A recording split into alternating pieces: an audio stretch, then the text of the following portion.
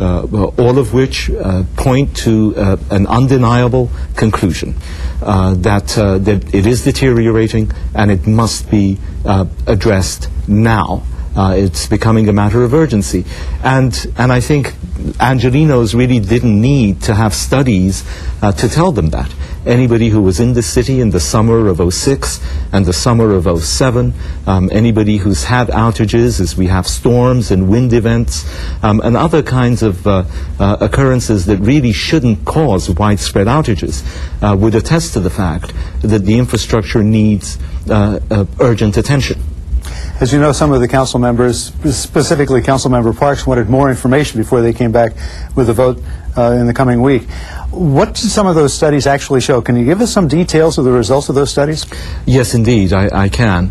I'll go back to the first study that I'll talk about, which is a survey that is conducted once every 5 years of all of the proprietary departments. It's called the Industrial, Economic and Administrative Survey. It is initiated by the controller. It's a requirement under the charter.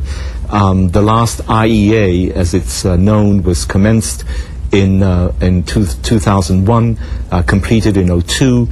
It was sent to the City Council in 2003 by the controller and was adopted by the City Council in '04. And going back then, that study stated that the infrastructure, as I said, in some places was reaching the end of its life, and that, I think I can quote, it was likely that rates would have to go up in order to make the necessary investments. Then, the following year, in 2005, the department itself commissioned an examination of its entire infrastructure.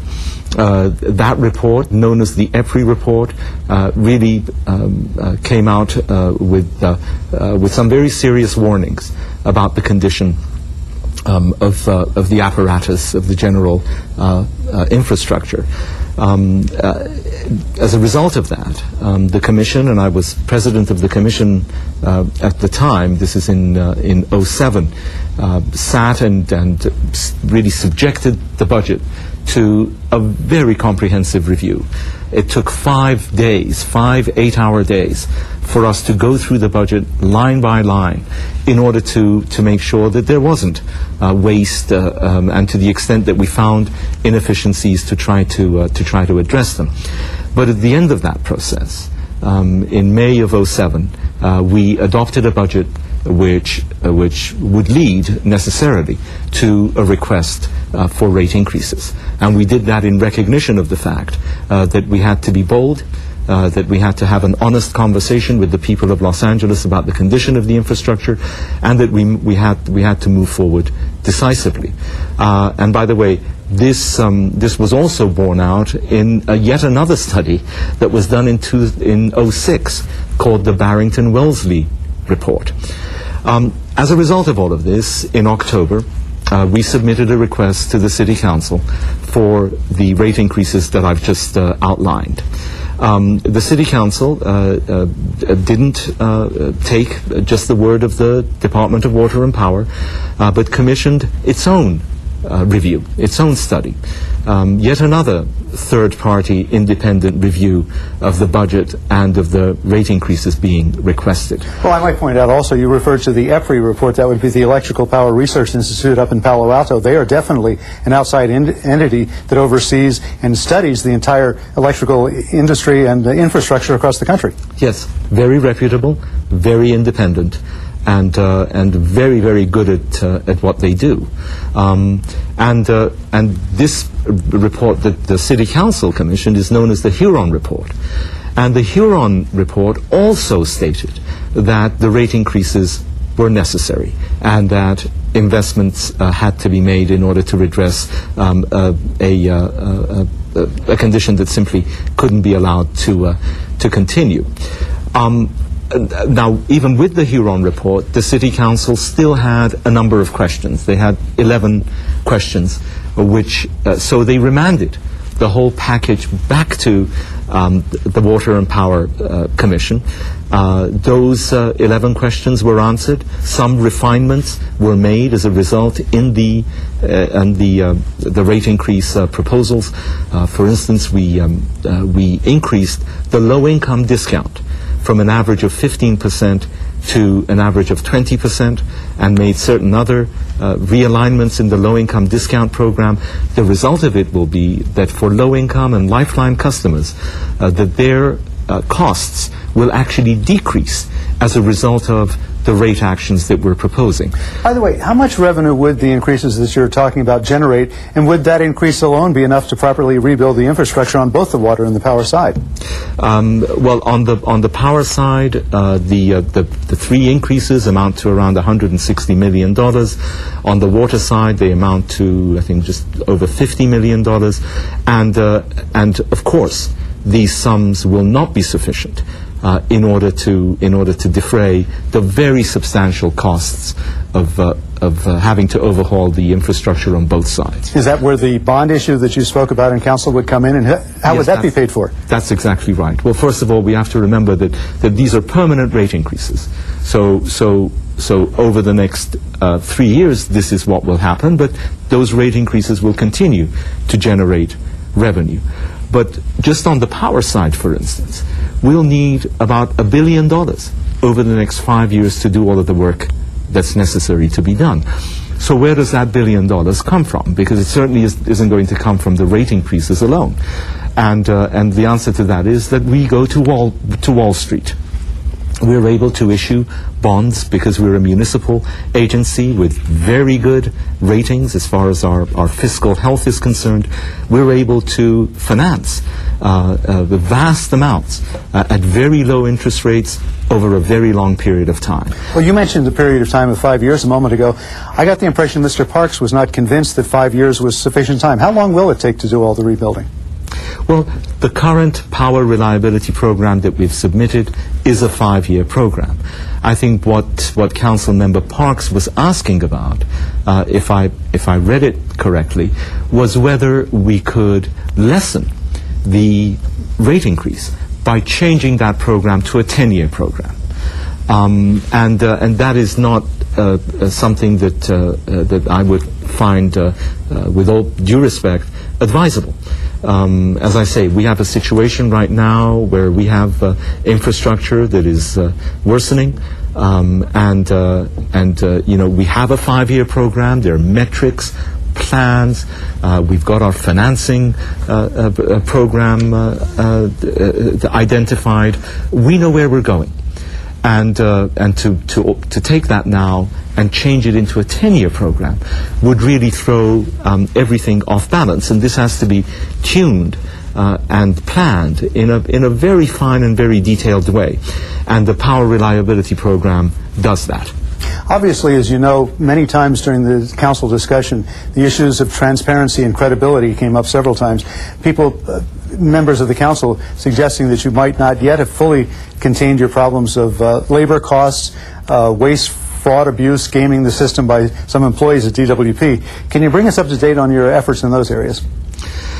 Well, let me say a number of things. I mean, I understand the concerns that people may have lingering still from the Fleischmann-Hillard scandal and from other issues. I understand that, and right when our commission, a brand new commission, was first impaneled by Mayor Villaraigosa, we went after any kind of inefficiency or waste that we could find, whether it was through the budget process or through a very, very vigorous oversight, I think probably unprecedented as far as commission oversight is concerned. And as I say, in 2 years of sitting down with that budget over 5- and 6-day periods and subjecting it to really the most thorough scrutiny, no one is going to claim, of course, that all inefficiency has been eradicated, but I think we've come a long way, and you know, to the extent that we've had instances of contractors, for instance, receiving more than they were entitled to, we've gone after that. and we're continuing to do that. That is an effort that is going on. I'm committed to ensuring that contractors do not get more than what it is that they're entitled to under contracts with the department. Well, speaking of contracts, if you do get the increases that you're seeking, will you have the manpower on staff, or will you have to do additional hiring or get more contractors to do the work? We'll definitely have to do additional hiring, and in the meantime, we will have to contract out. And this is a conversation that we're having with the labor unions to make sure that this can be done. Let's also not forget that in 1998, the department lost a vast number of its workforce, perhaps 3,000. At a time when it was being downsized very rapidly and very substantially. In the last 10 years, the city has grown, its needs have grown, its infrastructure has continued to age, and yet we have not added the personnel in order to meet the needs of the city. We have to do that, and that too is part of the rate increases that we're seeking. Two more quick questions, if I may. What happens if the increase is turned down or you don't get as much as you've requested? I believe that when one determines that something is necessary for the good of the city, and one has that conviction, you don't give up. You go for it, and you talk to as many people who will listen to you in order to convince them of the need. I'm personally determined to do everything I can to show our good faith, our openness, our needs to the City Council, to the E&D committee members, to the Budget Committee members, of course to the Mayor and his office, and to the neighborhood councils and to Angelenos generally. And I'm not even thinking that the rate increases will not take effect. I'm convinced that they will. Angelenos are generally very enlightened, very progressive. They understand that government has a role to play, and I think they will give us their confidence in moving forward to deal with the challenges that we face. Very serious subject, but before we let you go, how about a quick energy-saving tip? What do you think that Angelenos ought to do to help you on the consumption side the most? Oh, the consumption side, the energy conservation side, the energy efficient side is very, very important. And I would first of all suggest, please go on to ladwp.com and take a look at the list of rebates that there are if only you will switch to an energy efficient refrigerator or a water efficient washer. I think $250 on just changing the your washing machine to something that's more efficient and which will save you money.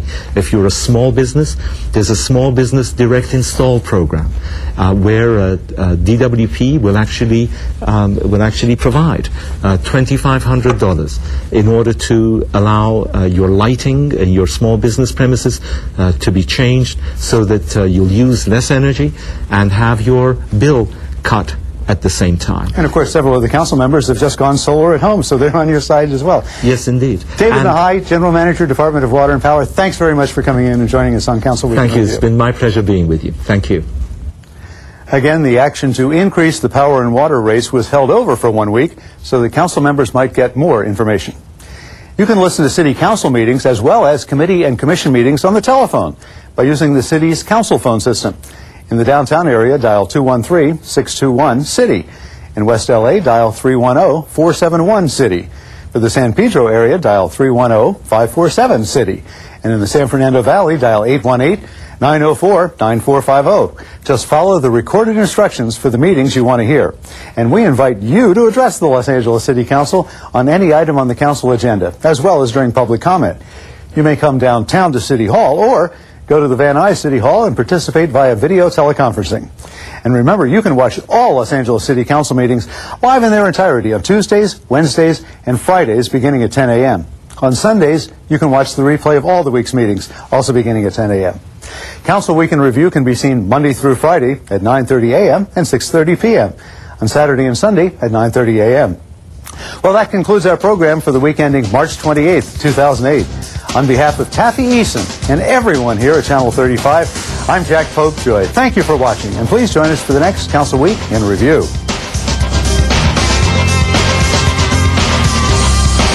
In the city of Los Angeles, when duty calls, the LAPD responds. 911 emergency. How old is your daughter? She's 4 years old. Her name's Janelle. I lost my puppy. Can you help me? We have a critical missing. There is an Amber Alert, so let's look for any information you get. Pass that into the watch commander. Let's be careful out there. To fight crime and to keep our streets safe. You're going nuts if this is my daughter.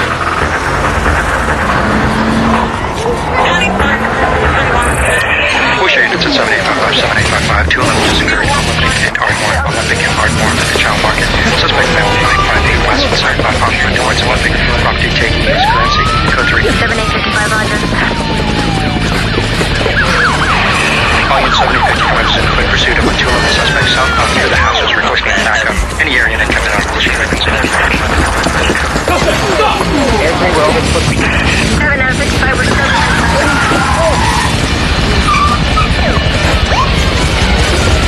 To protect and to serve. All units code 4, 11 to Catalina, suspect in custody. Standing with our community. Las Vegas Police Department this morning issued an Amber Alert. The suspect is driving a black Honda Civic. Working as a team. Hey, what's up? I think I saw that car that you were looking for. Can you show us? Yeah, let's go. They take pride in what they do. K910 code 6 on the And when duty calls, the LAPD responds. Positive on the vehicle. Roger. Last like 2, we have a positive on the Amber Alert vehicle. It looks like they found the car.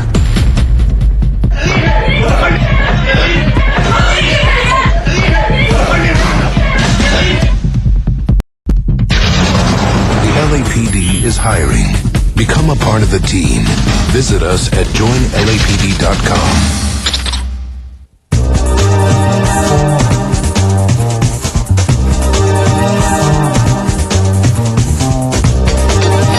LA City View Channel 35. Your city, your channel.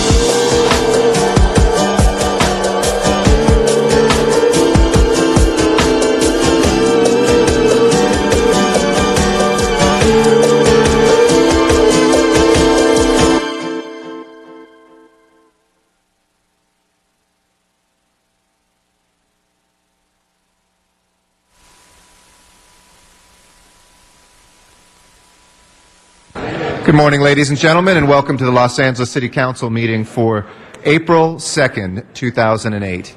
I hope you all had a good April Fool's Day, and we are back in session here. We meet every Tuesday, Wednesday, and Friday at 10 a.m. here in the John Ferraro Council Chambers in City Hall. The first Friday of the month, we take City Council to Van Nuys, so we will be there we would have been there this Friday, but we wanted to let everyone know the City Council meeting for this Friday will be canceled due to the funeral for the firefighter who lost his life last week. So there will be no council meeting this Friday, but we are otherwise back here next Tuesday. I'm Council President Eric Garcetti, and I am joined by my colleagues, Wendy Gruhl, Tom LaBonge, Bill Rosendahl, Greg Smith, and Dennis Zine. We are expecting a quorum here shortly, but I'd like to call the following council members down. Before that, Mr. Cardenas, Mr. Parks, Mr. Reyes and Mr. Weiss are excused today on a combination of city and personal business. That leaves us with Mr. Alarcon, if you will please come down as soon as possible. Ms. Hahn, if you will join us. Mr. Huizar, if you will please join us right away. Ms. Perry, if you will come down, and Mr. Wesson. As soon as we have 10 members, we will begin the meeting. In the meantime, we want to welcome all of the members of the public that are here. We are also broadcast live on Channel 35 through the city's cable system, LA City View, and rebroadcast each evening. And we want to welcome our viewers. We're also available online through your computer. If you go to our homepage at lacity.org, you can click on the live streaming webcast of each of our council meetings. There's also archived video footage now on demand. It's a video on demand feature. You can go back to any old agendas and click on any of those items and actually see the live video from that moment in the council meeting. That is also available through your phone using council phone, which is 213-621-CITY, 213-621-CITY, where you can catch the audio proceedings of our full council and any of our committee meetings as well. Again, if anybody would like to fill out speaker cards to be heard, we have on our agenda items which have already heard a public hearing in council committees. Those require a council member to reopen public hearing to be heard again.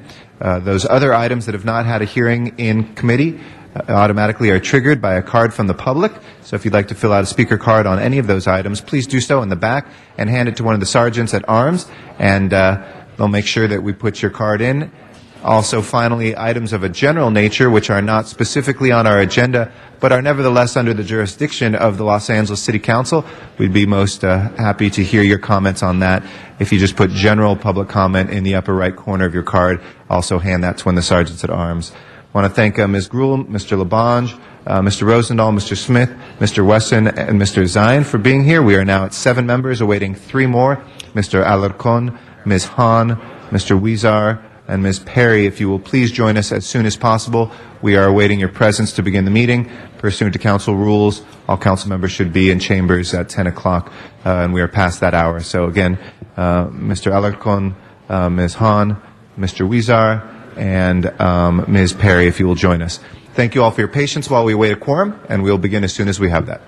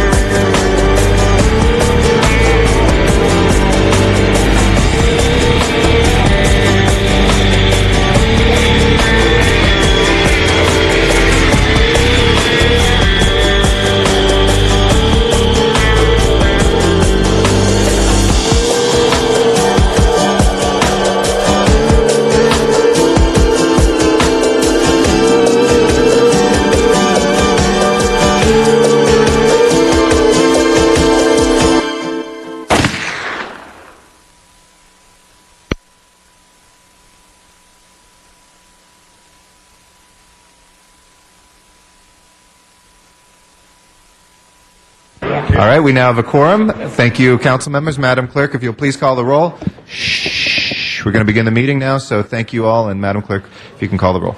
Alarcon, Cardenas, Gruel, Han, Weezer, Labange, Parks, Perry, Reyes, Rosendahl, Smith, Weiss, Wesson, Zine, Garcetti. 10 members present and a quorum, Mr. President. First order of business, please. Approval of the minutes. Ms. Gruel moves, and Mr. Labange seconds. Without objection, those will be approved. Next order of business. Commendatory resolutions for approval. Mr. Zine moves, and Mr. Rosendahl seconds. Without objection, those two will be approved. If we can run through the agenda. On the regular agenda. Hold on one second, Madam Clerk. If I can ask everybody to wind up their conversations, we're going to run through the agenda. If you can direct your attention to any items you'd like to call special. And if I can ask members of the audience to please take their seats as much as possible, and ask our sergeants at arms assistance in helping us make the chambers a little quieter. Thank you. First items. First item, Mr. President, is item number 1, and that is an item noticed for public hearing. It's a public hearing on the water and power rate action. Okay, we'll call that special for cards from the public. And next items, please. Next items are items for which public hearings have been held, items 2 through 14. On item number 14, there are 3 reports on the file. A motion is required. Okay. On item 14, colleagues, we have 2. Are they conflicting reports? Oh, sorry, Ms. Gruel?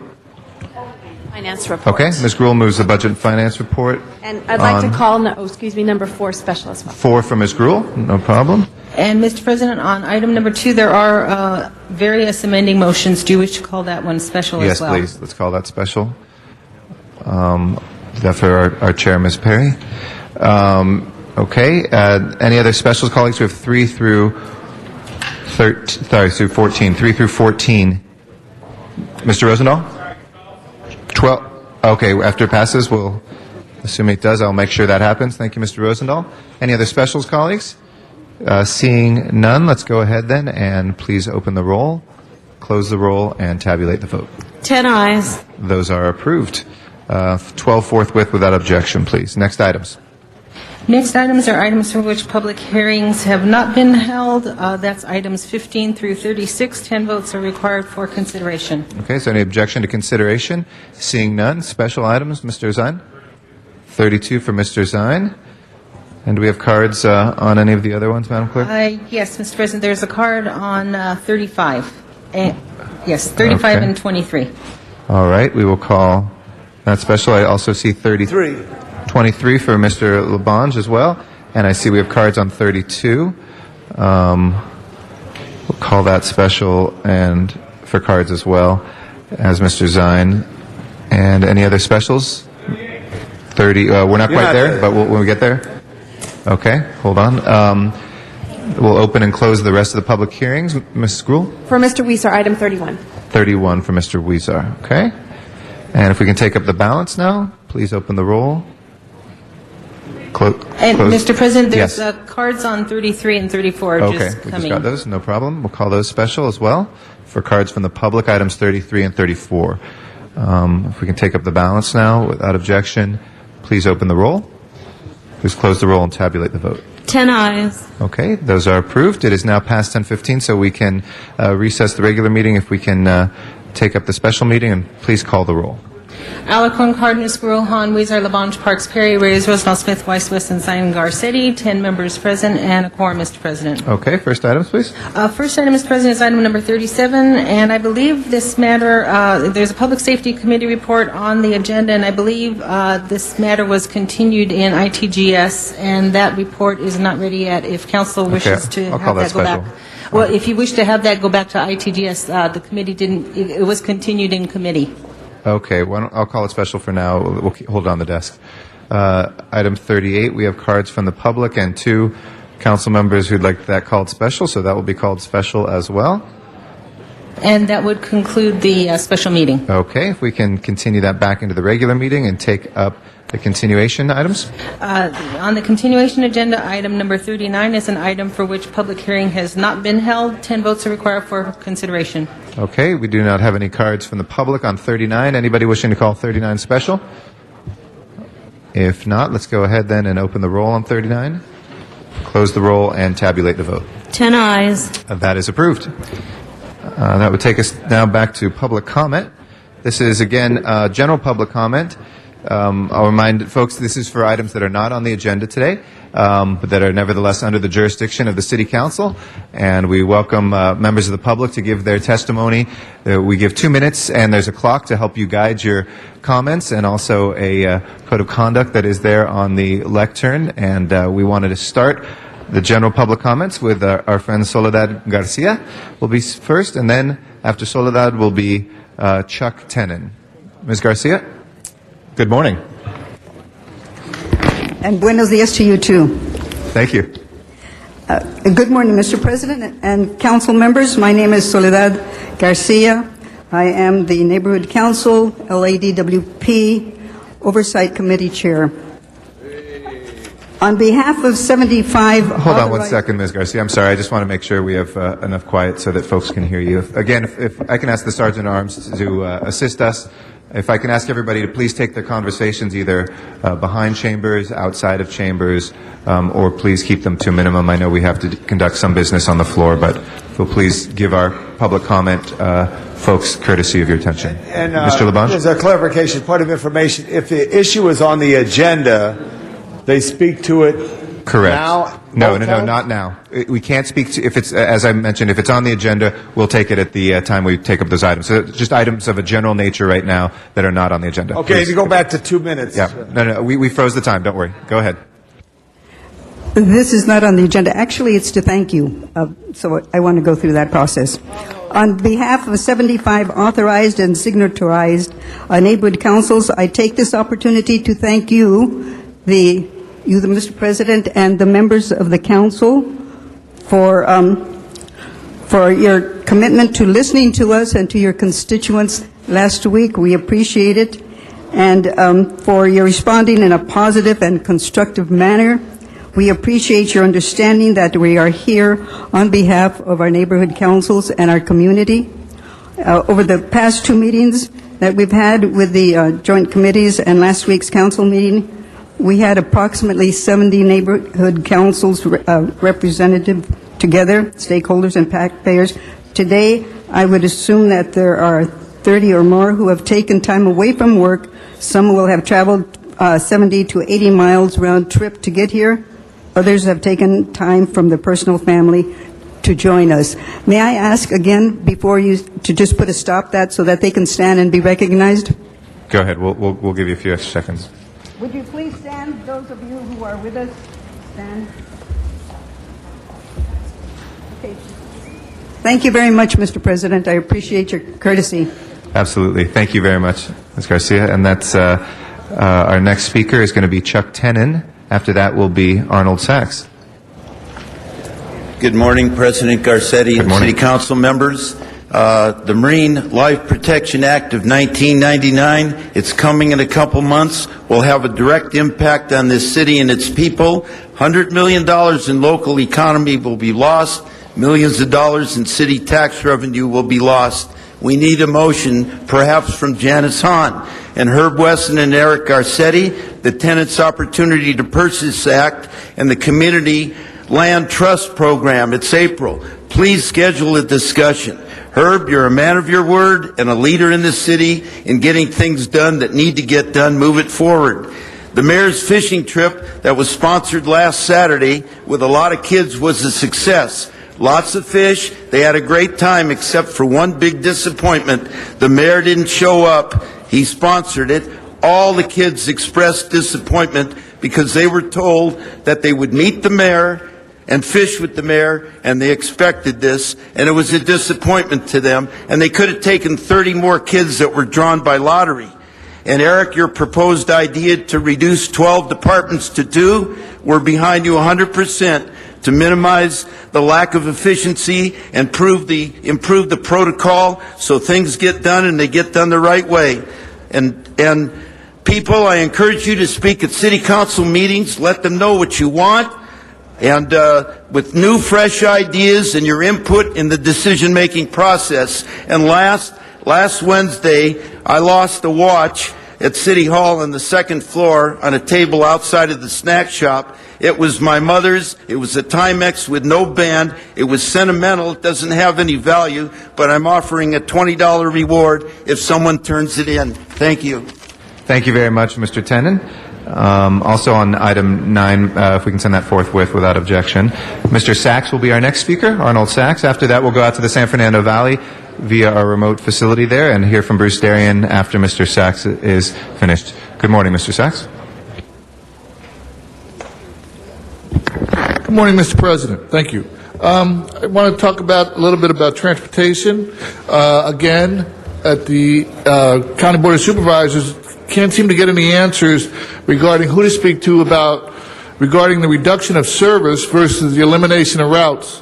The routes may be eliminated, but they're not being done in the Governance Council meetings, and they're not being done at the MTA Board of Supervisors. So who's reducing the service on the routes? Can somebody here find out, or somebody who sits on the MTA board get an answer for the public so that we can discuss the elimination of the reduction of service on routes? It doesn't have any rhyme or reason to it. Then I'd like to point out that I got a copy of the 2008 Long-Range Transportation Plan. It's a 20-year plan, and according to the plan, it's from 1980 to 2008. Now, I'm not a math whiz, but from 1980 to 2008 is 28 years. So it's a political thing, again, getting the answers from the people that we elect to do the right thing, to get some help, transportation-wise, project-wise. A 20-year plan is 2001, which it said on this plan, improvements since 2001 plan. Now they're talking about a 25-year plan to 2030. Well, 25 years in this is 2008. 25 years is 2033. There is no firm numbers here. There's no commitment. There's just a lot of smoke and mirrors.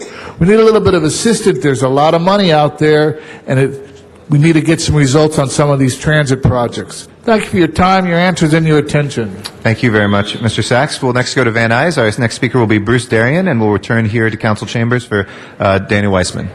Mr. Darien, good morning. Good morning, City Council. I'd like to start off by commenting what a beautiful night it was at the Coliseum Saturday night and watching the Dodgers play the Boston Red Sox. The field obviously was laid out oddly than the shape of the Coliseum, but nonetheless, it was great being there. It was unusual to see the torch lit. I was there at the '84 games when it was lit, the last time I saw that it was lit. And towards the end of the evening, I had the honor of standing underneath the John F. Kennedy Memorial, where President Kennedy had accepted the Democratic nomination in 1960 at that spot. The following morning or following afternoon, I went to a public town hall meeting at Reseda High School for Congressman Brad Sherman. I was looking forward to it. I brought with me, which I have here and I'll give to each of the council members, a press release from March 25th. I was handing these out in the public auditorium at the town hall meeting, which was advertised at Encino Tarzana Public Library, and one of his staff came to me and told me that I am not allowed to hand out this material to anybody and that I would have to go outside to do that. I went out in the foyer with that person. I explained to them that I believe that I had a First Amendment right to hand this out, and they said that this was a public matter, this was a private event, and that the high school had issued a permit to it. The following day, on Monday, I went to Reseda High School, actually, to talk to the principal about it, to see the permit. In fact, if it was private, which I can't imagine how it could be. While I was there, within 5 minutes, the school went into code red, and there was a complete lockdown on the school for an hour and 15 minutes, as myself and others were in a copy room off of the adult school office. I'm going to hand these press releases to the city council. Councilperson Zine had spoke at the event, and I'd like the city to look into this further as to whether or not there's constitutional violations. If you're going to speak about Dr. King, thank you. Thank you very much, Mr. Darien, and I'm glad you enjoyed the game, and thanks for pointing out where Mr. Kennedy gave his famous New Frontier speech.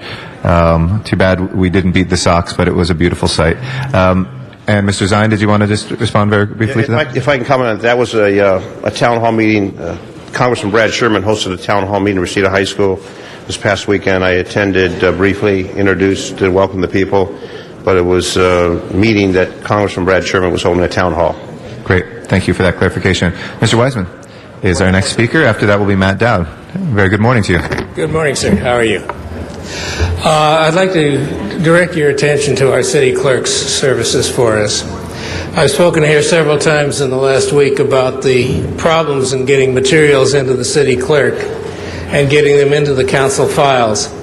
I would strongly recommend that you council members bring the city clerk here, because I know they're working on developing new and better systems so the council files are more accessible to all of us. I know you and your staff call for them, and we in the public often access them too. Things like the amendments that we're about to talk about on the DWP were not available until late Friday. The many documents that have been handed to you in these chambers have not gotten to the city clerk's office and gotten into the council files where they should be for the general knowledge of others who would like to see them. The council files themselves have keywords to them so that you can code a keyword. You might want to look about graffiti, or you might want to look about something in South LA or in some other section, and you can code those things. Those codes are inadequate right now, and I believe the city clerk's office is working to make them better. But I would greatly encourage one or more of you to bring the city clerk here and give an interim report on this, and then involve the community, especially those in the community who look at the city clerk's documents as well as your own staff, so that that can be an improved service for all of us. I thank you for hearing me. I'll be a little short. I'll take my 47 seconds at the end for the next time I appear in front of you, Mr. Garcetti. Thank you, and we will look into that. We appreciate you bringing that to our attention. Thank you. Mr. Dowd is our next speaker. After that will be Roberto Carvajal. Thank you. Yes, Matt Dowd, Channel 35. First of all, I'm going to give a 60-second warning to Channel 35 and the City Council that I may use expressive language in my political speech right now. My attorney says if I give you the warning, then it won't be a disruption anymore, because you can turn off the sound because you know it's coming. Sir, I just want to say we'll hold your time. It's not just a disruption to those watching on TV. It's also in this public setting here. Go ahead. I'll credit you. Don't worry. Thank you, Eric Garcetti. Okay, first of all, stop calling it the great city of Los Angeles. Tell Mr. LaBonge that we're not using that anymore, and I'll tell you why. It's not a great city when a beautiful black woman goes to Iraq to fight some terrorist war, and she has to come home to bury her son who gets shot by some gang member who just got out of jail who shouldn't be here. Now, we had a big thing yesterday, and everybody got up and said, let's do this and do that. All the problems in this city are intertwined with what this council does, with density.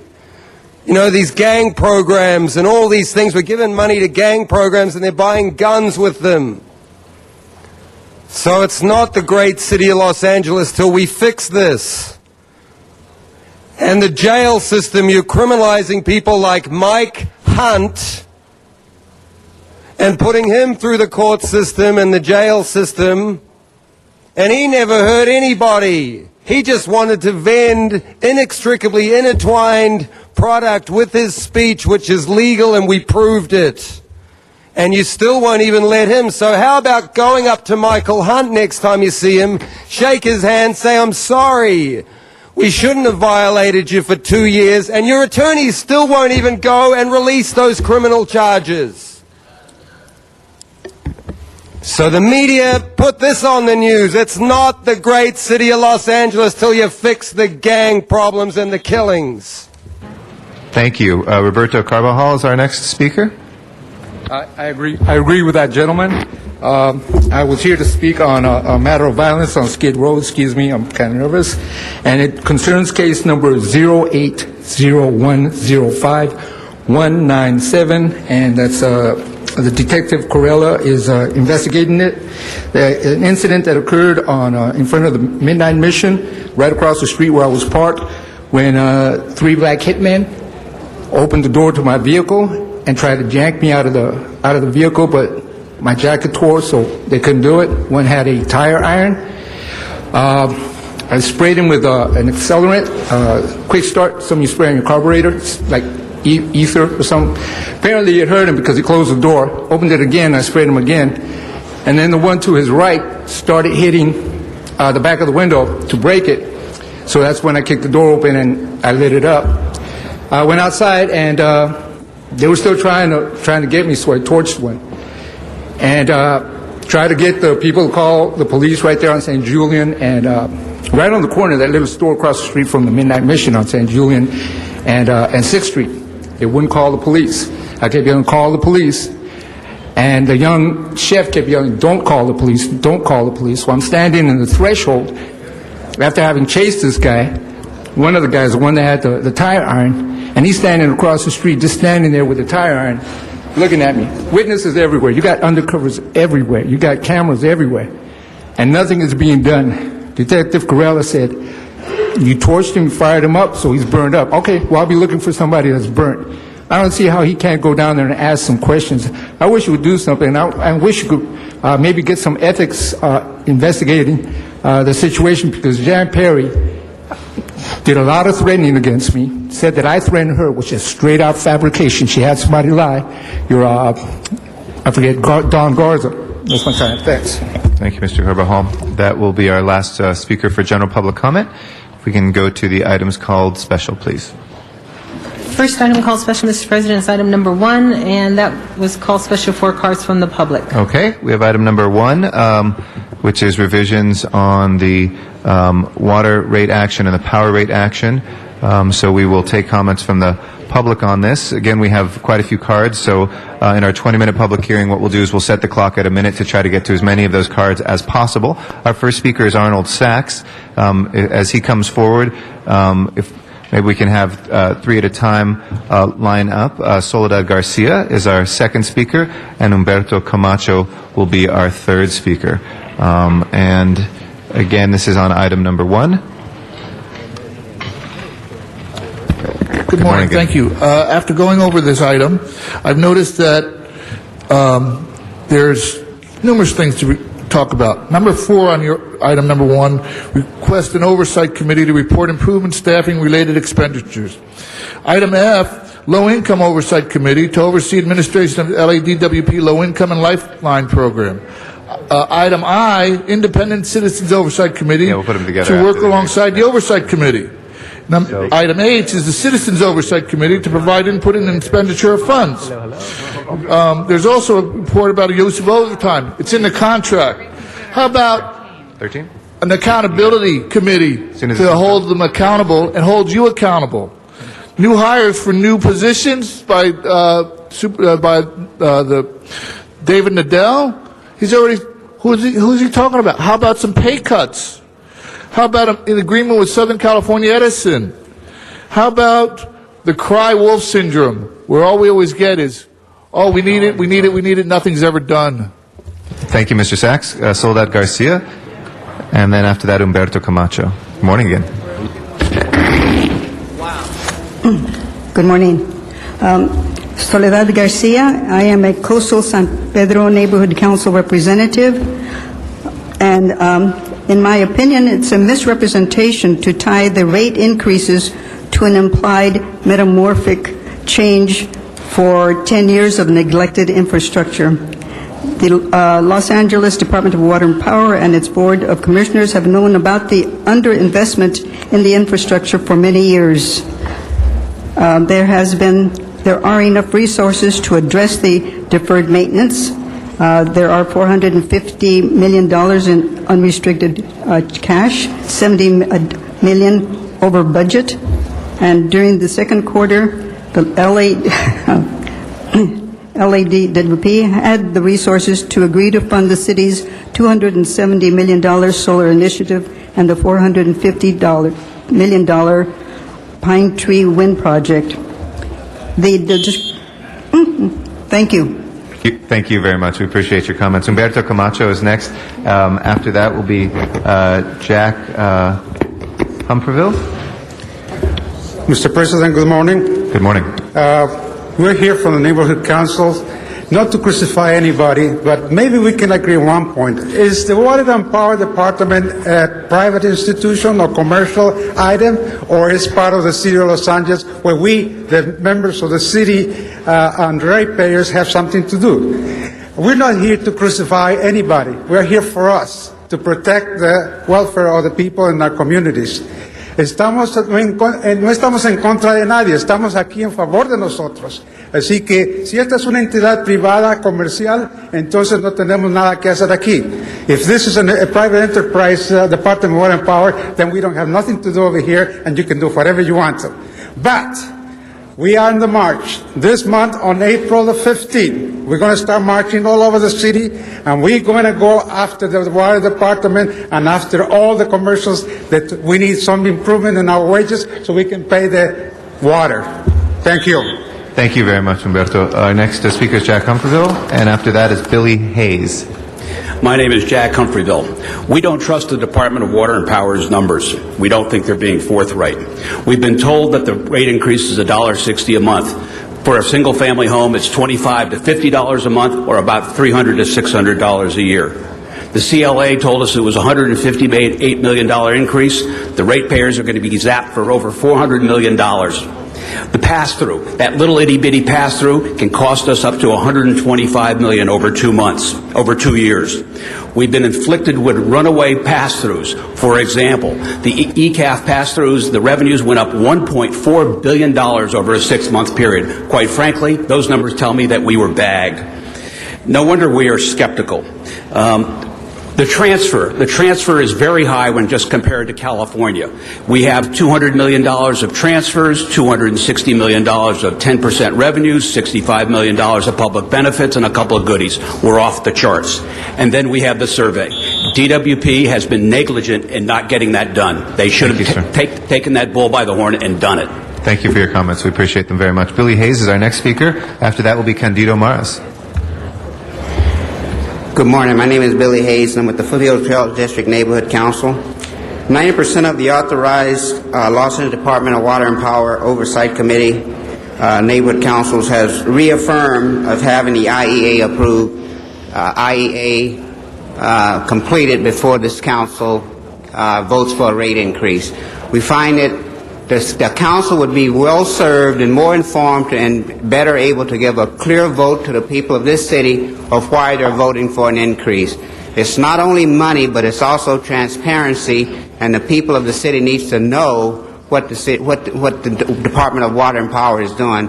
And when Mr. Nahai sits here and tells us, these people behind me, I'd like to remind him that the people behind him are the ratepayers and the city and the citizens of this city, and we have a right to speak, and we are concerned about what's going on at the Department of Water and Power, and they should adhere to what they're supposed to do by the charter rules. Thank you.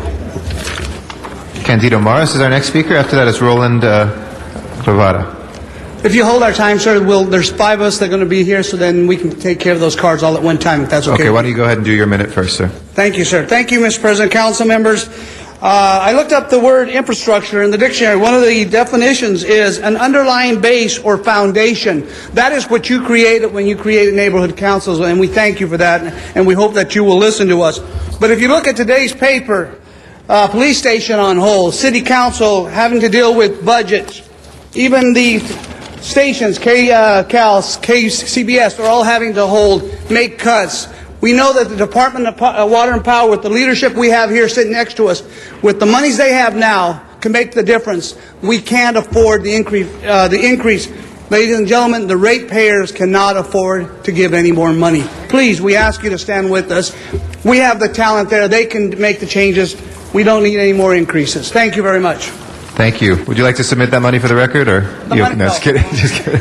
Roland Clavada is our next speaker. Roland Clavada. Oh, that's right. Okay, you were speaking for everybody. Okay, great. And for the record, was here Roger Aldaci. It was here as well. Sorry, I can't quite read the writing on this. I think Jeff. What's the last name? Sorry. Kooning. Thank you. Thank you. I just want to make sure we get the name in the record. John Camera as well. We have a blank card here, so if we don't call your name, just let us know. We'll make sure that that oversight is corrected. Todd Martin is our next speaker, and after Mr. Martin will be Daniel Villegas. Good morning, Mr. Martin. Good morning, Mr. President. Members of the Council, honorable members of the Council, I come before you from representing the Midtown North Hollywood Neighborhood Council, a group, an area that comprises some 60,000 residents, to simply say that when a public agency, in this case the DWP, needs more money, it goes before a public body, in this case you folks, and provides proof that the need exists. It proves the need, and the public body, again you folks, knowing that this must be a requirement in order to protect the people you represent, mandate a means to provide the proof. In this case, a detailed report showing a patent need to increase relevant fees. It was agreed by the DWP in their MOU once every 5 years, no shilly-shallying. You want additional money, prove it. May I continue, sir? I'm sorry, we have to try to keep it as fair to everybody as possible, sir. So if you'd like to give us one last sentence. We have to try to keep it fair for everybody, so if you can please wrap up your comments. Well, I pass out this so that all of the council members Okay, we'll make sure the Sergeant at Arms gets that so we can look at all the words. If I can have one of the Sergeant at Arms take that from you. Here comes one, sir, just behind you, if you'd like to hand it to the officer. Daniel Villegas is our next speaker. After that is Matt Dowd. Good morning, Mr. Villegas. Good morning. Thank you. In the city of Los Angeles, we have almost 100 neighborhood councils now, and they represent you. They represent the city of Los Angeles, over 4 million people. Out of those 100 neighborhood councils, about more than 85 are certified. Out of those certified neighborhood councils, over 90% have brought you their voice through the Oversight Committee, and this is the result of their voice trying to bring their message. We are basically the messengers. I chair the Outreach Committee for the Oversight Committee, the Department of Water and Power. And we are trying to bring you the message and let you know what the City of Los Angeles stakeholders and neighborhood councils, which were elected by their areas, their message is right here. And this is what we're trying to do. They do not want a rate hike, and or at this point until it is looked into a little bit further by the IEA. Thank you. Thank you very much. Thank you, Mr. Villegas. Mr. Dowd is our next speaker. After that will be Muriel Myers.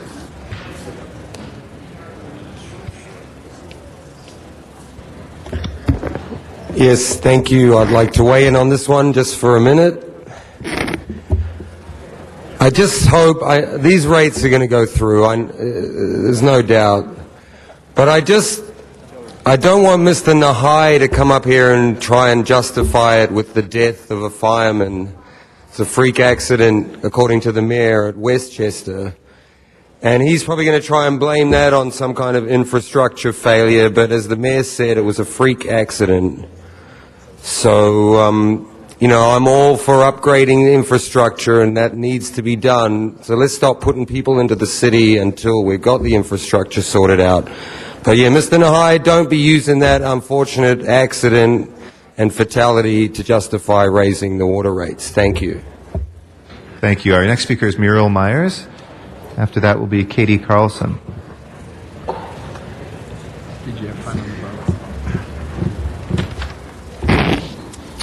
Good morning.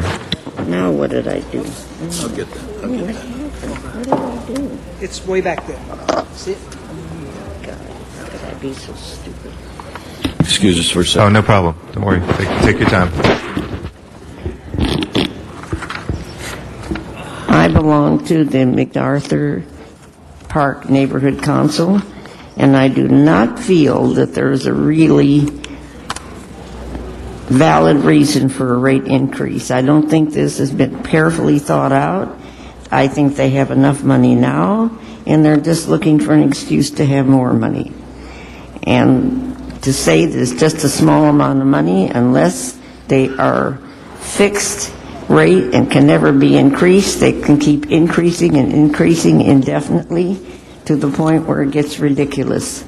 There is no need for this whatsoever because everything now is sufficient. I think DWP is just looking for an excuse to keep raising and raising and raising indefinitely, and I don't think there's any real valid reason for this. And it is not properly thought out, they're not properly supervised, and I see no reason whatsoever for this to go through. It's going to hurt the people with the lower incomes especially. And thank you. Thank you very much, Ms. Myers. Katie Carlson is our next speaker, and Tony Wilkinson will follow that. My name is Katie Carlson. I'm Vice President of Harbor Gateway South Neighborhood Council. 90% of the authorized DWP Oversight Committee neighborhood councils reaffirmed that the council members would be better informed by having the new IEA survey and could vote with the full confidence knowing the status of the operations, finances, and management of DWP. No multi-year round increases. Any rate increase should be for 1 year only. DWP needs to be evaluated annually on its progress regarding the infrastructure improvements. No new pass-throughs. The proposed reliability cost adjustment is not subject to annual review. We are concerned that the existing energy cost adjustment pass-through is going up $300 million, or 40% over the next 2 years. Thank you. Thank you. Tony Wilkinson. And then Henry I'm Kiefer. Tony Wilkinson, Chair of the Panorama City Neighborhood Council. Our council voted to support the Oversight Committee in its strong feeling that until we have the IEA study, there's not adequate information to truly judge what's going on with these rate increases. I'd like to thank our council members, Richard Alarcon and Tony Cardenas, for an amendment that expresses some of the concerns that we have about the real purpose of the rate increases. There's another amendment from Councilmembers Smith, Hahn, and Perry that it only be a 1 year increase until we get some more information. I thank all the council members for expressing this type of concern, which is the concern that neighborhood councils have about getting more information before granting rate increases. Thank you. Thank you. Henry Kiefer is our next speaker. Mr. Kiefer. And then after that is Mark Johnson. Yes, my name is Heinrich Kiefer. I'm the immediate past president of the Historic Highland Park Neighborhood Council. And again, I echo the sentiments of our comrades here from the Oversight Committee. I can tell you in Highland Park, I don't get much support for an increase. I also want to stress that no multi-year rate increase, no interim increases, no pass-throughs. I support some of the motions for an Oversight Committee, some of the amendments. I encourage our comrades on the council to take a hard look at those. Let's create some a transparent government here so we can all work together. We'd like to think we're all team players. Again, as a plumbing contractor for 30 years, I know what infrastructure is. And let's work together so that we can make this happen. Thank you. Thank you, Mr. Kiefer. Mark Johnson is next. After that, it'll be Jose Aguilar. Thank you. My name is Mark Johnson. I'm here representing the Studio City Neighborhood Council, and we remain adamant in our opposition to the proposed rate increases at this time. We are certainly opposed to any multi-year increases because we feel very strongly that the Department of Water and Power has not shown an ability or desire to reduce their own operating expenditures within the infrastructure that currently exists. We also are certainly opposed and continue to be opposed to any pass-through monies from the DWP to the city. DWP should only fund DWP projects, period, with no pass-throughs. We join with, in conclusion, the overwhelming majority, over 90% of the neighborhood councils who truly represent this city in opposition to this proposed rate hike. Thank you. Thank you, Mr. Johnson. Jose Aguilar is our next speaker. Mr. Aguilar. After that is Chuck Tenon.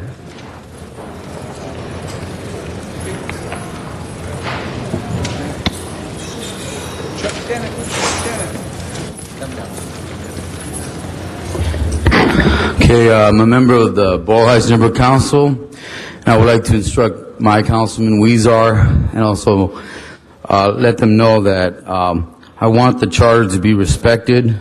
I want the IE survey to be conducted as prescribed by the charter. That's number one. Number two, on behalf of The Voice, I'm going to make sure that the constituents in CD1 and CD14 understand the ramifications of these rate increases. I'm going to make sure they understand that the refrigeration costs in commercial stores is going to go up. That means eggs, milk, stuff like that is going to go up. And could they afford this? I'm going to educate the constituents on what this means as far as them being able to afford the staples of life. And the fact that gasoline is going to go up to $5 a gallon this summer, and the fact that diesel is already up. All of this is compounded, and you guys are going to compound on top of that. So I'm just going to let you guys know, fair warning, the constituents will be educated. Thank you very much, Mr. Aguilar. We'll get a Sergeant Arms to take that from you. Chuck Tenen is our next speaker. After that will be Diane Rosen. President Garcetti and council members, Chuck Tenen. DWP, if you want more money, do something in return. You need to do things for the people of this city. It's not about what the people of this city can do for you, but what the DWP is supposed to do for this city and its people. It's a stakeholder and it's a partner in it. And you need, if you want more money, then you need to spend it wisely. You need to include in permanent support funding for housing. You need to help people like seniors, homeowners, low income, disabled. You know, some of the programs that this city is cutting, you know, it's all right, you can give away free refrigerators and then give $35 rebates, but you want more money. And you know what? You're supposed to spend it wisely in the interest of this city. And you know what?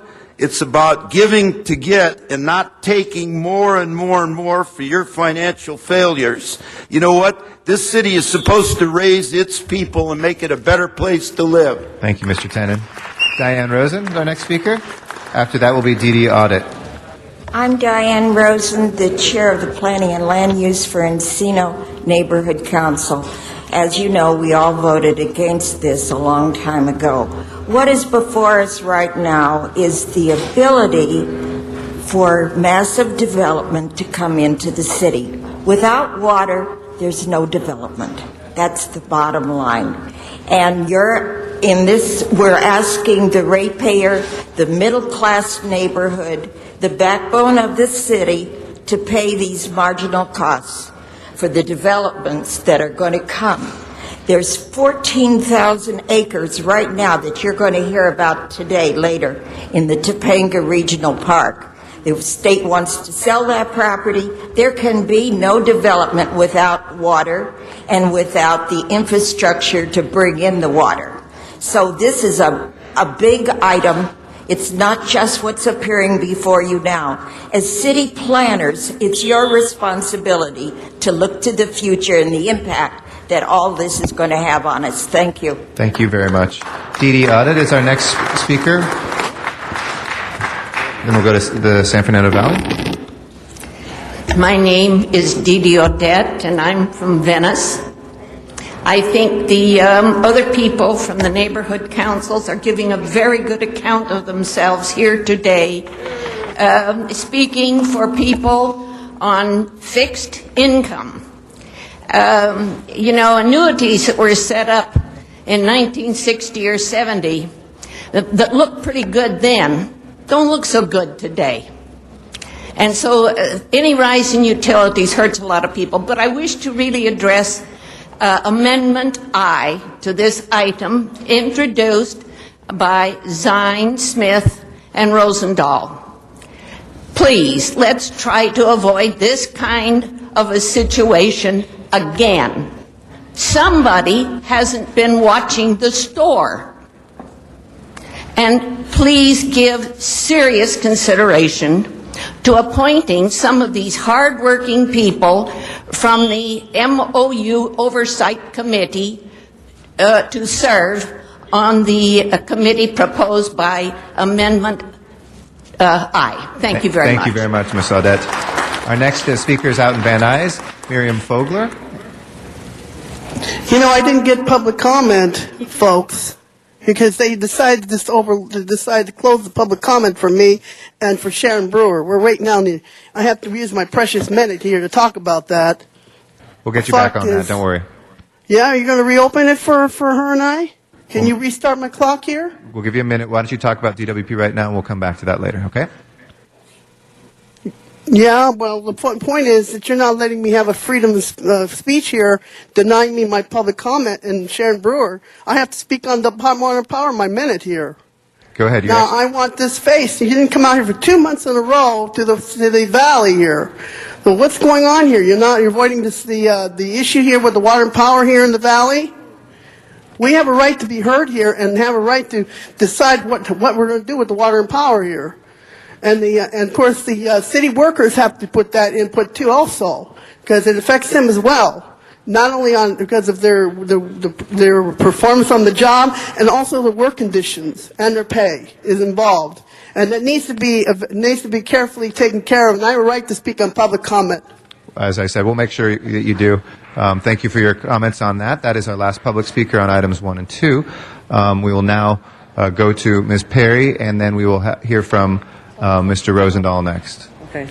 I'd like to ask the Hebert family, the Kynes family, and the Patterson family to come forward. So I just want to take a second to introduce them to the council. If they could all come up here, they can stand. If you would, come on over here and stand with me next to my chair. It'll make it easier. Just roll that over. Come on over. Yeah. These are members of families I'm sure you never expected to meet, but I wanted you to meet them because oftentimes we have difficulty expressing to you other members who don't have to endure the level of violence that people in other parts of the city have to endure. And I think we have Venice McLean Court, and Clifton Hebert. Yes. Sheila Kynes, and Kenneth Patterson. That's right there, along with their pastor. Yes, Troy Vaughn. Troy Vaughn. Now, I haven't finished the second adjourning motion, and I intend to introduce a reward, but I want to just show you these families. So I did go to 42nd and Figueroa the other day, and I don't want to get into the painful details because you've already suffered enough. But it's a nice, quiet neighborhood, and 2 of their sons were murdered there in the driveway across from a church called Mount Moriah. And so they're here today, to my surprise, and I'm happy that you're here to meet you, to show you that we can support you. I intend to do an adjourning motion for Clifton, who was only 22 years old. And he was born of Mr. Clifton Hibbert and Ms. Donna Brown. And he was a college student at Cal State Northridge. He's about to graduate. His family thinks of him as a loyal and compassionate young man with aspirations, and actually planned on entering the field of criminal justice. The funeral services are pending Saturday, April the 5th at Faithful Central. And I'm drafting the other one for the Patterson family to get some details of his life. But I just want you to know, because I think sometimes people are very detached from how this affects families and how it actually should affect us. And sometimes I think people read the paper and they go, oh, you know, he must have been in a gang or something like that, or maybe there was something wrong in the family. And I just wanted you to see the family members, because they're just like me and you. They could be our friends. I think you work at LAX Hilton? Yes, I'm a chef at the LAX Hilton. He is a chef at the LAX Hilton. It's a place where many of us go for events, political events. And you do the ice carvings? I'm an ice carver, Ice King Creations. Yes, all right. So here's a gentleman, Mr. Hebert, that you may see again in your travels as we go to political events at the LAX Hilton. But I want to drive the point home. These are 2 families who have been forced into a state that they never chose, never expected, had 2 nice children, and now they're gone. So, just like that. I want you to see them. I want you to meet them. The Hebert family and the Patterson family. And I thank you for your courage and your bravery and your willingness to come up here and just put a face with a name. So it's more than just a newspaper article. Thank you. Thank you very much, Ms. Perry. And if you want to stay till I do... And our deepest sympathies to both families. We appreciate you making the time, and we appreciate the public's understanding as we inserted that, and our deepest, deepest sympathies to both families. Thank you very much. Thank you. I'd like to ask Mr. Labange for a quick introduction. Okay. We have one more speaker card, Mr. Weissman. If you'd like to come forward. Our apologies, we did not have a card. There's also still one blank one if somebody didn't speak that wanted to speak. They'd like to come forward. But Mr. Weissman, and then we'll Thank you very much. hear from...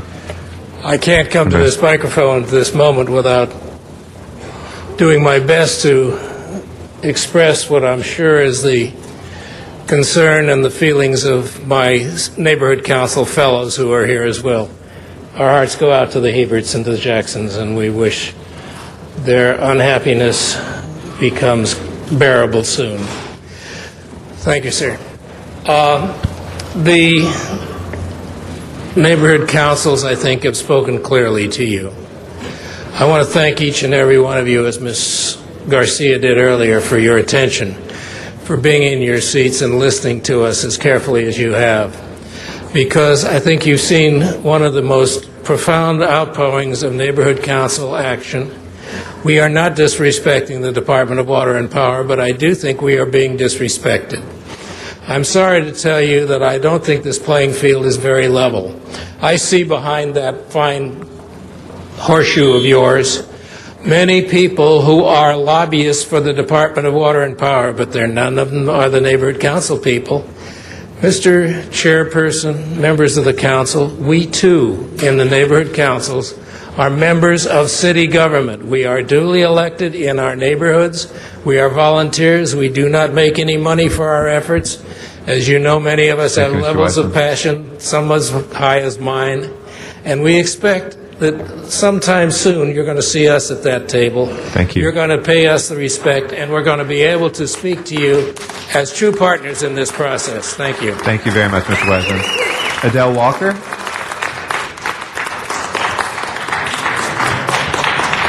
Good morning, President Garcetti and council members. We represent the Watts Neighborhood Council, and we are here to let you know that we overwhelmingly vote no on a multi-year increase. We strongly support the use of the funds that are in reserve. Those funds can be utilized. We agree with infrastructure improvement, but we vote no, and we're sending that message to our council member. Thank you. Thank you. Seniors in South LA cannot afford to I'm sorry, have... can you just give us your name, ma'am? Oh, Margot Harris with the Watts Neighborhood Thank Council. you. Go ahead. Our seniors cannot afford to have this kind of rate increase. You have to look at your conscience. There is only so much an individual can bear. And with all of the other increases in our economy right now, this would be unconscionable to have money sitting and then putting an increase on the backs of those who are less fortunate. I really hope you think about this. This is not a good thing, and you've got to know the damage that you're doing. Thank you very much. That's our last speaker on those items. I'd like to, I know Ms. Perry is still with the families. Mr. Rosendahl, would you be prepared to speak now? I know Ms. Perry is still with the families. Okay, so I'll recognize Mr. Rosendahl first. Thank you. Thank you, Mr. President, and I appreciate the neighborhood councils very much. I'm a big fan of neighborhood councils. We have 8 of them in our district, and Dee Dee, when you got up and spoke, you used to be president of the Venice Neighborhood Council, and I certainly believe, we need to have an oversight committee where each council member appoints the most aggressive, active, committed citizen to scrub the numbers, stay close to the process, and be part of it. Every 4 months, a report would go back. But folks, you can clap on that. Good, yeah. I'm holding in my hand a piece of cable. I happen to be an old cable guy, you know. I used to be in the cable business. I know about cables. We have 12,000 to 15,000 miles of this cable. This cable is over 60 years old. David, could you come up to the mic, please? If you can look at the cable, you can see copper. Then you see a piece of paper around it that's oily, and it's in a lead casing. This is a very heavy piece of cable. What happens to this? Old age, folks. It's over 60 years old.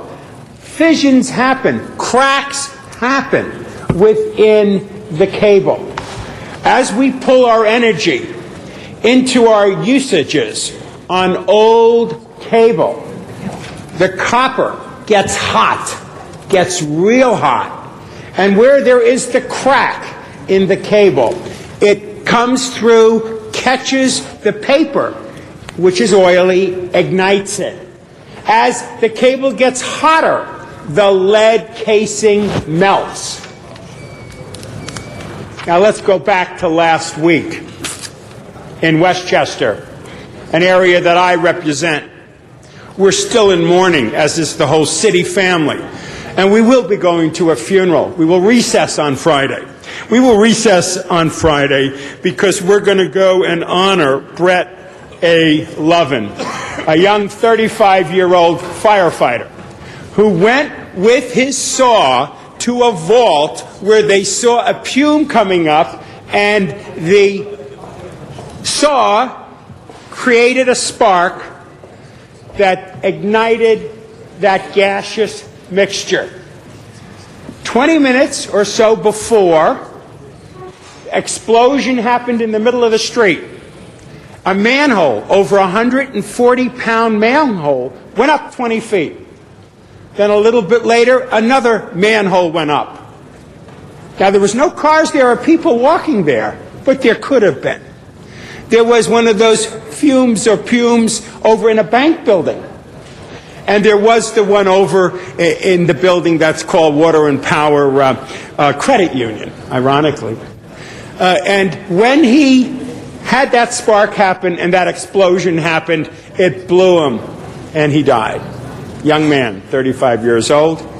And Tony Guzman, a 47-year-old that I visited at UCLA Hospital, has a wife and 4 kids, found himself in a serious situation, and now he's home recovering, and we expect him to have a full recovery. We're going to do a candlelight vigil Thursday night in Westchester at Fire Station 5, though they were from 95 Fire Station. And we're going to set up a memorial fund and refurbish Fire Station 95. The firefighters have been asking for a lot of things that need to be done, and in memory of Brett, we're going to do that, the community, DWP, and others. But if we ever needed proof about the deteriorating infrastructure in our city, we have it. It is a wake-up call and an alarm. And I'd like to ask you, David, take us through a little bit, if you would, about the 15,000 potential miles of old cable and the equipment with it and what the technology is today that we will invest in that cable for the future. Well, thank you, Councilmember Rosendahl. The cable that you're holding is actually 1930s technology. That cable is no longer in use. We use now and have been for many years a synthetic cable, which doesn't behave in the same way when age sets in. But as you said, we have 12,000 miles of that cable in the city. We have an additional 3,000 miles of even larger cable, with even more worrisome ramifications from deterioration of that cable than we saw in this case. And this is what our power reliability program does. It accelerates the program to replace the cables in the city and to bring the city into a situation of modernity. We have the signs all around us. I mean, last week what happened was a tragic culmination of what's been going on for years. But we have water main breaks on main streets. We have extensive outages whenever there is a rain event or a weather event. We had hundreds of thousands of people going without power last summer and the summer before. The signs are all around us.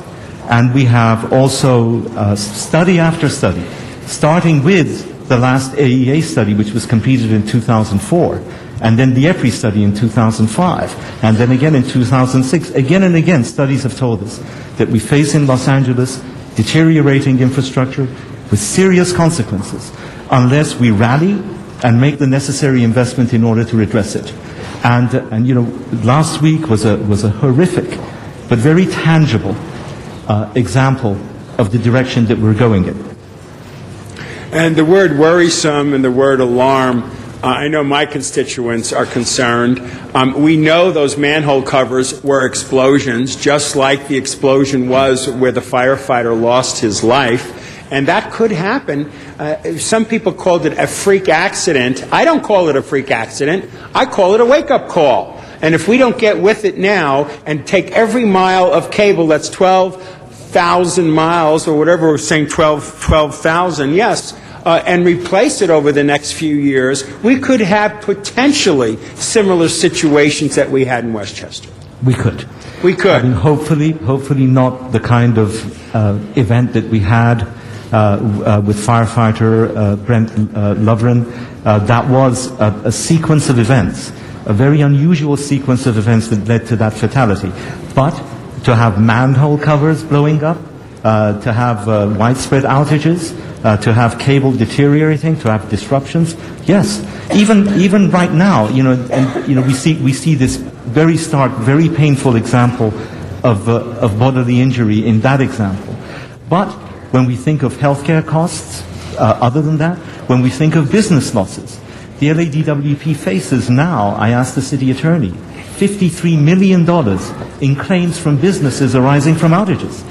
Now, not all of those claims may be meritorious, but it gives you some idea of the kind of economic loss that we suffer from ignoring the deterioration of the infrastructure. Okay, Mr. Nahai, tell us this. People have been skeptical that the monies are never used for what they said. Look, we got the same problem, I'm Chair of Public Works, with our streets and our sidewalks. It'll be 80 years for the sidewalks, 60 years for the streets, unless we reinvest in that infrastructure. What guarantee do we have that if we raise the rates today, that you will every 4 months show us progress in getting rid of this cable and replacing it with it? Timetables, schedules, dollars spent in the infrastructure, so the people can say to themselves, I'm paying a little more, but I know it's going into the infrastructure. What accountability are you going to present for us? Council member, I come to you 3 months into this job with great humility. And I've said again and again to the neighborhood councils and to this distinguished body, what would you like us to do to give us the assurances that you seek? We've agreed to an oversight committee. We've had an oversight committee appointed at the commission. We've agreed to report quarterly. We've opened our books. We've tried to engage more and more with the neighborhood councils. I'm going to be doing that much more. I'm going to be talking to all 78 of them as directly as I can and as often as I possibly can in order to bridge this chasm of suspicion and skepticism. This is what the money is for. We've put forth a very detailed, very specific power reliability program which shows exactly what we're going to be doing with metrics and timelines. We've done that both on the water side and the power side. So we want to rebuild these relationships. We want to have the city's trust. We want to have the council's trust. We want to have the neighborhood council's trust. We'll do our utmost to do that. But at the end of the day, we've got an urgent problem right now. And so, we're urging that this investment be made. And let me also say this. This is not so much a conversation about rate adjustments. We're not here so much asking for a rate increase as we are urging an investment. We're urging an investment in the very fabric of the city of Los Angeles, in its power and water systems. And it's an investment that one day, just like we had with the Griffith Observatory, and Tillman, and Hyperion, and the very aqueduct that brings us the water from the Eastern Sierras, all of those cost something. And at the time that those investments were made, there were opponents. This is the situation we face today. If we invest in hope, if we invest in the future, we'll reap the benefits. If we don't, and by the way, that is what a yes vote today is. It's a vote in favor of a necessary and urgent investment. If we don't do it, the signs are all around us. They're undeniable. And nobody disputes this. We all know that if we don't make the necessary investment, we're headed down an ever worsening situation. I might say, Mr. Nahai, you spoke before the Venice Neighborhood Council, and you turned some heads, and you turned some people around, and they learned a lot. Last night, I was at the Brentwood Neighborhood Council, and we talked about this. We talked about investing in the infrastructure, and I suggested that you would come and speak before them. They're delighted, the Brentwood Neighborhood Council. I want you to go to each of my 8 neighborhood councils and explain and share, because these are good people who care about their community. The last point I want to make, besides what, in my opinion, is a no-brainer, we need to invest in our infrastructure, are the rates for those less fortunate financially. We've gone from 15 to 20%. We have all these saving devices, a new refrigerator, a new this. Would you quickly tell us how seniors and those on fixed incomes and what appreciation we have for them? They're of the utmost importance to us. We want to make sure that any action that we take does not adversely affect those who are least able to afford it. We have right now enrolled in our low-income and Lifeline program 187,000 people. Because of the changes that we've made, as a result of the City Council remanding the rates back to us, we heard what was being told to us. We hear what it is that the audience members come up and say. We're not deaf to that at all. We hear it, and we want to make the changes that are necessary.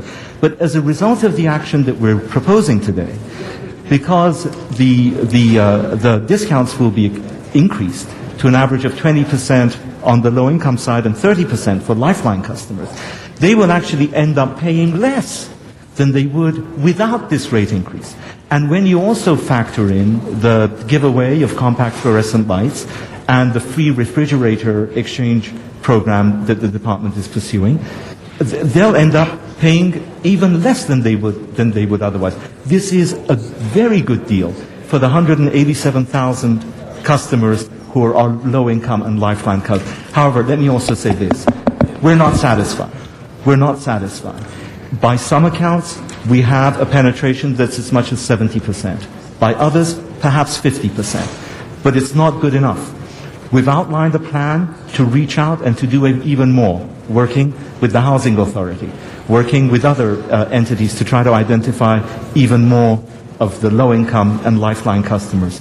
We're committed to do that, and we're committed to working with the council offices to do that. Part of the reason why I want to go out to every single one of the neighborhood councils is to be able to reach those people who may not be enrolled right now, but which should be, because we want to make sure that this rate impact does not adversely affect those who are less able to fend for themselves than others of us might be. Thank you very much for that. Mr. Patsaros. Yeah. Councilman, honorable members, I want to go back to your question. What assurances do we have that you are going to spend the money efficiently and wisely? It's a continuous question for the last few months, and I have to say honestly, we have reasons to have apprehension, because the track record has not been good. Okay? So we are here promising you. That's all we can say, promise you. However, you have to look at the record of this commission and this management. This commission every other week is reviewing in an oversight role every project that this department is undertaking and looks at costs, timing, a laborious presentation. So it's not what we will do, it's a matter of record. You can look our records over the last year, year and a half. We are doing and you are putting our money where our mouth is of oversight, protecting the ratepayers' money. Again, the proof is in the pudding. I don't want to say trust us, but give us the benefit of the doubt. Well, thank you. And thank you, Madam Chair, Ms. Perry, for letting me speak first. And thank you, Mr. President, as well. Thank you. Thank you. Ms. Perry. Thank you very much, Mr. Oh, I'm sorry, Ms. Perry. We have one class of students that's here that I know Okay. Mr. Labange wanted to recognize. You want to just do that real quick? Oh, you did? Okay, thank you. I'm sorry, Ms. Perry. Go ahead. Okay, great. Thanks, Mr. President. As chair of the Energy and Environment Committee, I want to highlight for you a motion that I think most of you have in your hands now, introduced by me, seconded by Mr. Labange. And it outlines a number of issues which may, I think, streamline what we're looking at today. To present and adopt an ordinance amending existing power rates and approving the power rate increase to 2.9. Present and adopt an ordinance for water as well with an increase of 3.1. Instruct DWP to report to council upon conclusion of the city's court validation proceedings as they relate to the water revenue fund transfer.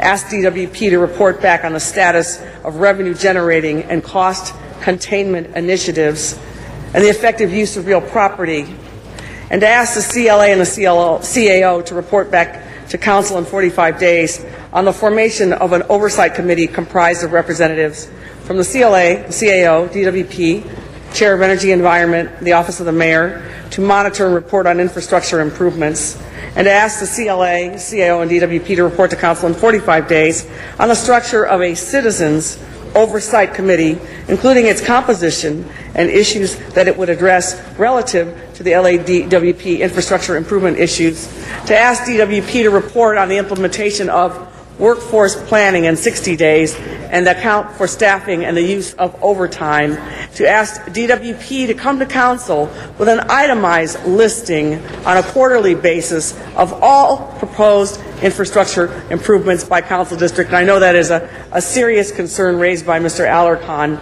And to ask DWP to come to council on an annual basis to ID and talk about attainment of the infrastructure implementation objectives, and within 30 days asking DWP to come back with a development of a revised energy rate restructuring formula on an annual basis, report to us on the energy cost adjustment factor, and then come back to us in 45 days on the development of a revised water rate restructuring formula that charges ratepayers throughout the city on an equitable basis, which has been a cause of concern between us on, one side of the hill versus the other side of the hill. And with finding equity, seeking greater conservation strategies, regardless of the region of the city in which someone may reside or conduct business. Now, this motion has been drafted to address the majority of the concerns of the members of the council as they've been raised over the last several hearings. It's fairly comprehensive, and it's basically got a little something for everyone's concerns in this motion. And so I hope that in presenting this today that you can feel reasonably comfortable or reasonably satisfied that your issues will be incorporated. And I know that there are some possible amendments floating around the horseshoe right now, but I hope that I'll circle back, Mr. President, and press my button again and put my bid in for an aye vote, okay? Thank you. Thank you, Ms. Perry. Mr. Labange, followed by Ms. Hunt. Thank you very much. Members, as I spoke last week, I am concerned, and to the neighborhood councils, I appreciate your involvement. My concern is the infrastructure and the approach that we take to infrastructure, because as this city gets older, and it was interesting, there's a school in Silver Lake called Ivanhoe, and a young girl named Gabriella came to school one day this week, and I was working the line for the valet for the car to make it safer, and she asked me, was Ivanhoe named after the reservoir, or was the reservoir named after Ivanhoe? And I said, your school was named after Ivanhoe and the writer, and the Department of Water and Power named the reservoir after Ivanhoe because the Ivanhoe School came in 1888 and the reservoir came in 1904. All that history, which all of you are going to remember, I hope, Ms. Hahn, is that it's old. It's old systems. And right now we had to take out 650 million gallons of water and take it out of the system there because of a health concern that was not quite a health concern, but potentially a health concern, and fix the infrastructure right now on that. And the new system that you have to put through Griffith Park by the zoo, 96 inches, that's very big. 96 is a trunk line, infrastructure. Hold my time. Talk about infrastructure for a moment and why it's important for us to look in that direction. I think you've covered it very well, Council Member, but the infrastructure actually on the water side is even older. We've got trunk lines that are 100 years old. And we're beginning to see the signs of that, as I see with water main breaks and other problems. And water is essential for life. And we cannot allow ourselves to get into a situation where we have water quality advisories, where we're not in compliance with water quality regulations, and we've got deadlines there to meet. And so we must redress the infrastructure issues right now. Right. Members in the district that I represent, both in the East San Fernando Valley and in the central part of the Hollywood, Wilshire area, Silver Lake, Griffith Park, Los Feliz, does have old infrastructure. And I'm fighting in the right fight to get work done to improve it. Because as a representative, I have to do that. And I have to make the decision. It's not fun making a decision that's going to cost us some dollars more. What is the average homeowner on Kenmore Avenue between 4th and 5th in an apartment, if I could say that, would they pay? Hold my time. Would you guess? Well, Guesstimate. On the power side, this initial increase will be about $1.75 a month for the average. So a little over $3 a pay period. Something right. And half of the pay on the water side. What's the water? Oh, do you know what the water side is? Do you have that?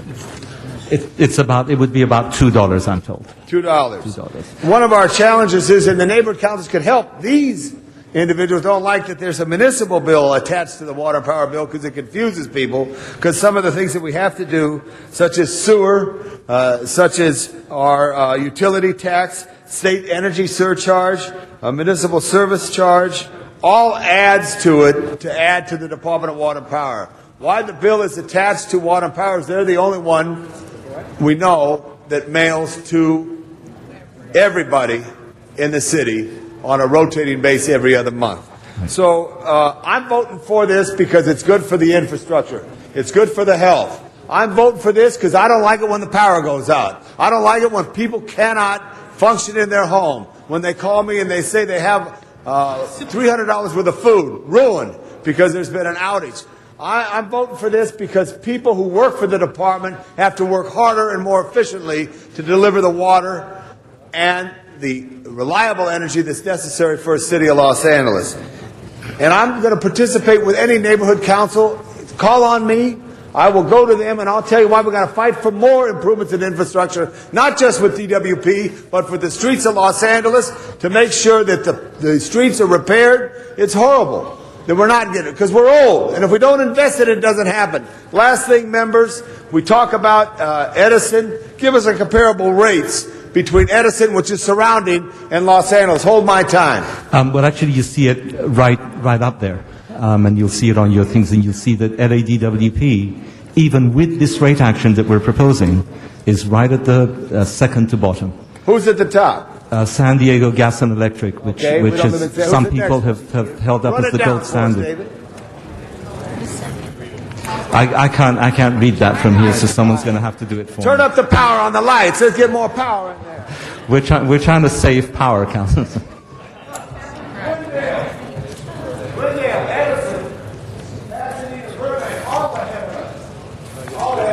Yes. Okay. Only SMUD is. They don't know what SMUD is? Well, SMUD is in Sacramento. Right. Okay, so say Sacramento. They don't know what. Anybody know what SMUD is in here? You, 2, 3 people, 4 people. They don't sleep at night. They read these reports. You have Edison. It's more expensive. And also, the last thing I want to say, lastly, I got 19 seconds. We're lower than them, much lower. And the transfer, which I think is important, is the investment back into the system, back into the city. It's not going into an area of shareholders. We're the shareholders, the people of Los Angeles. So if you read it, I look forward to participating with the neighborhood councils and I appreciate each and every one of you coming down, and we have to work harder and more effectively in order to turn this around so we get, I don't want another summer like we had where the power was out. I don't want to dump 650 million gallons ever again unless it's into the fields of Griffith Park in the aquifer. Thank you. Thank you, Mr. Labange. Ms. Hahn, followed by Mr. Garcetti and Mr. Smith. Thank you, Madam President. And I do want to thank certainly all the neighborhood councils who have made their voice heard. I think overwhelmingly we get the message that neighborhood councils in this city, particularly through the vote of the Oversight Committee, the Neighborhood Council Oversight Committee, have overwhelmingly told us they do not believe that we should be voting to increase the rates for water and power. And we've heard you. Trust me, we've heard you. Many of you were from my own district. And I heard you loud and clear. And I will tell you that on the water side, and I know, David, you and I have had a long discussion about this, but on the water side, I do believe that we just increased the water rates a few years ago. And I really believe right now that I can't support the water rate increase right now. And the reason, and part of the reason, one of the big reasons for me is our structure.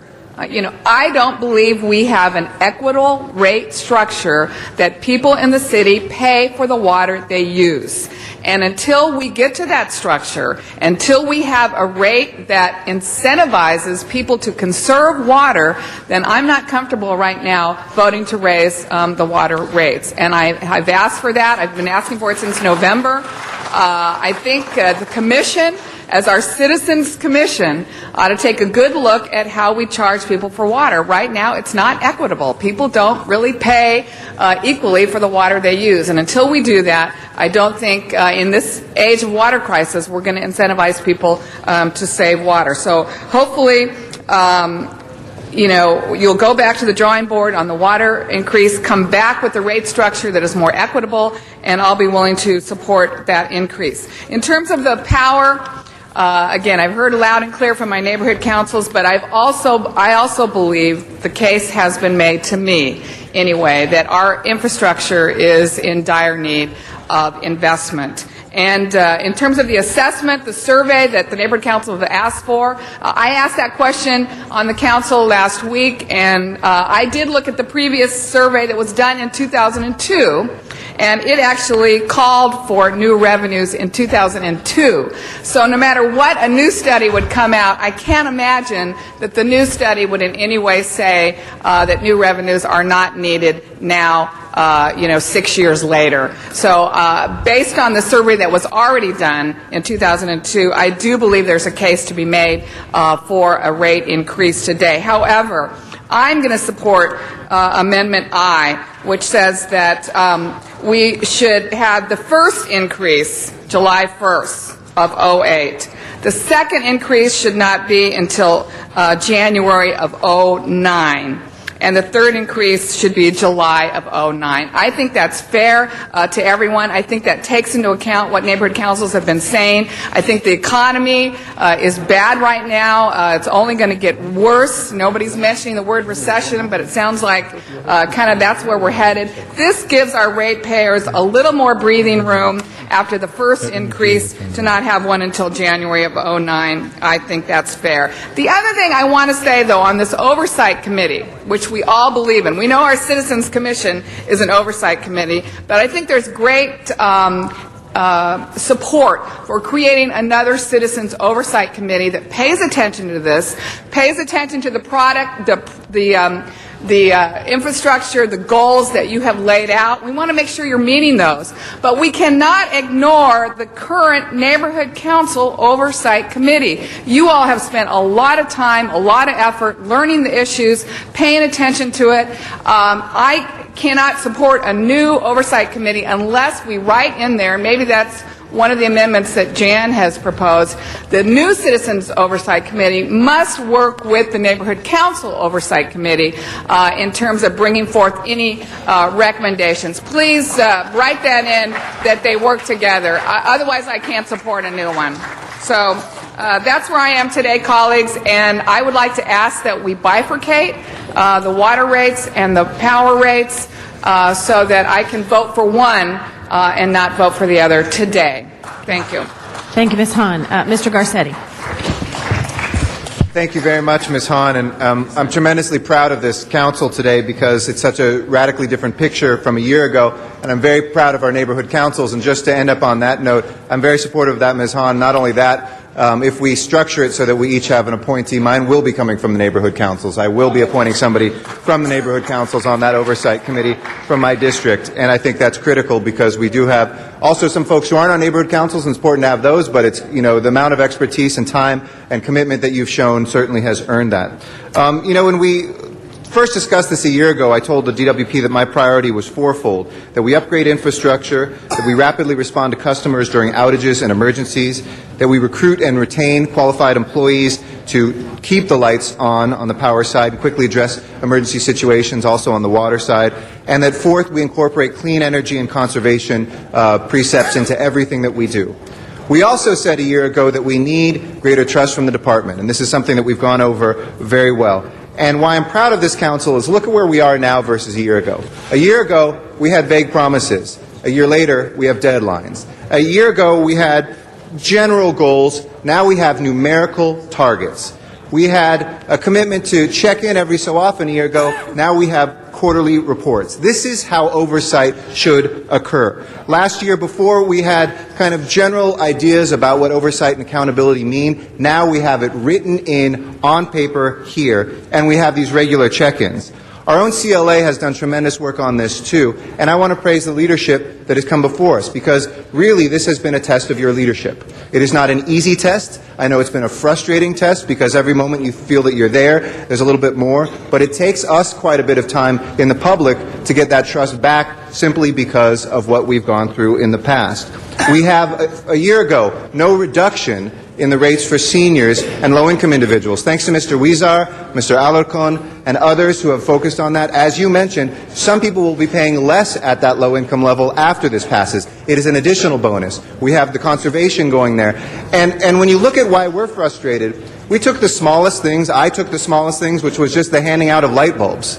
And we were told that that was going to happen 8-9 months ago. Ms. Perry and I kept talking about that. I'm glad that you've given us finally a deadline. That will be the first test, quite simply. In June, does every household get those 2 light bulbs? If you can pull that off, it gives me some faith that we can turn on to the wiring and the infrastructure on the water side that we've mentioned as well. And we're going to keep that fire going. This council has provided the fuel. The neighborhood councils have lit that fire. And I'm prepared because I also think in the end of the day, colleagues, and I'll end on this, that we've been asked to do 2 things here. We've been asked to provide leadership in 2 areas. Leadership is about oversight, but leadership is also about action. I personally have reached the threshold of where I believe the oversight piece has now been fulfilled. And you know that I haven't been there for the past year, but you have, as men of your words, come forward and fulfilled that with me. But it's also time for action, because leadership can't allow accountability to turn into obstinance. And for me, we have the checks in place. We've got a fired-up citizenry. We've got a fired-up neighborhood council system. We've got council members who know this issue through and through. You've given me specifics in my own district on how many circuits, on how much money, on what infrastructure improvements are going to be there. And we have built into this motion from Ms. Perry the check-ins to ensure that if we don't reach there, we will dial back on giving you that authority and on giving you those rate increases. And we have that power, remember, colleagues, every single year to do that, and we certainly will, but we hope that we won't have to because we have a new DWP that's working with the people and working with this council to do what's right. Thank you. Thank you, Mr. Garcetti. Mr. Smith. Thank you, Madam President. I truly have, as all of us have, really great concerns about this process. I think we changed the metric a number of years ago with the year-on requirement and the neighbor council participation requirement. We heard a lot from neighbor councils. I introduced a couple motions that were in direct relationship to what the neighbor councils were saying. And over the last few days, I've struggled, as many of us have, to try and figure out what this all means. I think there is concurrence around the horseshoe, as I see it, for the most part, on the power side. However, I do have concerns on item number 11 in the committee report, and I understand Ms. Perry is willing to take this back to committee. I would recommend that 11 go back to committee, dealing with the ECAF. The ECAF is a way that we adjust the rates to the power side of things based on the cost of buying power or buying gas, natural gas, to fire up our generators. That has a relationship to the rates that we approve. And if the ECAF is capped at 4% and it goes above that, that forces us to look at rate increases later on. In the end of the day, the ratepayer pays it one way or the other. I think that we don't need to set artificial rates and then allow the ECAF to float. And so I think we need to have a separate discussion on that item, and it doesn't need to be approved today because it really doesn't affect this rate increase. And so I'm going to ask that number 11 just go back to committee. We can have the discussion on what the impact of ECAF is, what it does to rates in the future, and we can have a really clear understanding of the relationship of the two. That doesn't affect, as I understand, today's request whatsoever. No, it does not. I mean, I see that number 11 instructs the DWP to report to the council on the status of the ECAF, but we can take that out. On an annual basis. I think we need to look up front and do that right away rather than on an annual basis. And so we'll have that separate discussion. I think that's important for us as we look at future rates and what the impact of ECAF is on future rate adjustments. So I want to have that discussion separately. I'm asking 11 go back. I understand Ms. Perry is willing to accept that. So, and then on item number 3, and this is really the subject of my motion B a couple of days ago, which dealt with the $60 million that are sitting at Water and Power. We've had discussion. There's a language here that I just want to amend so it's clear, very clear, that the proposal I had was take the $60 million now and eliminate the need up front. There are legal issues in doing that. Item number 3 on the motion from committee clarifies it to a degree, but I'm going to add this language to the last sentence so that it's very clear that we're talking about, and I'll give you the language, but it's very clear that we're talking about the current water infrastructure improvements, not any future ones, and that is the money, the $60 million, if it comes back from the lawsuit to the Department of Water and Power, not to the general fund, be used strictly to write down the bond and indebtedness on the proposal that's before us today. And so they're saying the $60 million is not really there for us today because the judge just heard the matter. It's in court for another 90 days, that we bring it back. If we lose the lawsuit, we bring it back to the back end of the bond program to write down the indebtedness to the public at that point. And it's only for this program, no new programs, no additional employees, just for this program. And that's the language I'm proposing. And I understand you're willing to accept that as a friendly amendment. So with that, I am not happy to do this today, but I am pleased at least that we're getting the value out of that $60 million if we lose the lawsuit. And that's what counts to the people. That's what the neighborhood council said they wanted to see. It's done at the back end rather than the front end, and that doesn't reduce today's rate increase, but it reduces the future rate increases because we're removing that $60 million in indebtedness. And I think that's the important part. So for those of you who wanted to see that, it's a backwards way of doing it, but it gets done. That you get the value of that $60 million if the lawsuit goes against the against the general fund, and that's what you wanted. So with that and with that recommendation, I'm willing to accept this proposal today. Thank you very much. Yes, I did get your second. That was a friendly amendment. Second and a thank you to Mr. Smith. Thank you, Mr. Smith. Mr. Wiesar, followed by Mr. Zine, Mr. Alacon, and Ms. Perry. Thank you very much, Madam President. And, the need to improve our infrastructure, I get that. There's a huge need, and we need to do that. What I've focused on through this whole process is how would this rate increase affect our low-income residents and those on the Lifeline program. That's what I've been focused on. But let me tell you quite clearly and simply, I've been fairly disappointed in how we interacted with one another to get the information I needed and this council needed and the public needed to say what are we doing and how this will affect them. When this process started, I asked a very simple question, what discount rate do we give and how do we compare to other utilities? I didn't get the response I needed. I went back that evening, I looked on the internet, on our web pages, it was very clear that we gave a 50% discount rate. Southern San Diego gives a 20%, and Edison gave a 20%. Very simple information.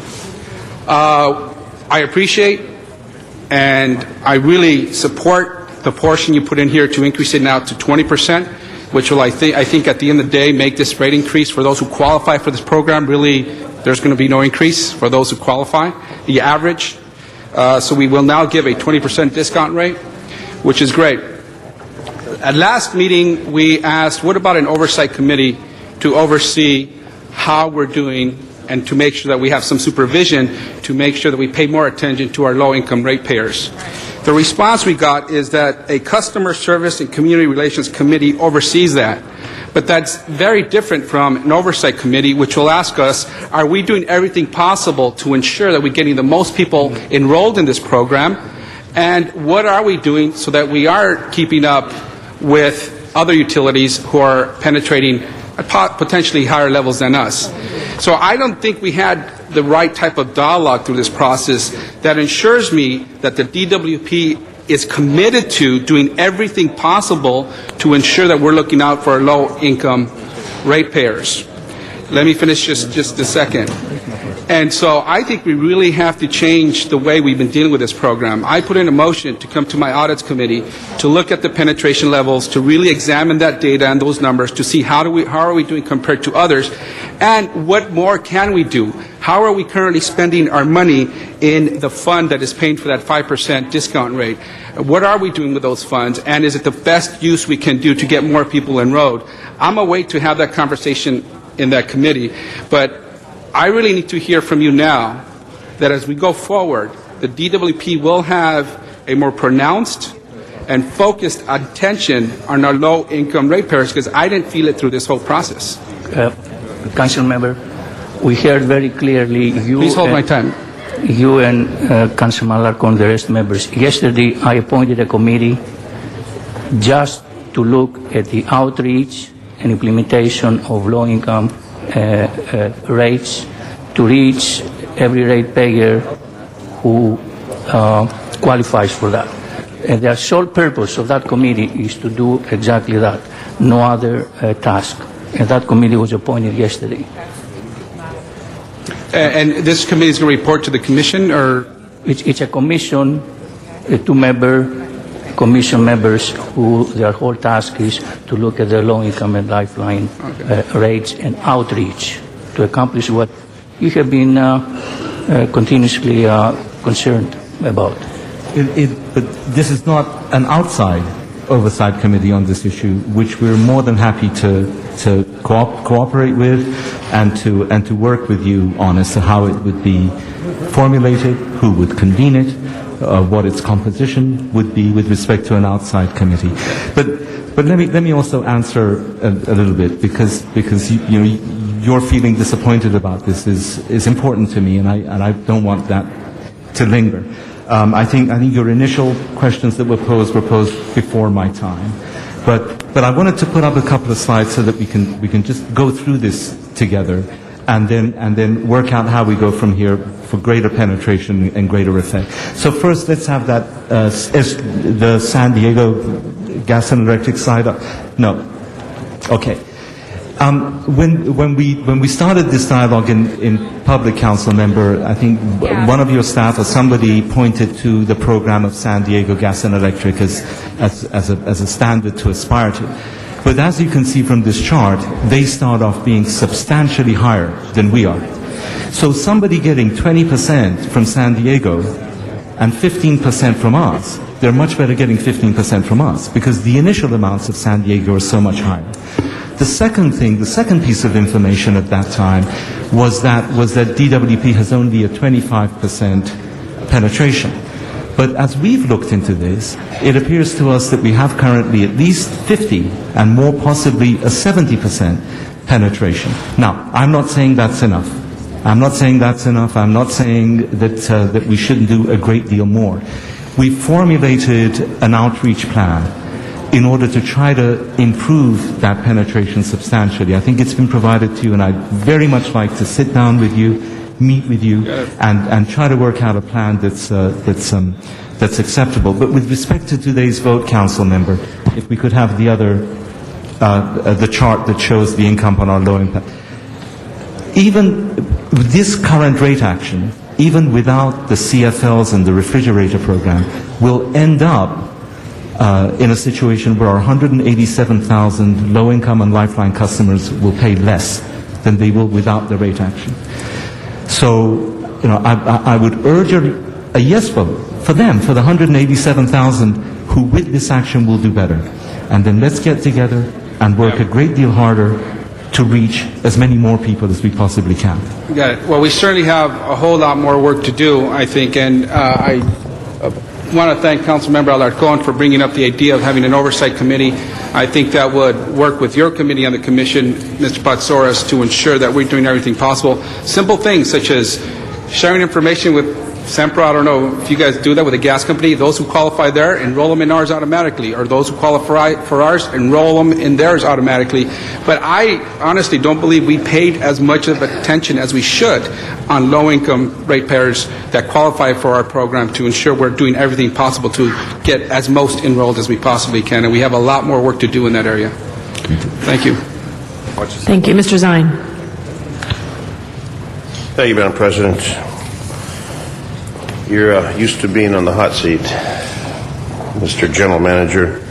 Nick, I've got great confidence in this team that's currently running Water and Power.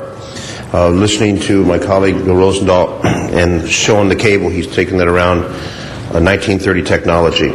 I don't have a problem with the power side. I know in my district, power outage during the summer, power outage when it rains. I've seen the crews in the vaults trying to patch so we can get power.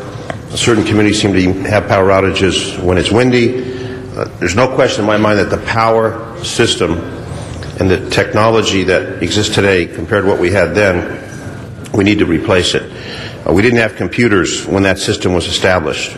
We didn't have fax machines when that system was established. We didn't have the drain on the system as we have today. We didn't have the air conditioners we have today. So the technology of today is much different than yesterday, and the tragedy that occurred is a tragedy that obviously we want to prevent in the future. So my issue is not with the power side. My issue is with the water side. But when it comes to the infrastructure, and discussing this yesterday, I now hear regulatory issues. First it's infrastructure, and now we have another issue called regulation. That has not really been discussed to any great detail. It's been infrastructure, and anyone in Los Angeles looks at our system. It's old, it's antiquated, and you see something from 1930, this is 2008, how it's existed this length of time, no one will ever know. So I'm with you on the power. I have a problem with the water. And the problem I have with the water is the folks that are on Social Security, they do get a break, but they're still paying $3 and some change for gasoline. The foreclosures that we have throughout the San Fernando Valley and the city of Los Angeles. This is probably the worst time in my lifetime, other than depression, that we've been in this particular situation economically. It's a very serious economic situation. Levitz has gone out of business. Wix has gone out of business. I hear that some of the newscasters are now going to be unemployed. I mean, it's affecting everyone. So when we come in and we say we're going to jack up your rates, that troubles me.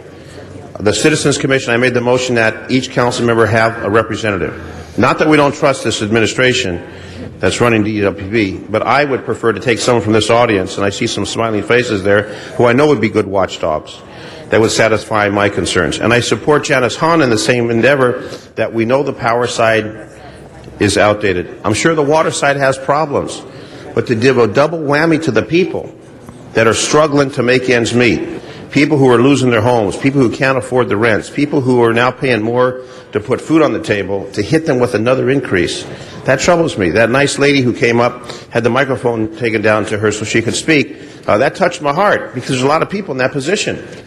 And we're going to jack up their rates. That troubles me. We need to somehow be sensitive to the fact that all these neighborhood councils said no, and no one wants increased taxes. No one wants that done. But at the same time, we got to pay for something. We got to pay for goods and services. I don't see a boycott at the gas stations. People are still paying outrageous prices for gasoline. The truckers yesterday did a protest that are paying $4.35 for diesel fuel. But the issue of regulatory, that has not really been approached. But yesterday I was hit with, oh yeah, some of this is regulatory. When we talk about infrastructure, to me infrastructure is the system, the wires, the conduits, the boxes. It's not competing with some regulatory standard that keeps changing. As we know, the regulations continue to change. Can you address that difference, infrastructure, regulatory? And hold my time. I got a couple more questions. But that issue about, we should have hold my time at the beginning. So you want me to hold the 57 seconds over? No, you could have held it before, Mr. President, please. It was being held. But I just have a couple more issues on this. But if you answer that question, regulatory, infrastructure, and also on the money transfer. If we don't do a money transfer, if we don't take that money out of water and power and give it to the general fund to bail out the general fund, if we let you folks keep it and say that's money that you generate for the services provided, and you keep that for the infrastructure, and we don't transfer, we do something belt-tightening here that we need to do to address the other needs of the city, how will that benefit with this rate increase if you had all that money that we transfer over every year, time and all eternity? So if you can do the regulatory, infrastructure, and also the transfer of funds. All right, and if I may, I'd also like to talk about the water infrastructure and the need that we have there. But first, the question of the regulatory and the infrastructure. We started to talk about this a little bit yesterday, but time didn't allow the conversation to be completed. There are infrastructure needs, but they're also driven by regulatory requirements. For instance, if there's a regulatory requirement that says that we can no longer have in this city open reservoirs. That means that the reservoirs have to be covered. Either that may require an aluminum cover. In some instances, it may require tanks to be buried at great cost. In other instances. So that is an example of an infrastructure need driven by a regulatory requirement. Due to some bureaucrats who decided to cover the reservoirs. Well, yeah, I mean, they may be bureaucrats, and we may deride them, but the fact of the matter is that when the EPA tells us we've got to do something, otherwise we're going to be in non-compliance and we're going to have fines of $32,000 a day. We've got to do that. But we know that those reservoirs that have been providing quality water, as we have right here, quality water, it says right here, this is quality water. For 200 and some years, all of a sudden it comes down the aqueduct, it's not covered, now we got to cover it in the reservoir. This is some delicious water that flows fresh daily from LA's protected water source, the city of Los Angeles. How much do you pay for the superior smooth taste of LA's best at your faucet, only penny for about 4 gallons? And I drink this stuff, and I'm still here, and I'm healthy, believe it or not, drinking this stuff from an uncovered reservoir. I understand that. And I lost all my hair, but it's not because of the water. Because of the aggravation these guys give me. I wanted to add that, but continue. For the record, the hair was gone before he joined council. Okay. Please continue. We'll go together and we'll fight the EPA and the CAD EPA and everybody else that's requiring to do this stuff. But the fact of the matter is that if we don't meet our deadlines, we'll face fines, and we're going to have to issue advisories to people telling them it's true that water may be very good, but a couple of years down the line, we're going to have to issue an advisory. The law will make us do it. That says this water doesn't comply with that regulation and that regulation. I don't want that day to arrive. And just because we haven't seen tragedies in the way that we saw last week in Westchester on the water side, doesn't mean that we've got a healthy system. But how much of this infrastructure is regulatory versus a necessity to build a system that's fallen apart?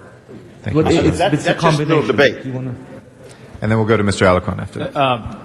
Jim McDaniel, head of the water system. Councilman, predominantly the vast majority of this is regulatory driven. I've got a program of about $1.5 billion just to comply with these regulations.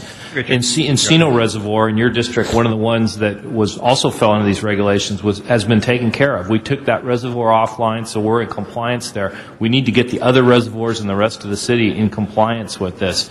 There are hundreds of millions of dollars of infrastructure, but about $1.5 billion of this is regulatory driven. Yet we've had that system in place for over 200 years. All of a sudden, it doesn't work. You'll have to press your button again. Thank you, Mr. Alarcon. Well, he didn't answer the last question, though. About the transfer, the money transfer. Go ahead. The money transfer. If we don't do the money transfer, can we then fund what we need to fund? No, the not doing the money transfer at this time, apart from the legal and political ramifications of what that would mean, its effect on the need for rate increases is de minimis. And the reason for that is that this rate increase will ground a much larger borrowing program. This rate increase will enable us to go out and borrow $800 million at very low interest rates. So, and it's a rate increase that continues, and it continues in order to meet that debt service. So yes, if we had this money, the rate increase might go down to 2.9% if we had 30 million, or 2.7% if we had 60 million. But the need for the rate increase would not be obviated. It would still continue to be necessary. Okay, thank you. May I be allowed one more response to Council Member Hahn's statement? I don't know whether she's open to being dissuaded, but I figure I wouldn't be doing my job if I didn't at least try. Regarding the issue of the water rate structure, this ordinance compels us to come back and report on alternatives in 45 days. It may well be that when that happens, the Council will decide to appoint a blue ribbon committee, which is what it did back in 1990, I think, in order to look at them. That could then be a whole long process to get to a different thing. And I would plead with you not to deny the rate increases at this time, which are necessary for infrastructural improvements and for regulatory requirements, pending that. When we get to that, and when we do that rate restructure, and when things stand, then we'll go forward on that basis. But we really honestly shouldn't hold this up right now, pending that. I beg that you not do that. And I would also ask that we take a look, not just at what this is going to cost, but what inaction is going to cost. What is it going to cost us to have a whole lot more of Gaffey Street problems, or outages on the power side, or waterline breaks over the city? What is the cost of that going to be? And who's going to foot that cost? Is it still not going to be the ratepayers who are going to have to be in a repair and react mode? What we're trying to do is to get in a preventive kind of situation.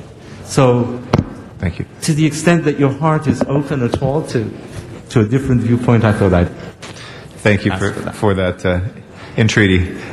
We next have Mr. Alarcon, and then Ms. Grewal, and then Ms. Perry. First of all, let me say that I really want to vote for a rate increase, but I'm not going to be able to do that today. The rate increase that I want to vote for should give me confidence that the projects that we call infrastructure will get done. And to date, I have not received a list of what those projects are. As far as I know, only one council member has. Mr. Garcetti has stated on the record that he received a list of all the projects in his district, but none of the rest of us have received a list of projects. And so Mr. Labange apparently has it as well. I requested it, and I got a note back saying they could return it. This was last Friday. The note came back on Monday that they will give us the list of projects in 30 days. Of course, that would be after the rate increase were voted for. So, members, you wouldn't buy a car without knowing what you're going to pay for in terms of the items of the car, and you would also not pay for it without having it being delivered and the timetable for delivery. So I don't know why, and I can see where this is going, but I don't know why we're doing that here today. This is the same.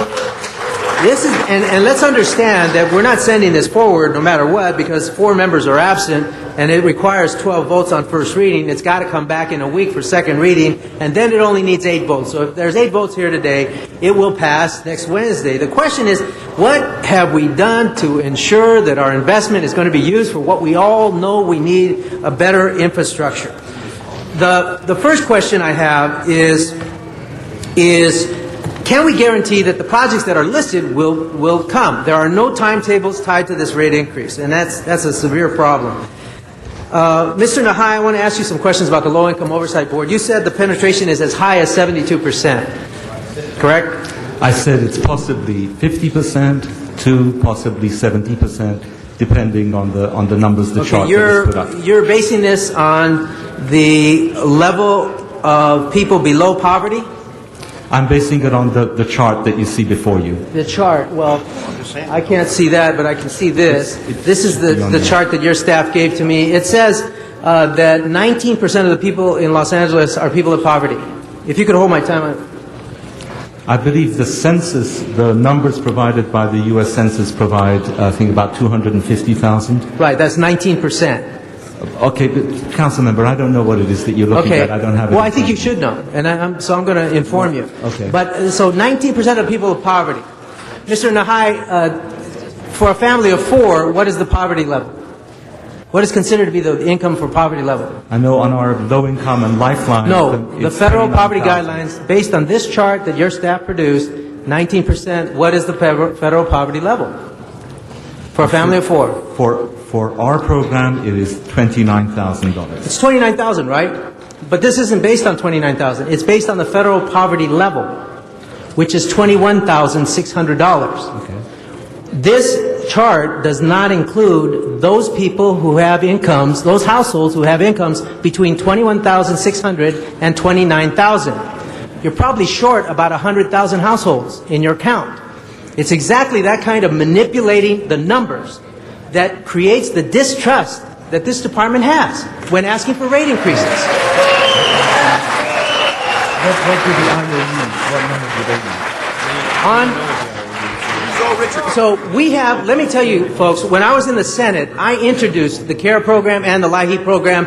I introduced the law that created the low-income programs for the private energy providers, for PG&E and for Edison. Their penetration rates are approaching 90%. Our department is trying to say that they're at 72% when in fact their calculation at 50% is based on a theory that the CLA's numbers may be correct. No numbers are accurate because nobody's done the study. But at a minimum, they are lower than 72% based on your figures, and they are excluding possibly 100,000 households. If you included those 100,000 households, maybe 200,000, I don't know because nobody did the work, then the penetration rate could be as low as 25% as was suggested by Mr. Huizar. So members, do not be sold a pig in a poke. It's our responsibility we're caveat emptor, we are responsible to ensure that we are buying something that we know what we're buying and that we're going to provide the quality that we are declaring to the public that we are buying as their purchasing agents. In this vote, you have a decision to be a manager of a business and support any rate increase without knowing the details, or supporting the people who are paying. And I cannot support this rate increase because I don't believe we know exactly what projects are going to be funded, and we have no timelines to guarantee when that funding is going to be taken. Having said that, I would like to introduce a friendly amendment, and that is to, notwithstanding that, I do have a friendly amendment. Because we're all friends, right?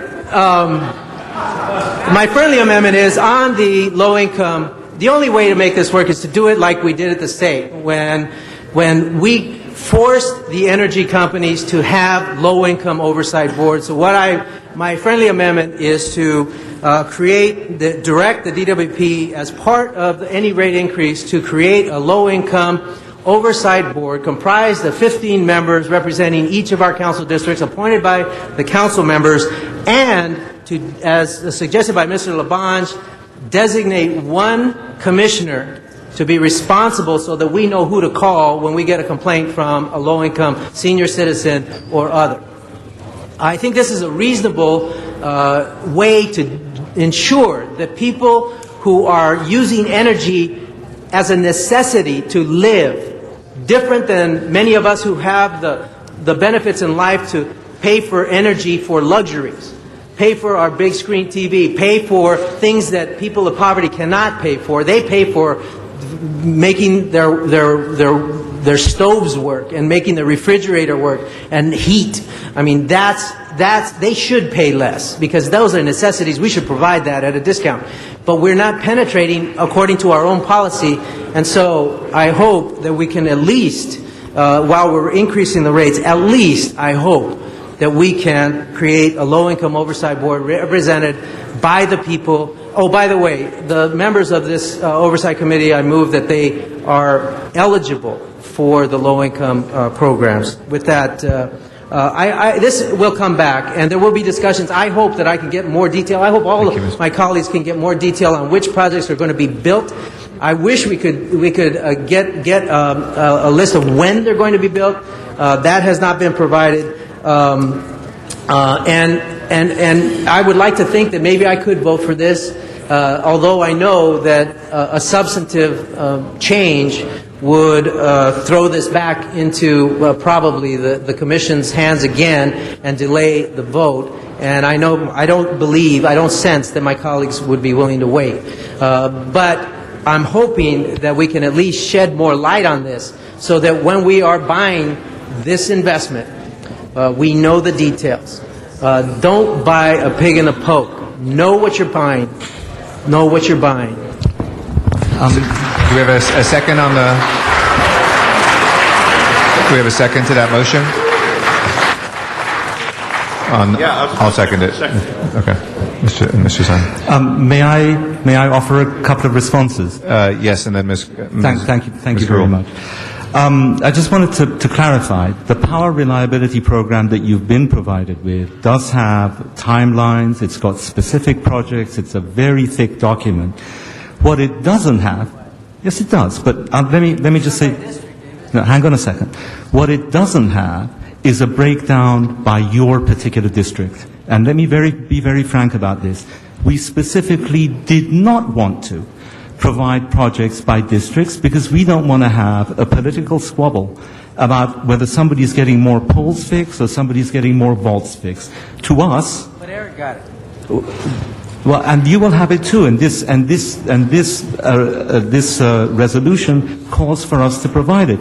But to us, we want to look at the city as a whole. We want to go where the needs are. And that's why we've broken up the city not into 15 districts, but into 7 districts. But still, Council Member, if you look at the total power reliability program, you will see that there are timelines, there are metrics, there are projects. It's a very, very detailed document. And this tells us that we have to provide it by district, and we will do that. And regarding your other comments, I've said many times, and I'll say it again, I'm not at all satisfied with our penetration. I want us to do a great deal better. I don't think it's fair for the department to be accused of manipulation and words like that, but I definitely want, in a spirit of friendship, to sit with you and to do a great deal better as far as penetration is concerned. But still, regarding right now, regarding this vote today, what we're trying to do is for the 187,000 people that we have, we want to get to a place where they pay less. How could you possibly give a thumbs down to that? Thank you, Mr. Hi. Ms. Gruhl is our next speaker. Thank you very much. I have a couple of questions then comment. One is, there's been a lot of discussion today about the difference between power and water, and some people feel very comfortable on the power side. And I have seen the lists, and because a lot of your transmitters and so forth cover an area outside our districts, you just look at the region in that area. So you can kind of tell where yours are. And we've been able to look through that information and know where they are in our district.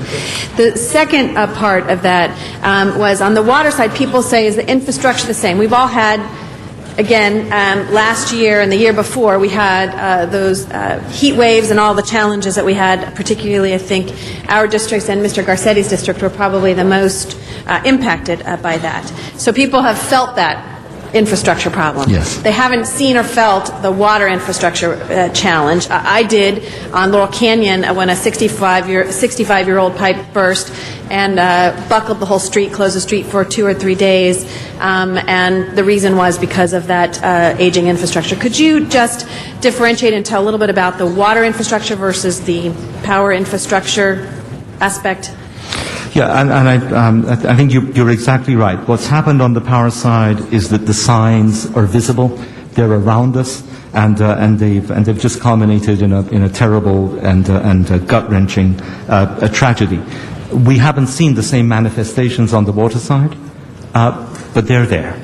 And just as sitting here today, I have to tell you, I wish that 3 years ago, 4 years ago, 5 years ago, when that first IEA report came out, that right then the power side had been redressed, perhaps things would have been different. And so, again, I'm here 3 months into this job, begging for this increase so that we can make those investments. And again, to me, this isn't a talk about a rate increase. It's a conversation about an investment, so that on the water side we don't get to that place, because we're starting to see those same signs surface. And on the water side, it's going to be much worse. This is people's water we're talking about. This isn't, people suffer through a power outage, but for the most part, they survive it. How are we going to suffer through water advisories? Well, I think that,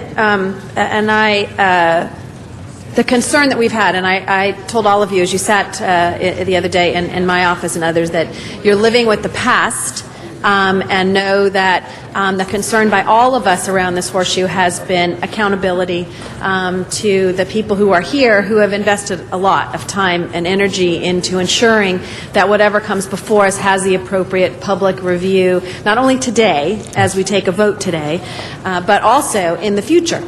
As to ensuring that the people, and as mentioned by many of us, I want to thank so many of you in the room who have not only been here today, but have been at numerous public hearings and in the community educating and talking about what this means, because as mentioned as well, was the whole issue of they're seeing everything increase in the city of Los Angeles and in this country, and a potential recession and challenges and seniors and how they're going to be able to make that bill. And I believe, as Mr. Alarcon mentioned, the importance of ensuring you get that penetration and to use us as council members who have, whether we go to neighborhood councils or residents associations or other, working with the county of Los Angeles, that engage us in ensuring that people have the information that is desperately needed for that. Because I think it would be important to ensure that people don't feel, as they did last year, that they had to turn off their air conditioning. Yes. Because they didn't think they could afford to have that air conditioning on. And that was in my district on Laurel Canyon. And we held a press conference talking to people about there were ways in which to work with the department on those issues. And we need to get that message out. And those of you in this room, I hope, will share in that responsibility to do that. There's been a lot of conversation as well today about oversight. And I know I introduced a motion, Ms. Perry did, Mr. Garcetti, Mr. Smith, a lot of us had different oversight, Mr. Alarcon on the, I'm a little confused now of how are we going to come back with that and to demonstrate here are various portions of where there will be oversight and how we make sure, and as Ms. Hahn mentioned, the importance of the MOU Oversight Committee as well as the Commission, because we want to make sure there is appropriate oversight but some coordination with that. Councilwoman, the Commission has an oversight committee, and that's where our responsibility and authority. As far as oversight of citizens, it's up to the Council to establish the number and the structure. Okay. And as I know in one of the other, I'm looking at the 2K that has all this in here, was there one in which they indicate coming back with the various oversight committee, oh here it is, on item number 6, that comes back with the oversight. So that probably will be amended, as Mr. Alarcon said, on looking at the low-income aspect of that as well, and the participation. Yes. And I think the department did spend a lot of time when that first MOU committee was set up, and many of these people were part of that, spent a lot of Saturdays going through all of the information to share with them so they had the same information that you have and that we ultimately get at the end of the day. I think that for us, we want to make sure that the infrastructure plans, the accountability, and I think in this 1K, there is, or excuse me, 2K, it has a number of those things that say you're reporting back to us. And we think that's it's being much more proactive than reactive for us in this council. And what you've seen is that we're all very concerned. No one wants to vote for this today in a way of having to go out and explain to people why it's increasing. But we also know our responsibility on the infrastructure aspect of that and what we need to do. But we want to be able to say when someone comes to us and they say, we had a water rate increase or a power rate increase, and guess what? That transformer that we've been calling on for 5 years, it still hasn't been replaced, and it's on the list. How come it hasn't been fulfilled? And that's where we want to make sure that the leadership of this department understands that we are accountable, but you are also accountable, and we will hold you to that Absolutely. here in the City Council. I agree with Mr. Smith's motion on the $60 million, because I had seconded that the last time. I think the public needs to understand that we are being frugal and financially sound in anything that we do, and that decision, and not only is that amendment says how you want to use it for infrastructure, but we also want you to come back when that decision, whatever the decision is, and come back to the City Council and report back to us exactly how that's going to happen, what the impact of the decision, one way or another, will have on this, the City Council and our budget and your budget. And so I hope that, I don't think we need to amend Ms. Perry's motion on that, but just to, I trust you will do that and come back to us as soon as that decision is made. So I don't know, I'm a little over, so I don't know if you want to make any comments to what I said. No, I'll just make one very short point, which is that every time a suggestion for an oversight committee in any guise has been brought up, we've said yes. Okay. Thank you, Mr. President. Thank you. We'll go to Mr. Labange next. Thank you very much. Just on one additional thing, and I want the general manager to hear this. I often go, Mr. Alarcon, I often go around the city to offices, having worked here 34 years, and find out information. Information is knowledge is power. And all this could be provided to each and every one of you. I know some of you maybe want people to come to you, but I think if you go get the information, you get it faster, you empower, and also I think you give better spirits to those who work hard for us throughout the city. But this simple information to talk about where the circuit problems are in the central city and Old Wilshire area, these trunk lines, whether it's in the Hollywood Hills or Griffith Park or in the Silver Lake area or right now at First and Western, which is a major trunk line that we're building, all is important information to have and to find out. Friendly request. I'm not going to do a motion, David. Do what I got for all of us. Do a 5-sheet, what you're doing in water, what you're doing in power. These are all the distribution stations. There's a new one on Maplewood in Western, 87. I'm proud of that work that was done there, but it's not been dedicated. I want to dedicate it to tell the people what they've invested in and share that, as well as with the neighborhood council, so you see the investment that all of us are making. And I know Mr. Rosendahl spoke greatly in honor of firefighter Brent Lovren from Station 95. I just wanted to say also water and power. Phil Wicke, I believe his name was, an engineer, Department of Water and Power on the power side in a vault, exploded on him. He lost his life 6 months ago. It's not easy work. It's skilled work, and it's important work. And it's for the people of Los Angeles. And the reason I'm supporting it, because I believe in everyone around this table, and everyone on those first 2 benches, and everyone on those last 4 benches right there, that you want to see a reliable energy and quality water. And we're going to work for it. But we're going to remember the people who work at that place and in our communities to make sure that we get the best, but also the safest for those who provide it, and the quality. And also make sure that you're efficiently using the monies that the people give us as ratepayers for this very important department that's over 100 years old. So I thank you. I think there's going to be some discussions. I now would like to pass, if I can, Mr. President, to Ms. Perry, the chairperson of the committee. We have Mr. Alarcon first and then Ms. Perry. Mr. Alarcon? Members, I just wanted to raise a question about a specific item. Mr. Smith introduced a motion to ask us to, if we lose the case on the water side, and we therefore would have $60 million in revenue available to apply that to the infrastructure, write down the debt.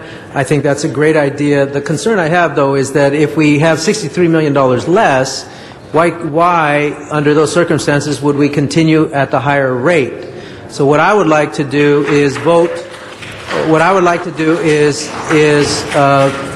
add a friendly amendment to Mr. Smith's motion to say that if we prevail in the case, that the rate that is approved goes forward. If we do not prevail in the rate, the $60 million, as his motion dictates, moves over to the other side, but that we approve a second rate that reflects the difference of $63 million.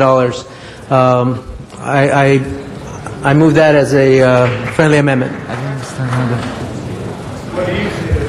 Is there? I was trying to comprehend it. What would happen is if the city ultimately loses the case, is that would basically be $60 million less that we would have to borrow.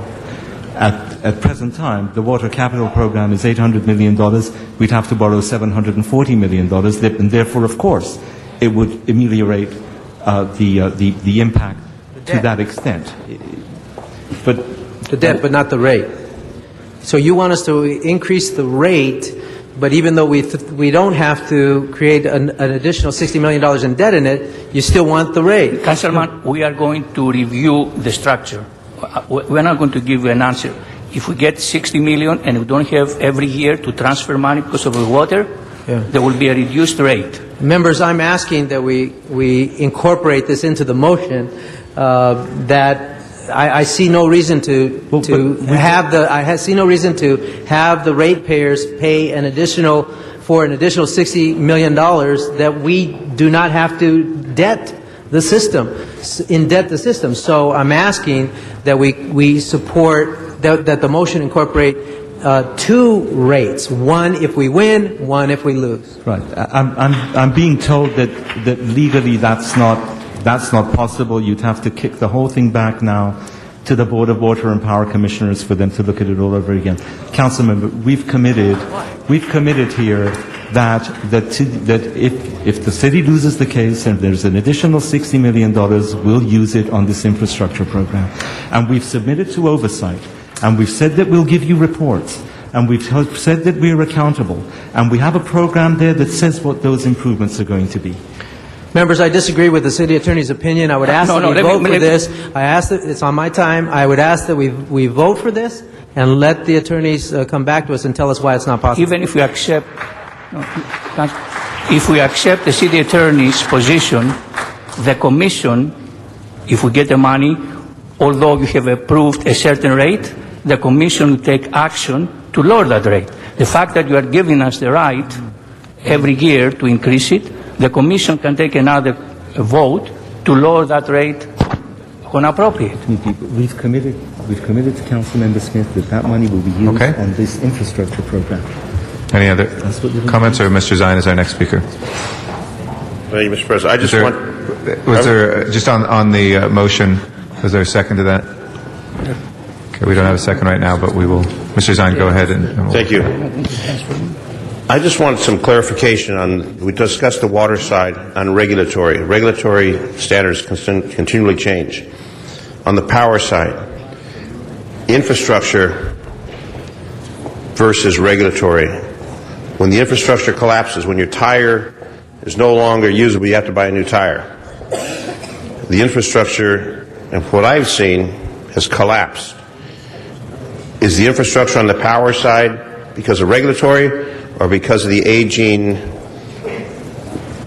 materials that have basically outlived their usefulness? Because it troubles me that, and I don't want to deceive anyone, we want to put the cards on the table. Until yesterday, when I heard about regulatory versus infrastructure improvement, that's the split. And we're talking about regulatory with all the different agencies that are involved versus that infrastructure that needs to be enhanced. So we discussed the water side, where some of it is regulatory. On the power side, how much of it's regulatory, and how much of it is that infrastructure is no longer useful? Councilman Zine. You go to a good barber, by the way. Thank you. I like your hairstyle too. We both drink the same water. Out of order. Councilmember Zine, a lot of on the power side, a lot of these two issues kind of coincides. For example, let me give you. We have the underground cables that are built, 70, 80 years ago that have asbestos tapes on them, and they have asbestos coatings on them. So even though we're replacing it because of reliability issue, we cannot ignore the fact that we're regulatory-wise, we have to go in and take the asbestos out of the vaults and the infrastructure. That's one example. The other one is the poles, the wooden poles. For example, when we do replacement because of age, it could be that the regulation would not allow us to use the wooden pole with the oil that we have in it, so we're looking for fiberglass and other types of poles that we will replace it. So some of these are driven by the infrastructure that we will take care of the regulatory stuff as we get through those things. So, But if you were to say a percentage, how much of it's I would say regulatory? How much of it majority is reliability. I'd say more than 90% of it is driven by reliability and the parts that we coincide that we take care of both. Okay. Nick, did you want to respond to that? No, there's not a distinct difference as the water. Power, when we are replacing, then we have to replace it with up-to-date standards. Right. But I know when the regulatory agency comes in and says you can't have this, you can't have that, you got to cover the reservoir. And that's the difference between the regulatory and the infrastructure, where the reservoir is leaking, obviously leaking, versus you got to cover it because of some regulatory agency that says they don't want the bird to fly over. Right. I think, in fairness, Council Member, the water rate increase was, we submitted it, the plans were there, everybody had taken a look at it. There didn't seem to be any kind of consternation about the water rate increase until a couple of days ago. And I think in just, we at the department now want to be we want to be open about everything. We want to make sure that nobody is ever able to say to us that we misled them. Right. And so in having those conversations with you, you were told, yes, there's a regulatory component to this too. We've got deadlines that we've got to meet. And I think your concern was, well, if there's regulatory issues, how come I hadn't heard about that before? I just want to tell you it was, it's in the utmost innocence and in the interest of having just nothing hidden. So on the power side, Aaron gave you an explanation, but on the power side, we've got literally stuff that's falling apart. That's the issue. Right. On the water side, we also have the infrastructure, but it also has this overlay of regulatory requirements with deadlines that have to be met. This is why you see me here, kind of wanting to say, no, please, let's act on it right now. Let's act on it right now, because I know that Jim McDaniel is going to have conniptions. Because he's got deadlines that he's got to meet. Right. I mean that in the nicest way. Okay, thank you. Thank you. Mr. Smith. Thank you. And I want to speak about Mr. Alicon's motion because it goes back to my original motion B a couple of days ago, and I think it's intriguing. But I have some concerns about the issues. I'd like Mr. Miller to come forward and the city attorney really answer this two questions. So we make some room for Mr. Miller, somebody? First of all, and for Mr. Nahai on the first issue, your intent was to go to market on the bonds when? Where is Anne, you should, here you are. I'm looking for you. I thought you got up. So when would we end up getting the 3.1% increase on the water side? When is our time for floating the bonds? We actually wanted to have the rate increase approved before we go back out to our rating agencies and ask for more additional bonds. When do you intend to... during fiscal, I don't have the monthly schedule, but fiscal year 08-09, for the water side, we're going to go out and get $400 million, and on the power side, I think we're going to get about $800 million. But when do you intend... The reason I'm asking is, Mr. Alarcon said, let's take two options here. Option A is if we lose the case, option B is if we win the case, which goes back to my original motion.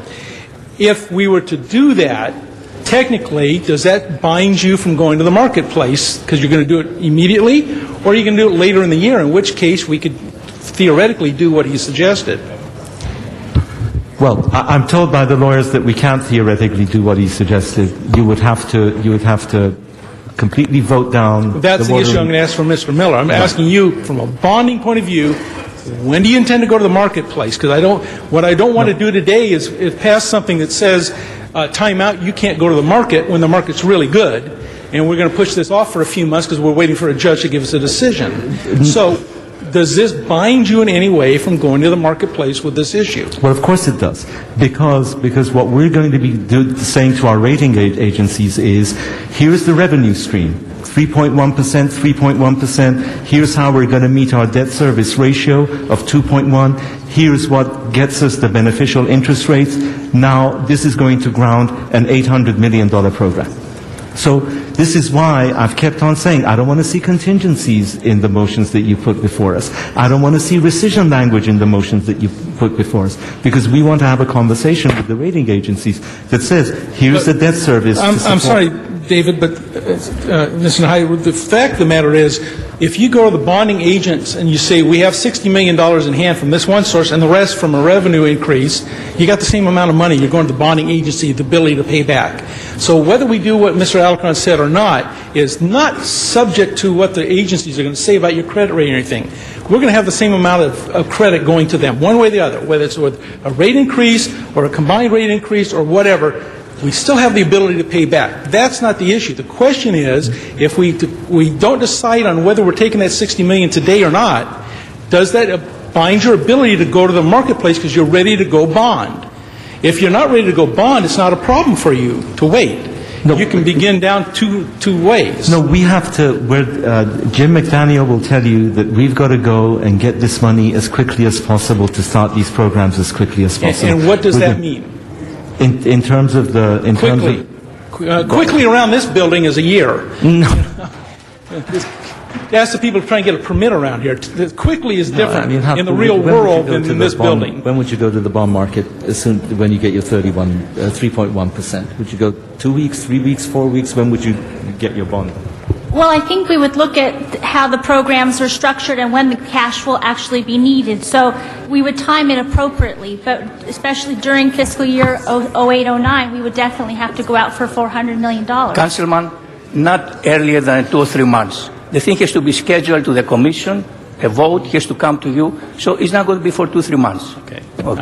Secondly, Mr. Miller, can we legally take this bifurcated approach, say we're going to do one way or the other, and we'll decide when we get there? Or do we have to take an action today that says we're going one route? We have to choose a route today. My understanding is if we go change it, then it goes back to commission again and starts the process over. That's correct. You have what they approved before you today. To do a bifurcated approach, you would have to reject what's before you today, and it would have to go back and start through the process again. I mean, what you can do is ask that the board, at the conclusion of this, and again, there should be a decision on this by the judge, the lower court, within about 90 days.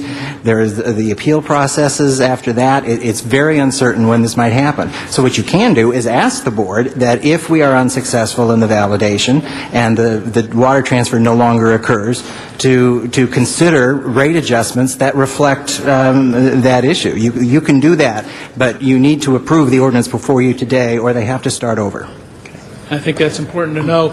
And what we wanted to do might be, and on my time. Go ahead. Easily, if we just commit to rebate the $63 million to the ratepayers. Well, essentially, that's what my motion has done. But it's done it in the way of putting into the infrastructure bond rather than just directly to the ratepayers. Just make it. They get it either way. It's the same checkbook. Simplify it, make it a rebate, give it back to the ratepayers. We've done that, Mr. Alarcon. That's what my motion did. Instead of giving them an actual check in their hand, it's going to be a reduction of their $60 million in the issue of the bonds. So there's less cost to them in the bond. So they get it one way or the other, whether we give them a Bush check or we give it a reduction in the future services, it's a value to them at the end of the day. That's you call it Bush, I call it something else, but we can just give them a rebate, they get it back, they can pay their bills with it. Okay. Ms. Perry. Okay, let's see. Where are we now? At the end. I hope so. All right, now. Out of regard for Ms. Hahn, I would like for us to vote on the motion and accept for items 2 and 3, which we should vote on separately. So I would like to call the question on the motion with the exception of items 2 and 3. Okay. So this is a vote first on the substitute motion. Right, whether to substitute first. So this is not, for folks, this is not whether or not you are for the motion or not. It's whether to substitute, which incorporates many of the items from before in this 2K. 2K is before us. You should have it in front of you on your desk. For the viewers and the people in the audience that don't have it. Okay, it's a very long motion, but we will go through as much of it as possible, Mr. Maybe Zine? just a highlight. Maybe just We've a read it highlight. into the record already as well for the public, but it is before you. There are 13 different items on it. It present and adopt the accompanying ordinance. It's present and adopt the accompanying ordinance, so that's power and water. Third is to report to the council on the conclusion of the city court's validation proceedings as it relates to the water revenue fund transfer. Right. Yeah. 2 and 3 have been moved to be taken out of that, That is and correct. voted on And separately. 2 and 3, Mr. Smith's language is also incorporated into 3. Number 4 is to instruct DWP to report back on the status of revenue generating and cost containment initiatives.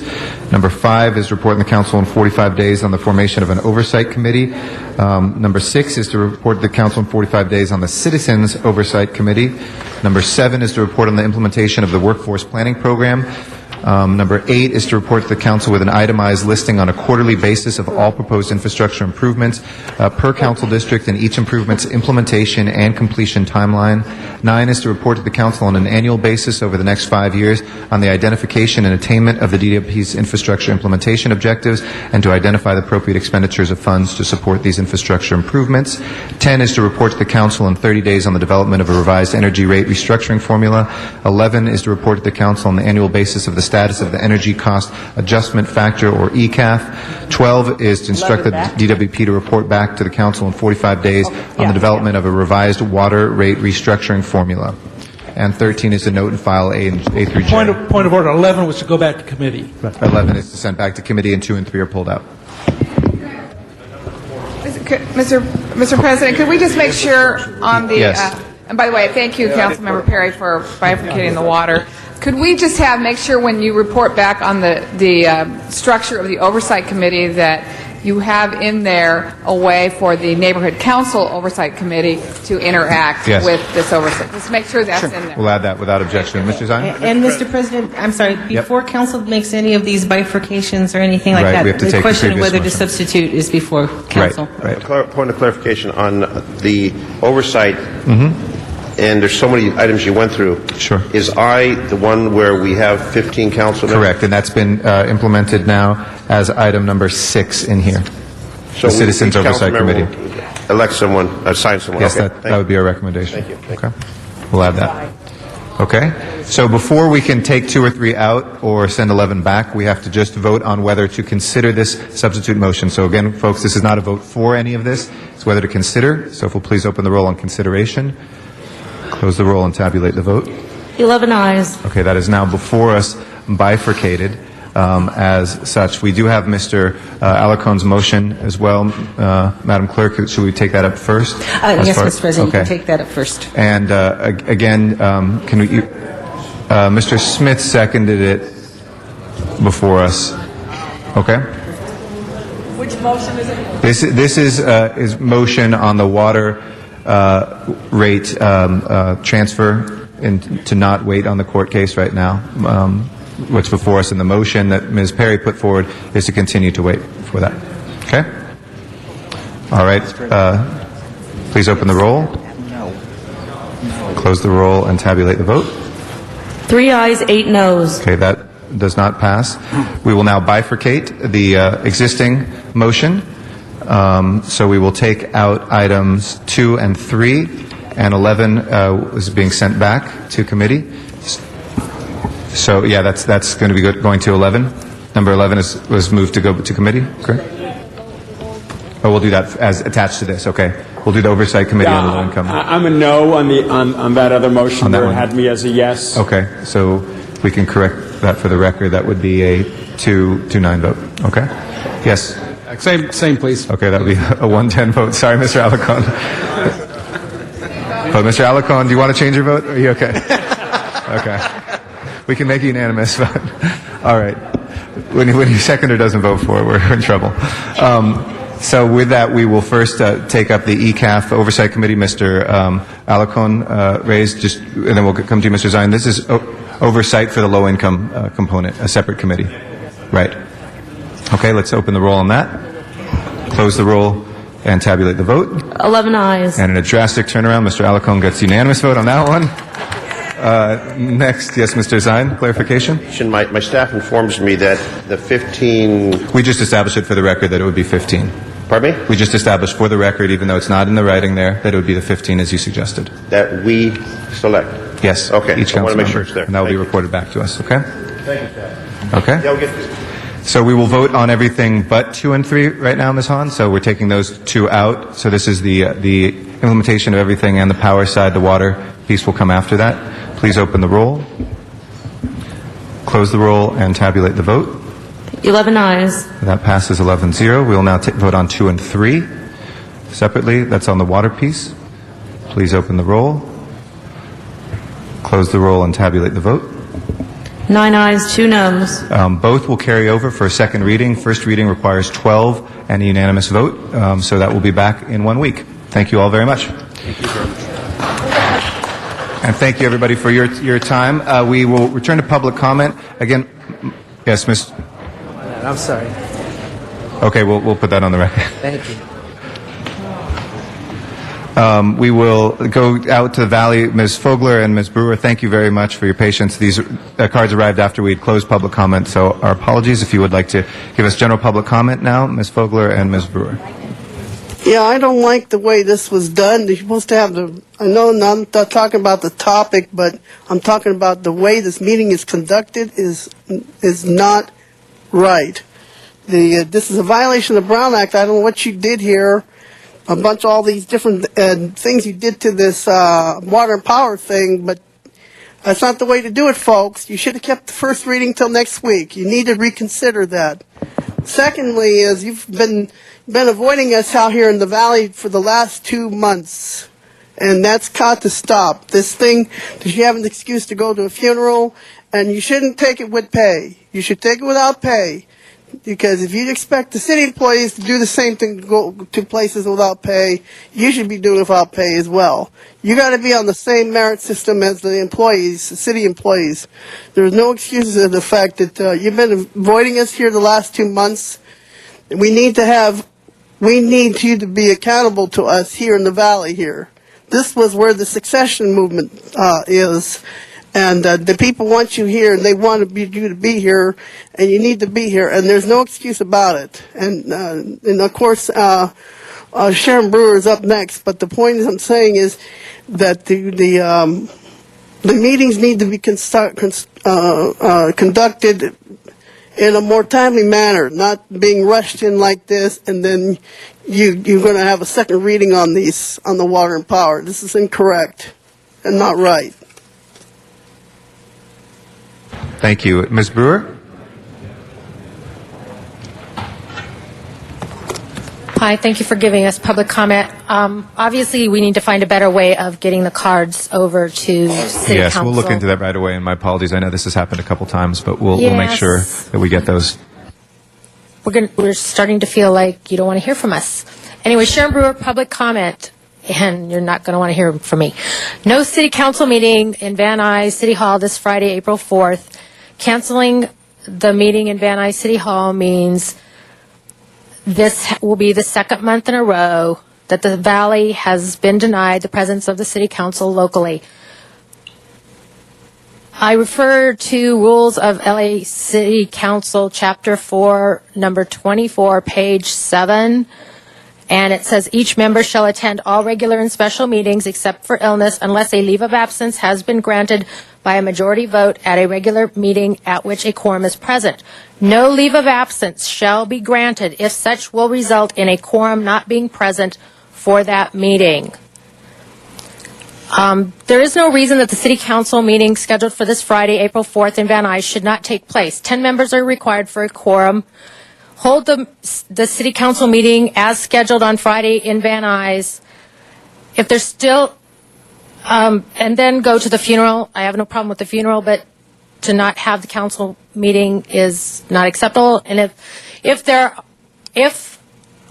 is no meeting on Friday in Van Nuys, then they need to take and have the meeting that was scheduled for Van Nuys to be held on Friday, April 4th, or April 11th. City Council needs to meet in the Valley. It's not fair that this will be the second month in a row that we haven't been able to have your presence out here and to speak to you in public. Thank you again for opening up the public comment. Thank you. Thank you. Ms. Brewer, appreciate that. We will now go to the next item called special. Next item, Mr. President, is item number 4, and that was called special by Councilmember Gruhl. Okay, Ms. Gruhl, item 4. Thank you very much, Mr. Garcetti, and if I could ask our staff to come to the table, CAO and CLA. Colleagues, before this, and I know a lot of you may not necessarily be paying attention right now, but this is a very important part of our debate, and for those of you in the public here, that we started off, I believe, with a $154 million deficit. We came back in this last mid-year and reduced it. It went up a little bit. So ultimately, I think we still have a $17.73 million in which we need to find that gap between now and the end of this fiscal year.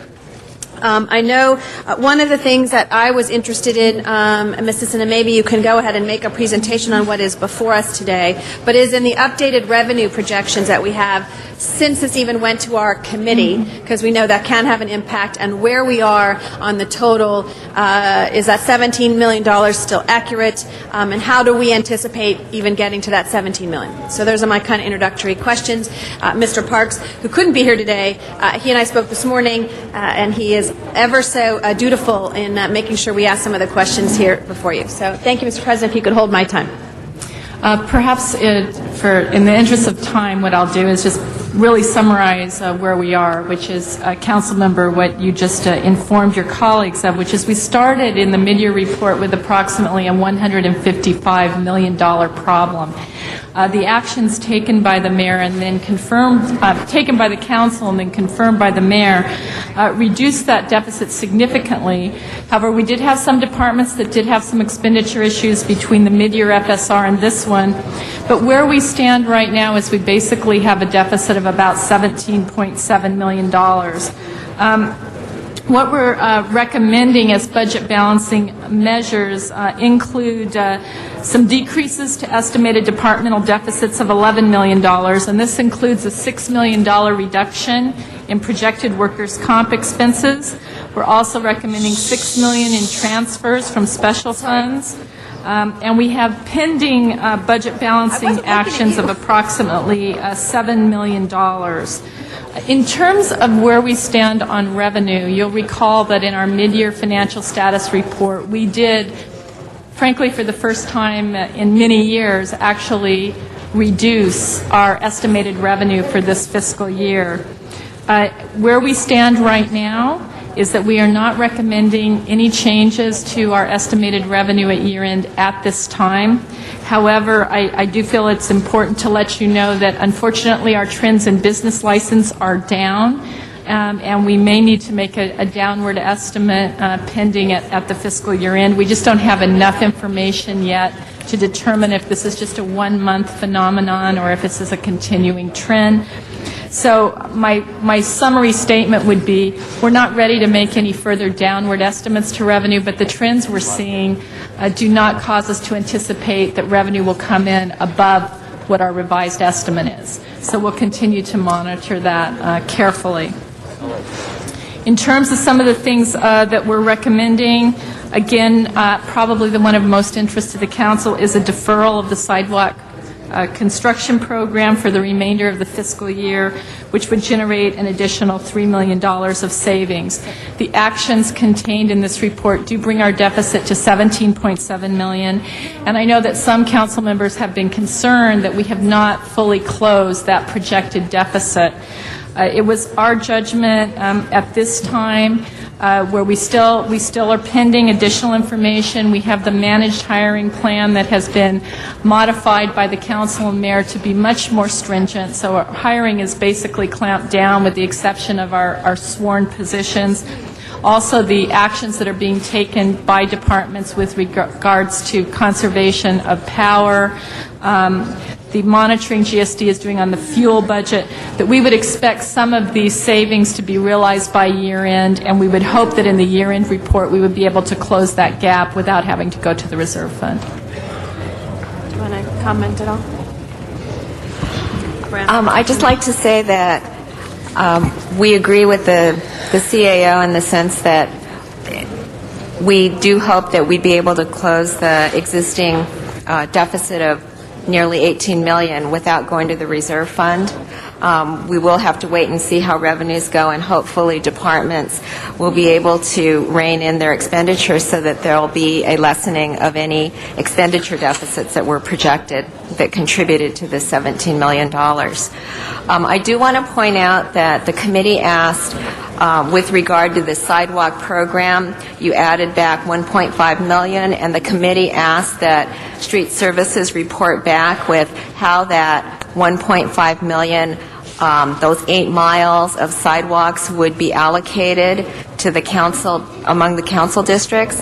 And attached to your report is that information from Street Services. So I think that might be of interest to you.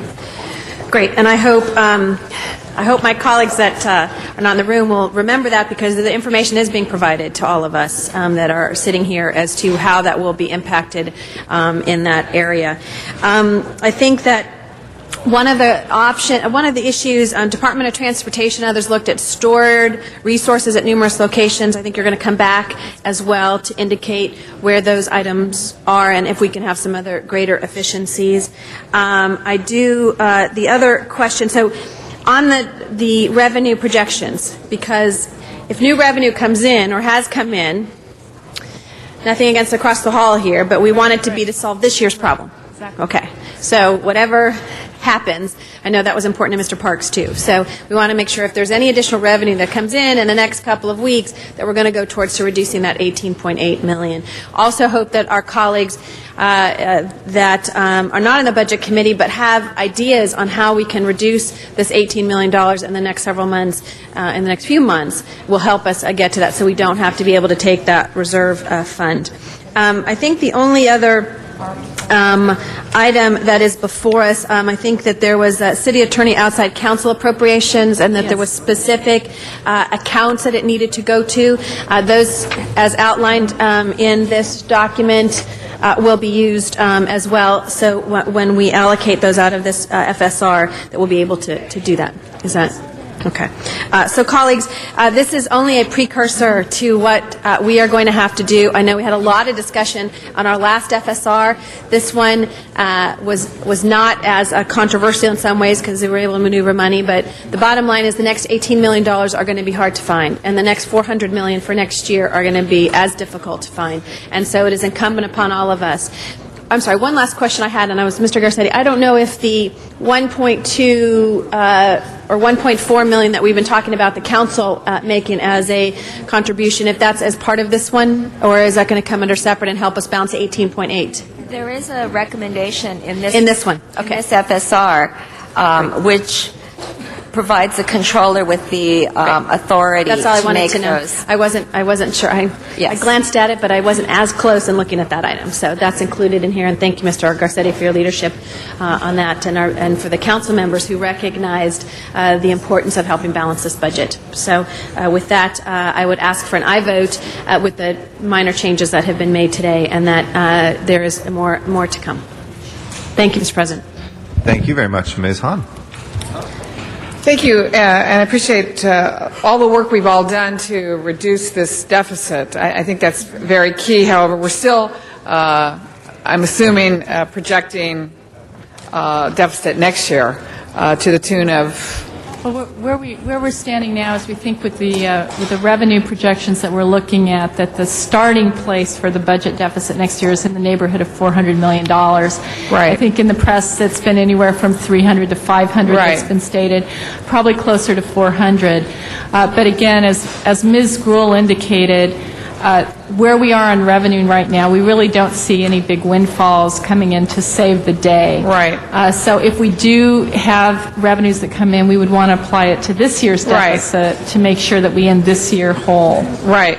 But obviously we can't just keep doing these one-time budget fixes, because that's what's gotten us into trouble before, which is why I, along with Councilmember Parks, Councilmember Garcetti, and Councilwoman Gruhl, have proposed that we have a budget day on the City Council, much like some of our other one-subject days, and we talk a lot about ideas for generating revenue.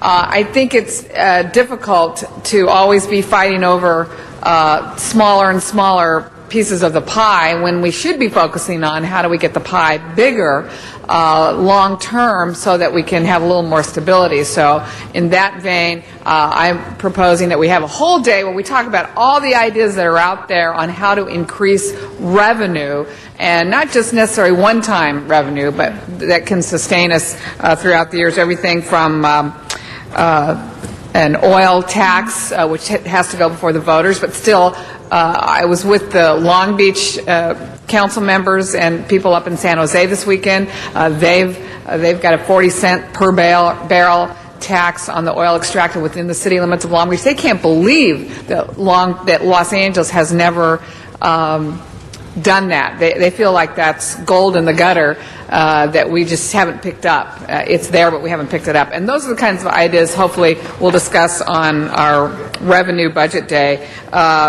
Signage, naming rights, things like that. I think it's time that we take a different look at some of the things that we've held dear to us and maybe be willing to give those up so that we can have extra revenue in the city. So I think that will be a very interesting day, and I think that's important as we go forward to not just do these one-time fixes, which keeps us in the same problem next year. We would agree. Thank you, Ms. Hahn. Great idea on that revenue day. So, Mr. Garcetti, followed by Mr. Labange. Thank you very much, Madam President, and thank you, Ms. Hahn, for your leadership in continuing to put that forward. I think this entire council has been putting ideas, not only ideas on the table, but actually implementing them. And it's another thing to be proud of today of this body. These are very difficult budget times, but we've not only been making the cuts that are necessary, but also sacrificing from within our own budgets. 1.2 million represents, I think, 12 million of quote-unquote discretionary money that the council has, but it's not very discretionary in that it is the reason that we fund cultural events. It's the reason that we see parks that are bought. It's some of the core services, and we've focused on that $1.2 million of council money that is going to move forward being for our core services. So we understand the sacrifice doesn't just come by asking departments to do it, but it comes from the example that we set here inside these chambers. It will be a very difficult year, and we're one of the first departments or entities to make that big of a cut, and I hope it inspires other entities to do the same, because it's going to be necessary for all of us. I know there's cars that have gone back. I know that there's furlough hours that people are taking around this horseshoe and others, but the real big cuts are what we can give in those large dollars. I know this was the equivalent, the CLA calculated, of some 50,000 hours or something of furlough hours taken. So that's very important for us as well. Secondly, colleagues, the ideas for revenue, we know that this is going to be tough, and I know the mayor and the council have been very united in this, and we've sat down with our unions because we're going to have to look for creativity, we're going to have to look for cuts, and we're going to look for sacrifice in all of our entities, but we want to do that in partnership with our labor unions. We want to see where there are employees who may look at retiring early in ways that doesn't sock our budget but allows them to move on with the next phase of their life without us having to do layoffs. But we're facing a very, very difficult year ahead. So I appreciate the work the Budget Committee has done to balance that, the CAO and the CLA's office, who have worked very diligently. And the suggestions, some people have heard out there things aren't moving quickly enough. Just to be clear for the public and for everybody else listening, we are actually passing cuts today.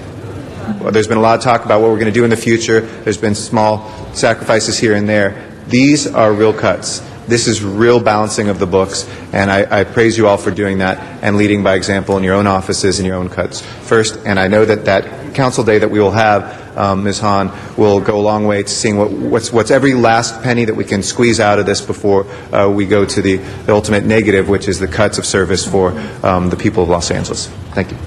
Thank you, Mr. Garcetti. Mr. Labange, Mr. Rosendahl, Mr. Zine. Yeah, thank you very much. On that, too, I also think we should look at consolidating some of the services. It's nice to expand. I know, and some of them could go into the mayor's office. You know, that's when I started with Tom Bradley's Office of Youth Development.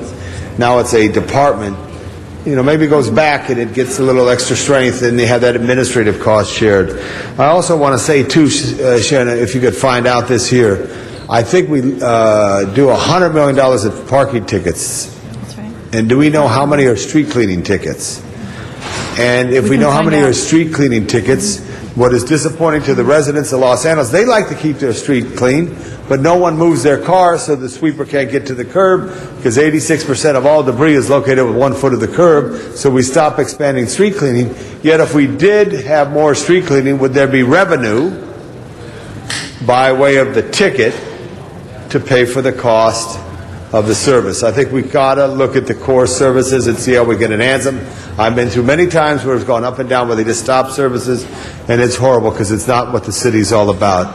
I also, Mr. President, could I ask you on this motion here, do you know if we're going to invite any specialists from other things? Office actually, on our behalf, has hired a revenue specialist. We can make sure that person's in, and any other ideas you have. You know, and, do you read Western Magazine, the government magazine, and some of the others? Maybe we could invite some from these magazines that have ideas, some of the smaller cities, you know, because we think it doesn't make a difference.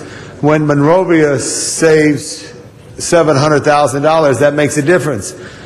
We should look at every opportunity to look at some of the smaller cities and have an idea and be as inclusive as all. But I certainly want to know, with computerization now, Lynn, as you're writing down there, that we would say, okay, we punch a number, how many tickets are peak hour restriction tickets, how many tickets are street cleaning, how many are XYZ. And lastly, I say this, Mr. Rosendahl, I know Mr. Smith over there, both Public Works Chair Emeritus, if I may say so, Public Works Chair now. I think our Public Works inspectors, given the right tools and the right staffing, could help us keep the city cleaner by knocking on your door and saying, Ms. Sisson, I like your business here, but you got to keep your sidewalk clean, your tree well clean, your gutter clean. And if not, I'm going to come back and I'm going to give you the citation. Not the one that the council gives you that you hang on your wall, but one that's going to pay a fine, because we want to make this a fine city.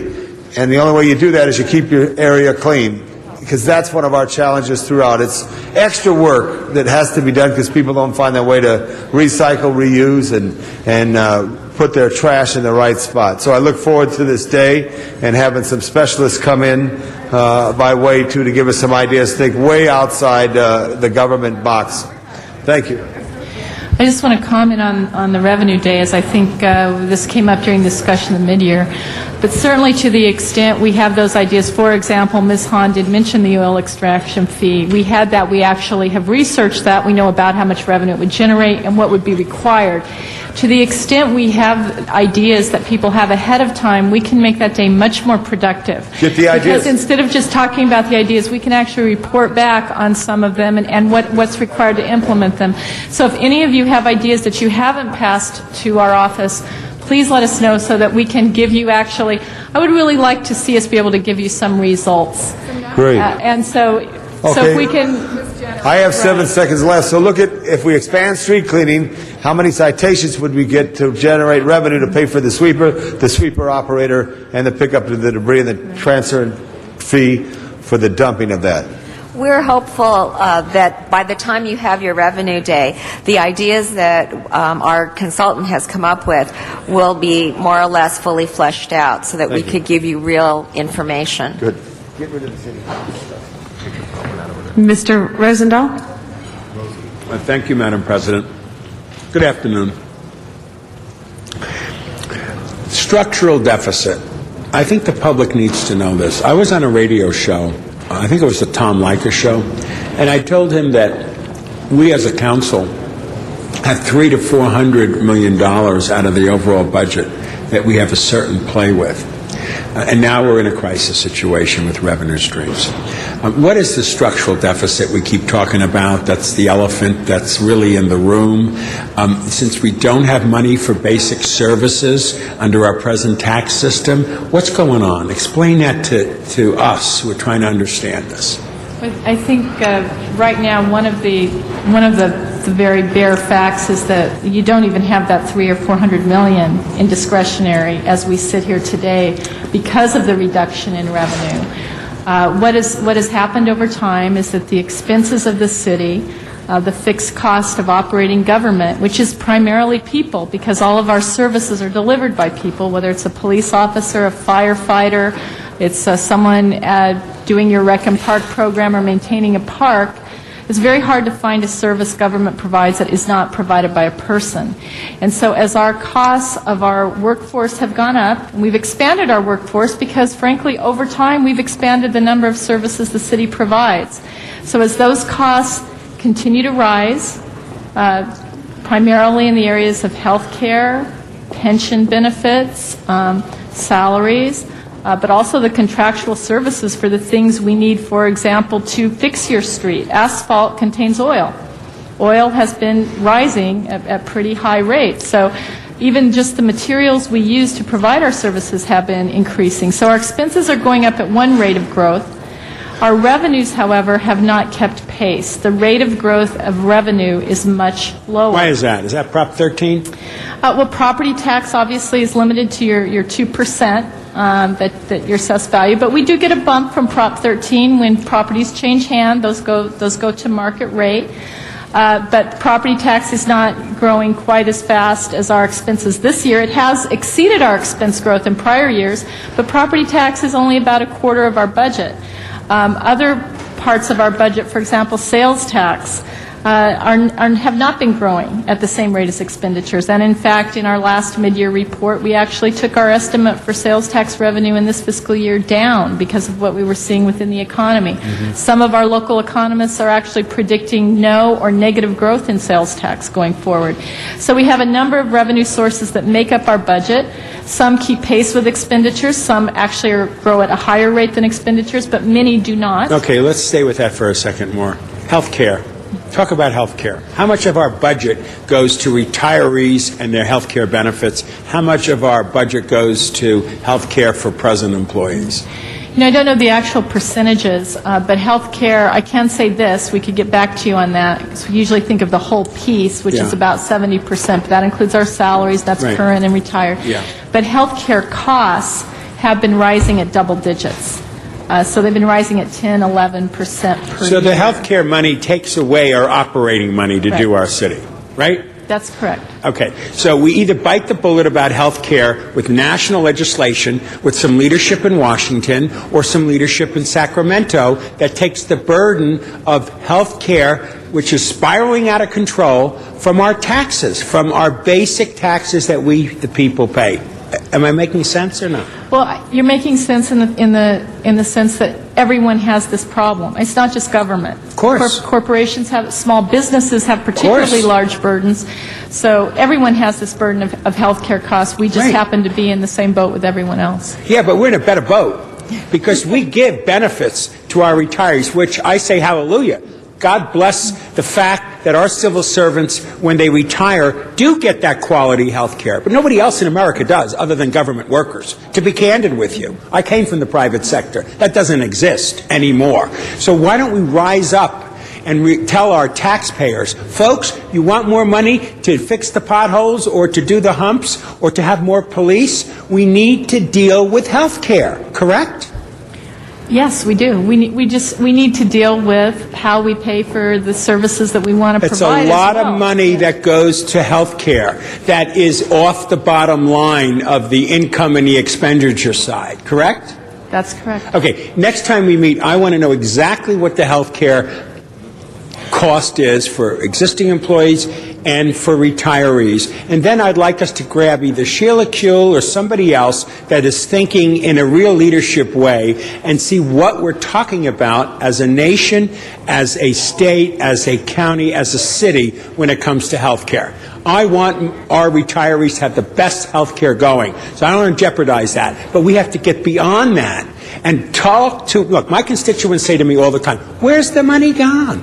I can't just blame it always on this recession and all this other crap. It's going to costs that are out of control. You just said health care is what, double digit or something?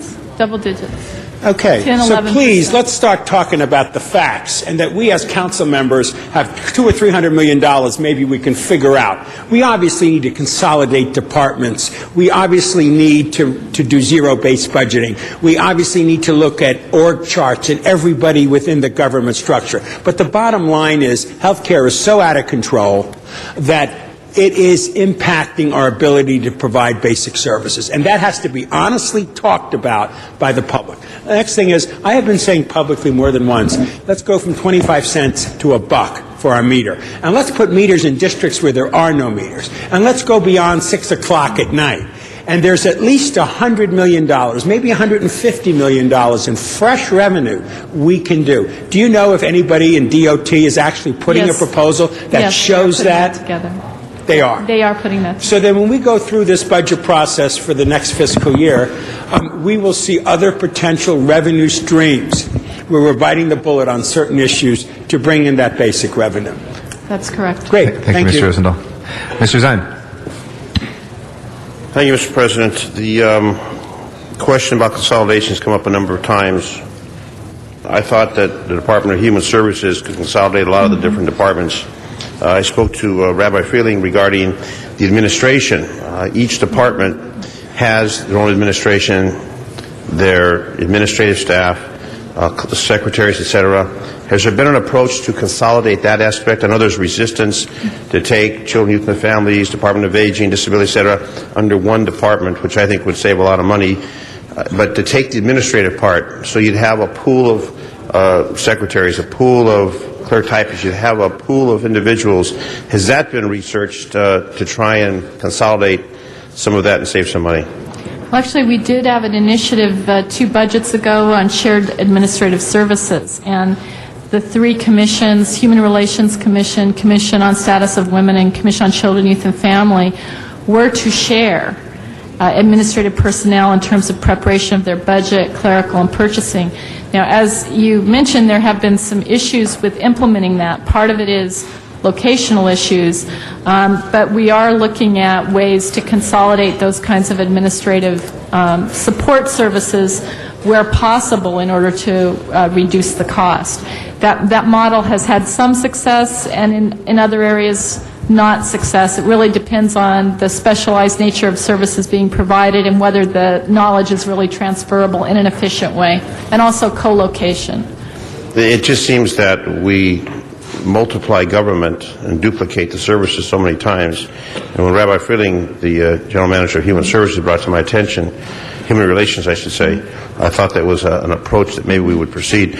Also, I know there's been a proposal to establish a gang unit. Where are we on that gang unit, which, again, would be another bureaucracy within the city family?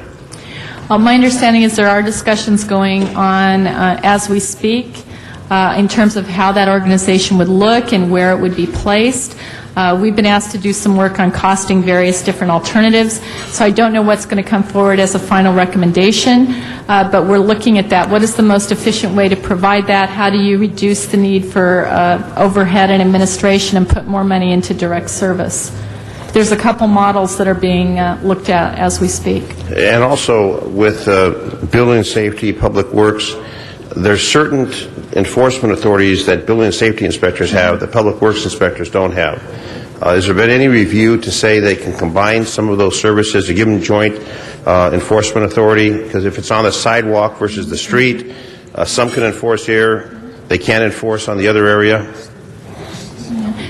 Mr. Luther is telling me that in the past some of that work has been done, but it probably bears taking out now and seeing if there's a way to move something like that forward. So I think if you give that opportunity for, I mean, you're not going to just do away with building safety or street services, but to give them joint authority enforcement powers where a building safety inspector sees something and then he's got to go out and call Public Works instead of being able to handle it. And I know that I've spoken to some of the personnel from both Public Works, Street Services, also from Building Safety, where they have the knowledge, they just don't have the authority to have that joint opportunity, which would obviously save a lot of effort and duplication of efforts. Because if it's on the sidewalk, it's one issue. If it's a street, it's another issue. If it's a building, et cetera. Again, we seem to duplicate a lot of our services. And if we could consolidate some of those, then maybe we could save some more precious dollars. And what do we have in the reserve fund as of now? I believe in the contingency reserve about 50. Maria's going to get the exact number. 52? Hold my time, please, Mr. President, before it's all gone. This is your last comment will come after Sorry, this one. 59. I was $7 million short. I thought it was 52. $59 million in the contingency reserve, and the full reserve is about $181 million. And my final question regarding negotiations with unions, meet and confer, reopeners on some of the contracts. if a union does not want to meet and confer, if they resist, say we don't have an opener, then are we able to say, okay, if you don't want to meet and discuss how we're going to help resolve this budgetary situation, do we then have the legal authority to say then so many positions are going to be eliminated from that particular department affecting those union members? Without, in other words, they don't want to meet and confer, they don't want to negotiate, it's like, don't bother us. Do we then have the authority to say, thank you very much, we're going to give pink slips to 500 people in your particular department? We do have the right to execute layoffs in the event that we do not have the ability to compensate our employees. We do have the obligation to meet and confer on the impact of layoffs, but we can proceed with layoffs even if there's no reopener or the union has not met with us. And if you found them responsive to those that have reopeners? Thank you, Mr. Zine. That's my final question. I thought the previous one was. Well, that was the second to the last. But if you can just conclude with that. And the Coalition of City Unions has been meeting with us. I think Council President Garcetti actually mentioned some of the things we've been in discussions with them on. So yes, they have been at the table working with us. The other labor organizations that are represented that do not have reopeners have not been active in conversations. We're trying to meet with them. I want to be optimistic, but frankly, they've not really come to the table to talk with us about the impact of this financial situation. All right, thank you. Thank you. Let's go ahead on this item and please open the roll. Please close the roll and tabulate the vote. 10 ayes. Thank you. We'll move that forthwith without objection to get some of those books balanced right away. Thank you very much on that item. We have a request to take the item on medical marijuana out of order, Mr. Zine, right? So if you'd like to, on item 32, take that up next. And we do have cards from the public. Would you like to hear those at the outset? Yes, if we could hear from the public. And I want to thank the representatives, the people who are still here. We had a news conference this morning at 9:45 to discuss this particular matter, Joint Resolution 20. And we had myself, Councilmember Rosendahl, Councilmember Hahn.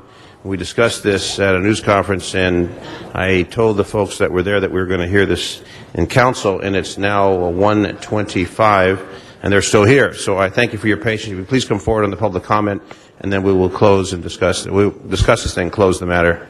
So if we can have the public comment folks come forward. Do you have some cards for that, Mr. President? I do have a number of them for the special joint motion. Okay, if we can give this resolution, excuse me. We give it 2 minutes a person, okay. And I think they can consolidate some of their statements, and then we can move on. Great. Norman Welch is our first. Is Norman here? Good afternoon. Thank you for your time. I'll make it brief. My name's Norman Welch. I reside in Los Angeles. I'm 61 years old. I work and pay my taxes. The use of my back and hands are essential in my line of work. However, I have various forms of arthritis that had held me back in my work until I found medical cannabis. It safely relieves my pain and greatly restores quality of life. Medical cannabis makes it possible for me to work as hard as I need to and to be as productive of a citizen as I can be. As you know, thousands of my fellow patients have way more serious illnesses than I, which medical marijuana helps to significantly relieve. Yet the DEA actions against medical cannabis facilities and providers are not only extremely cruel and unfair, these actions threaten safe access to the medicine that my fellow patients and I so sincerely and greatly need.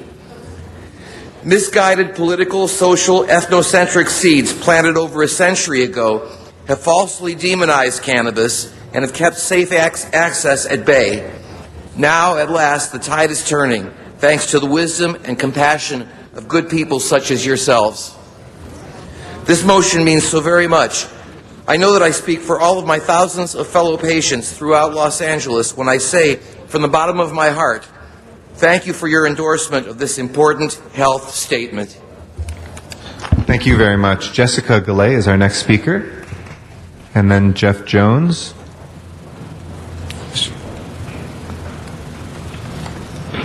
I think she may not be here. So, Mr. Jones, why don't you go ahead, and then Don Duncan will follow that. Okay, my name is Jeff Jones. I represent the Patient ID Center and have been an advocate in the medical cannabis field for over 13 years.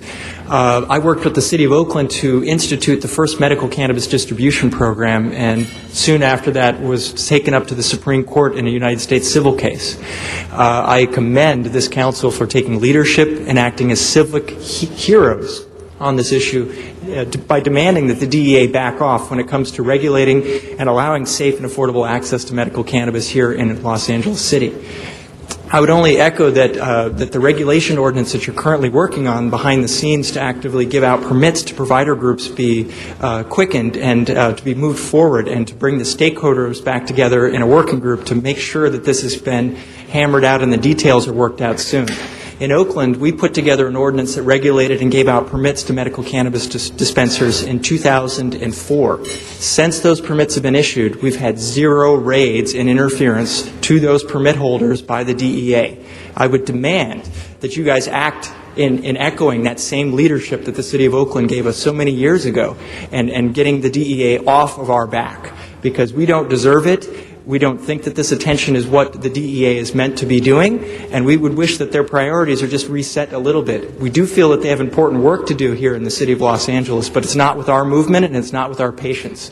And we would just ask that you redirect them, as you're currently doing by sponsoring this resolution to ask for the Senate Joint Resolution 20 to be supported and passed.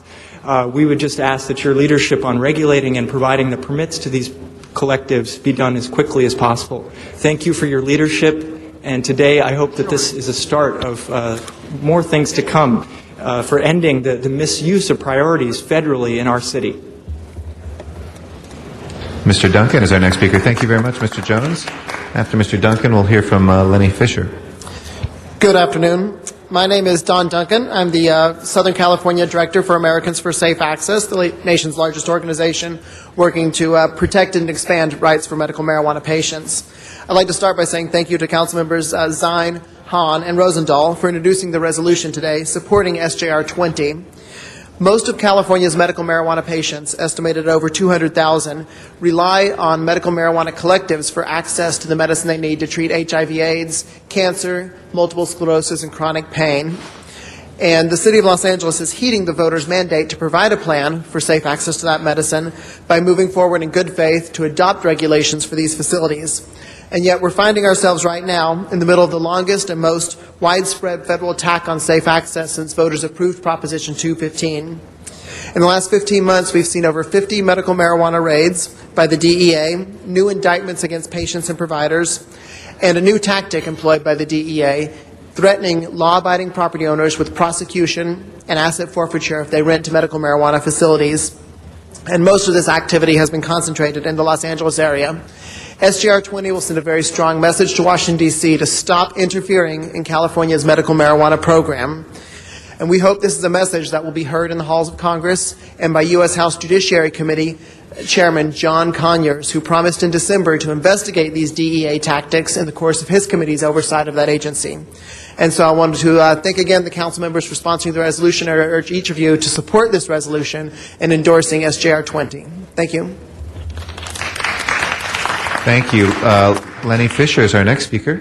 Is Lenny Fisher still here? Okay. Sarah Levering? No? Okay. Sarah Slotkin? Good afternoon.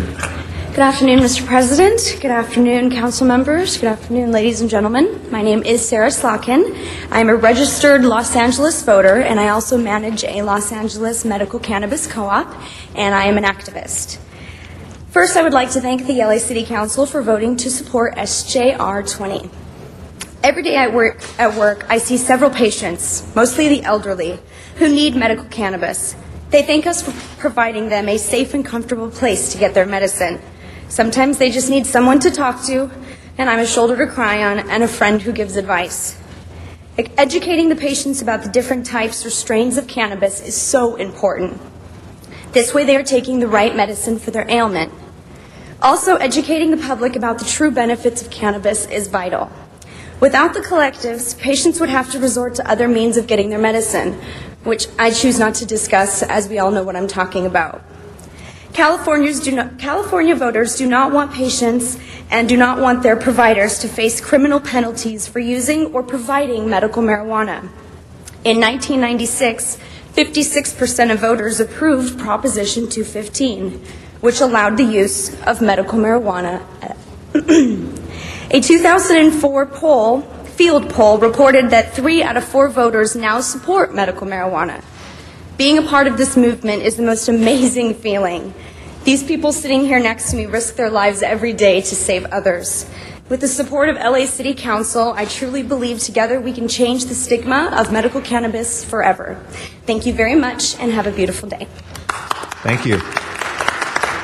You as well. And Michael Levitt is our next speaker. Michael Levitt here. Not, is Jennifer Farrell here? Come on down. And after that, a third Sarah Armstrong. Follow. Good afternoon. My name is Jennifer Farrell.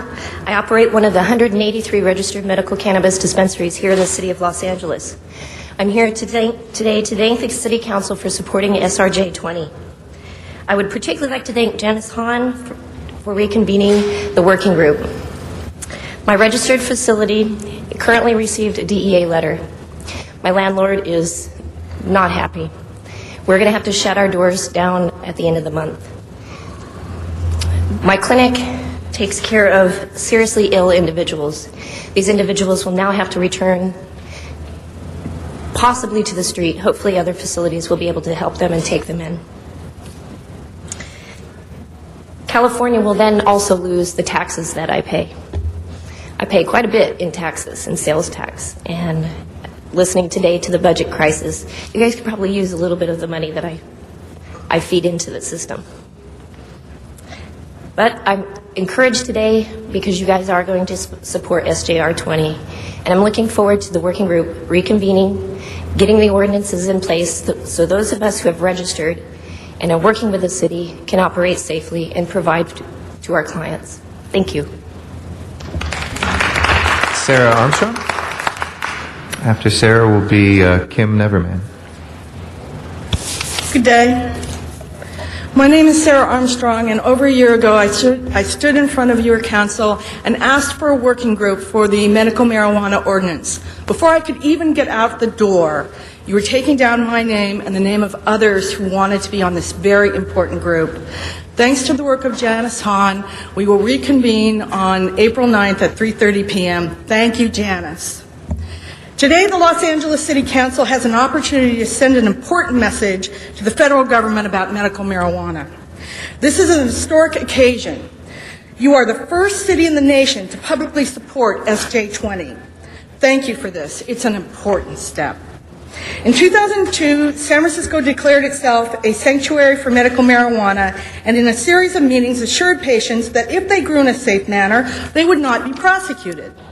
Unfortunately, the city fathers neglected to make this policy clear to San Francisco police officers who were cross-sworn as federal officers.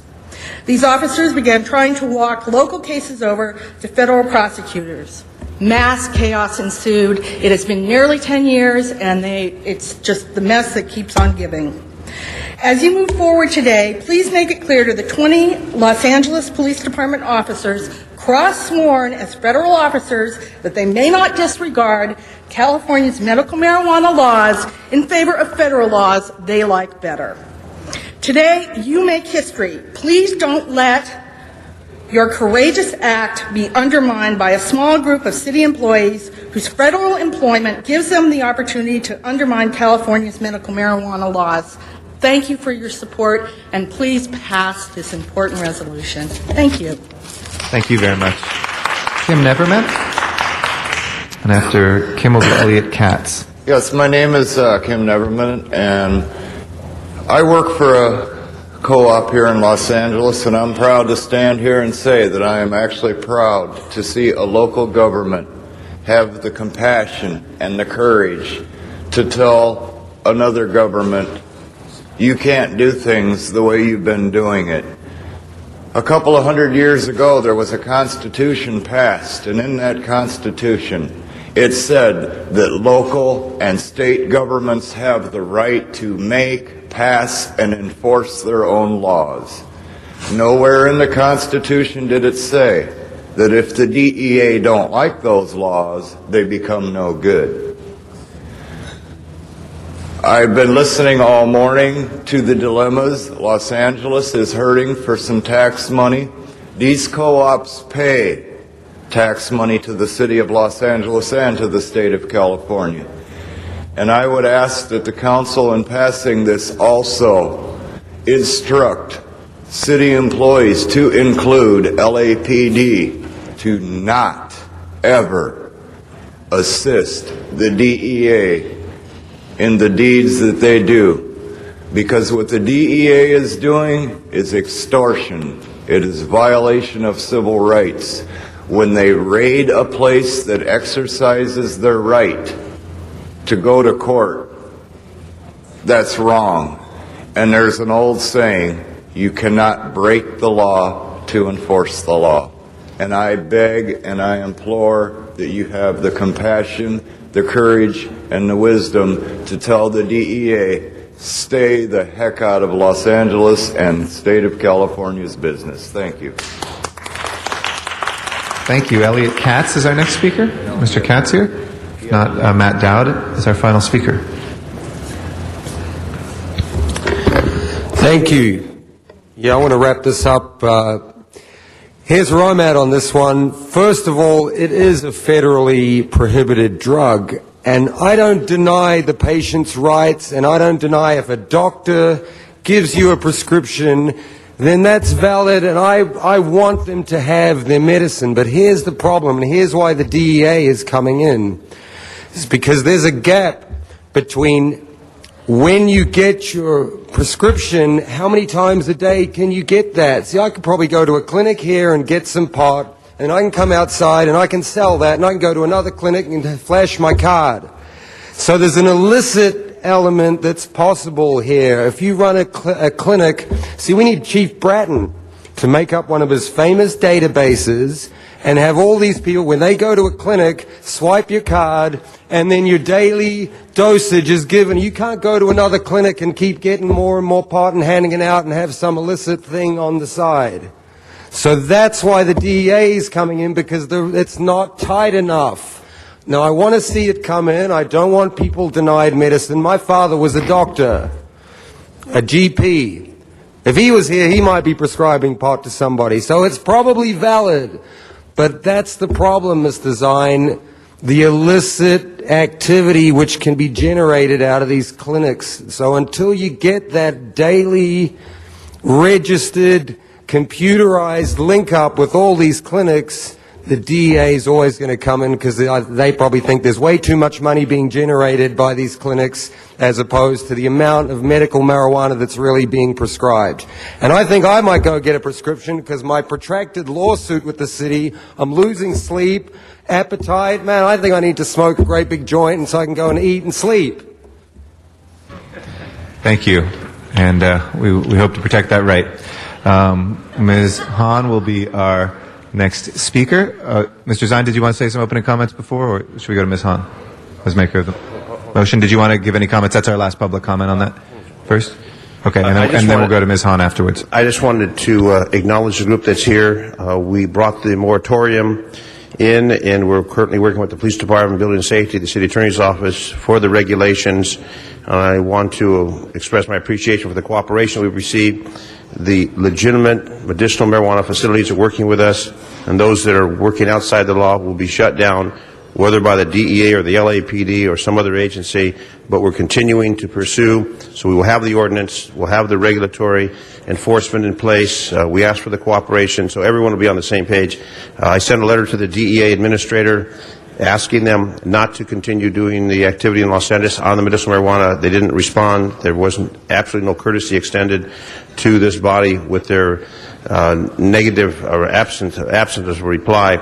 So we're going to continue, and I hope this body, since we are unanimous in our support for the moratorium, for the ordinance that we're working on, that we will continue to support this. And while there's a difference between the view that we have and the voters in California under Proposition 215 that support this, the Attorney General's opinion that says it's legit, the people who use it, who have cancer, who have AIDS, who say it gives them a quality of life they wouldn't have without it, we know that we're doing something that is compassionate. That's why it's called the Compassionate Use Act.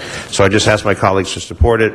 Again, we had a news conference this morning outlining all of the aspects.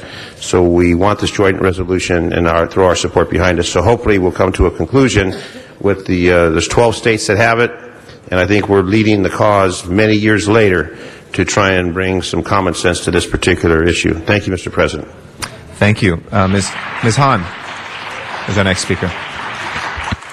Thank you, Mr. President. I just want to thank Councilmember Zine for adding credibility to the issue, frankly. I mean, Dennis Zine is from law enforcement, and it shows that someone who has spent their entire 40 years with law enforcement understands what's happening here and understands that the people of California spoke loud and clear that they believed those who were in need of medicinal marijuana should have safe access to it. And this is a compassionate use. I am always very touched by the stories of people with cancer, with AIDS, with chronic pain, people who would have no other way to even get rid of nausea so they could even keep a little food down while they're going through treatments, and medical marijuana is the only thing that their doctors say will help them. And I will tell you, at no time do I think that the DEA should come in here and make it impossible or even make it difficult or uncomfortable for people who have been prescribed medical marijuana to have access to it for their own particular pain or illness. I think that is so wrong. And again, when federal government, state government, local governments are having budget problems, why should they be spending their time and resources and taking medicine away from the very people who need it? I think that's misplaced. And I've spoken very loud and clear that I am not supportive of our own LAPD in any way using their very thin resources to aid these DEA officers that come in here and do these raids. I think it's wrong, it's misplaced, and I am, as was stated, we are putting back together the medical marijuana working group because what we're trying to do is make sure that the businesses that open are legitimate. They operate with certain regulations. We want to make sure they have their building and safety permits, their health permits. Maybe we can address some of the issues that were brought up today. But we need to do it in a safe environment where people are not afraid to come forward as a legitimate business owner and work on some of these regulations. We want to regulate them. We want to know who's in business, when they're operating. We want to control that, and we think this is the way to do it. The next meeting will be Wednesday, April 9th at 3:30, and I will attend the first meeting. I'm going to be there and hopefully can attend more, and I expect all the council members to support this working group as we move forward to get a little tighter grip on the businesses that are here. And we have proposed a moratorium. No new clinics are supposed to be opening until we can make sure that we have these regulations in place. And my hope is that many of you will be able to relieve some of your anxiety that I know you're feeling around the DEA raids, and I would love it if we could follow Oakland's lead. It's very encouraging to me that those who became legitimate in the system were no longer raided. We haven't felt that down here in Los Angeles. In fact, some have said even those that came forward in the working group were targeted sometimes the very next day. So hopefully they will look on our working group as a legitimate working group representing legitimate businesses in the city of Los Angeles. So thank you, Dennis and Bill, for bringing this forward. What we're doing today, colleagues, is we're supporting state legislation which is going to call on Congress to take another look at this and see if Congress will enact legislation that will require DEA and other federal agencies to respect the compassionate use laws that California and 11 other states have passed. Thank you very much, Ms. Hahn. Mr. Rosendahl is our next speaker. Mr. Rosendahl. Okay. Good afternoon, and thank you, Mr. President. Look, Ms. Hahn said it all.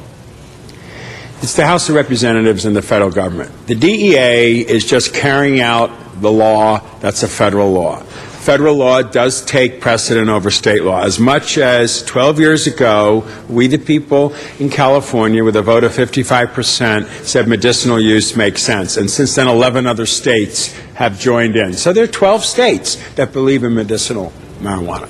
The Congress, frankly, doesn't have the courage to deal with this in a more honest and open way. The federal government is supposed to have done massive studies on marijuana to see if it's got medicinal properties or not. They've never done it. But what they've done is tighten up the law. If you want to be tough on crime, let's do the marijuana thing and get reelected. Great, great, great, great, great. How many hundreds of thousands of people's lives have been ruined by a law that nobody understands? So the DEA is just doing its job. They're not our enemy. What we need to make sure is that the Congress looks at it from a different light. I know folks in the AIDS world. I'm a gay guy. I lost half of my friendship circle in the 80s and the 90s. I'm still reeling from the death of my partner, Christopher Lee Blauman, from those days. And I can tell you that in the AIDS community, historically, doctors just threw their hands up. There's nothing we could do. And medicinal marijuana became an opportunity for people with nausea and with pains and aches. Now, today, people with cancer are being urged, when they finish chemotherapy, to possibly do that for the sake of being able to eat. So look, we don't know anything. We just keep fighting for what we think is right. It's the electeds in Washington that need to get off of their da-da-da-da and begin to say to themselves, so what's the deal about marijuana? And do some studies and get some understanding and some assistance and appreciation if it's good or bad or ugly. Is it medicinal or not medicinal? Is it a recreational drug or not? We never hear anything about alcohol, of course. We never hear anything about prescription drugs from doctors. We never understand anything as people here. But we know here in Los Angeles, where the rubber hits the road, two things we've done. Thanks to Dennis Zine, a guy who understands the law, we created an ordinance. And we went around and gave people certificates if they filed a business license, if they followed the rules that the city set up, with the hope that not only would we get a revenue stream from the taxes of it, but honest needs of people who are living within the Prop 215 law can be served their medicinal use. So whatever this group is, what do you call it, DEA? DEA comes in town, goes in and raids these groups. Well, and this will always continue until we get leadership in Washington that does, one, analyze marijuana. Is it good, bad, or ugly, or indifferent, or whatever? Secondly, look at the medicinal nature. Is it medicinal or not? And three, either accept 12 states who have made that decision or not. This constant schizophrenia that we have to be part of is just totally unacceptable. And we've reached that point, frankly, that our budgets are busting everywhere, federal, state, and local. And wouldn't it be great if somebody began to think out of the box on this subject in a little bit more honest way than we presently do it. So not the DEA, it's those members of the House of Representatives that need to do the right thing and revisit the issue. That's why this Joint Resolution 20 was put by the Sacramento to Washington to be a wake-up call to our legislators back there. Thank you, Mr. President. Thank you very much, Mr. Rosendahl. Our next speaker is Mr. Labange, and then we'll come back to Mr. Zine. Is there any expert here, Mr. Zine, on this here? What kind of expert do you need, Mr. Well, the gentleman mentioned about the city of Oakland. Yes. Okay. And the city of Oakland, you could stand at the counter there. The former mayor is now the Attorney General. What's the Attorney General's position? I'm sorry we're asking without knowing. Do we know? I'm actually an officer of the City of Oakland under contract with them since 1998 related to this issue. So you work with Jerry Brown? I've worked with him over now the years. Now he's the Attorney General. He instituted a review of the policies when he first got elected to be Attorney General and then profoundly punted the issue because of the controversiality of it and the fact the DEA is just trumping our laws. The state Supreme Court last month ruled in a Santa Ana case involving a return of property of about 8 grams that the state law stands as firm when it comes to our state constitution, and peace officers that are sworn in under the state law can't violate the state law by saying that the federal law trumps it. And that's our state Supreme Court. I understand that, but as far as you know, right now the Attorney General is not engaged in this fight. supported 215. But the Attorney General now, who was the former mayor of Oakland, Jerry Brown. But at the time, the Attorney General, I know, I'm talking Mr. about right Lockyer now. supported it. All I would add to that is that it's a 180-degree difference between Dan Lundgren, who was Attorney General when Prop 215 passed, as compared to now with Jerry Brown. Jerry Brown's sentiment, even in the city of Oakland, was to promulgate regulations to control it and not let it get out of control.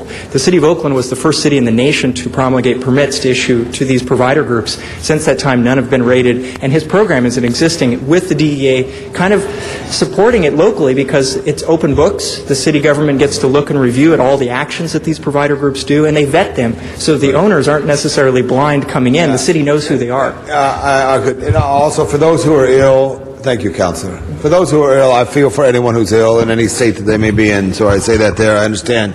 Some of the things that you mentioned, Ms. Hahn, are extremely important as far as the working group to attack that there is a moratorium on it now, that there have been some operators who have not done it to the letter of the law, who've abused it, some operators who carry all cash in their business, some operators have been victim of crimes in their business, so that could be addressed, Mr. Zine, correctly, with this working group there. And let me ask you a question, Mr. Zine. The DEA, what does it do statewide in a positive way? Well, the DEA has a responsibility for drug enforcement. They normally work with local agencies, local narcotics officers, and they're in business to put people in jail that are distributing drugs. They're supposed to go after the drug cartel. The DEA, the federal government, goes after the big cartel, but the medicinal marijuana, they're easy fish because they advertise, you know where they are, you go there, you rate them. It doesn't take a lot of investigative. And they apply it on the federal level. So this is asking for a clarification for the federal government. No, what we're asking for in this... What are the other 12 states or 11 states? On this particular resolution, what we're asking for is you can hold my time. The DEA return, and any other federal agency, return what they've already taken from the places they've raided. That's what this resolution calls for them to return what they have taken from these medicinal marijuana facilities. But the states, there are 12 states. Up and down the West Coast, you've got Oregon, Washington, Nevada, Hawaii. Mostly western states. There's a number of western states. There's a couple on the East Coast, but most of the West Coast, the states have bought into this medicinal marijuana with a prescription for the use of an individual who needs that. And what it does, I've spoken to people who take it. Dave Fleming, the prominent Fernando winner in the San Fernando Valley, his wife Jean takes medicinal marijuana, and she's come out publicly stating that when you have medication you take to stay alive, oftentimes... I understand that, and I feel for everybody. I think I don't want to see someone in a business who's harmed. I think what Ms. Hahn said about the working group to clarify what are the hours of operation. But that's all going to be part of the ordinance. That'll all be part of the ordinance. The location, where they can establish, etc. But right now the moratorium's in place. No new facilities can open up. The ones that are in place are under jeopardy of DEA. The property owners are under jeopardy of DEA coming in and putting them out of business. And that's what we're trying to avoid. At the same time, this joint resolution calls for the return of properties. Hours? How late is a location open? They're all different. But that's what this ordinance is going to do. There could be some regulation that they would close at 8 o'clock at night or something like that? The regulations are going to be in place to give the hours, to give what they can legally do. Okay. Can they be next to a school, next to a church? Before this moratorium, they could be any place. Got it. Thank you very much, Mr. President, Mr. Zine, Ms. Hahn. Mr. Zine. To close. I just wanted to close on this issue about returning the property. That's what this joint resolution is about. And we get on all these different tangents, but the joint resolution calls for the federal government that's taken whatever they've taken from these establishments to return it to those establishments. That's what the joint resolution is all about. Thank you, Mr. President. Thank you. Thank you for being here. Thank you for your patience. Yes, thank you indeed. We had a very busy day with the water and power rates, so appreciate your patience today. And with that, we'll go ahead and take a vote on this item. Madam Clerk, if you'll please prepare the roll and tabulate the vote. 9 ayes, 1 no. That is approved. That will move forward. Thank you all very much. Next item, please. Oh, I'm sorry. Ms. Hahn asked for 13 to be reconsidered. Do you want to take that up now, Ms. Hahn? Can we take 13 up real quick? Sorry? Yes. Okay. Let's open the roll on reconsideration of 13, please. Close the roll and tabulate the vote. 10 ayes. Okay. Ms. Hahn? Thank you, colleagues. I really wanted to talk about this a lot earlier in the day, but that's okay. And I just didn't want it to let it go because this is really about the Ontario master plan. And I know Bill and Tom and I in our Commerce Committee, we heard this, but I think it's important for all of us to understand it's not always just about LAX when we talk about renovation and master plan and preparing for the future and our regional airport plan. We have right now an Ontario master plan in front of us, and it will do everything from have airfield improvements, passenger terminal expansion, other infrastructure improvements to accommodate 30 million annual passengers by 2030. We're going to look at developing property for a future cargo expansion. We're going to provide space for passenger and cargo facilities as needed. I think what's important is that we prepare for the future. There's no way, and I know Bill talks about this all the time, there's no way that we're really going to relieve air traffic and cargo traffic at LAX unless we're preparing for that at some of our other airports. And this master plan at Ontario will look to do just that. Air cargo has increased about 18% over the past decade, and it's going to continue to grow. Cargo at the ports are expected to triple it's supposed to double by 2030 and triple by, by 2030, double by 2020. So cargo is coming. It's a growing industry. This is a great opportunity at Ontario to prepare for that now, to begin making sure that we have the room, that we have the facilities, not only for passenger, but for cargo expansion as well. So I think Ontario Airport is key to our regional airport system. And I just think it's a good opportunity to take this moment for everybody that's watching, as well as all of us, to know that it's not just about LAX all the time. We do have 4 airports, and Ontario is, under this master plan, will be ready when we can begin to convince the airline industry and the cargo carriers that Ontario is the place we want them to land and take off from. Thank you. Thank you. Mr. Rosendahl. Thank you, Mr. President. And you say it all, Ms. Hahn, so well that to follow you is always an inspiration for me to see if there's anything I need to say. But let me say this first about cargo. I met with Aeroterm last week. Aeroterm is moving forward at Ontario and will, if all goes well over the next period of time, 6,000 flights will go directly to Ontario that are cargo only. So they don't have to go to LAX. We're in the process of working the ground links from Ontario to get those goods out. Okay, earlier this week, there was a big shot in town named Sir Richard Branson. He's an Australian billionaire, and he owns Virgin this and Virgin that, first the records and now the airlines. And he is now inaugurating a direct flight to Sydney and to Melbourne out of LAX. In fact, 9 international carriers have come in the last short period of time, okay? Why do they come to LAX? Because Southern California, 25 million of us, are the megalopolis of the earth. And now that the dollar has gone down the tubes, everybody else's dollar, whatever they call it, euros or you name it, are more valuable. So people who've been wanting to come to the United States for years now have an opportunity to come and shop and an opportunity to play tourists. And we're going to have literally millions of people coming through LAX to a destination point, which is Southern California. As we modernize LAX, which is what we're doing now, ladies and gentlemen of this council, we're spending $5 to $7 billion as I'm standing here in modernizing that airport. The day will come when those projects get completed that we can pass those costs on to the airlines. Colleagues, do you realize it's $20 to fly out of Miami and $7 to land in LAX, but $12 to Ontario? Do you think United Airlines cares if it takes you 2 or 3 hours to get to their gate, nonstop, direct, frequent, and discounted flights out of LAX? I don't think so.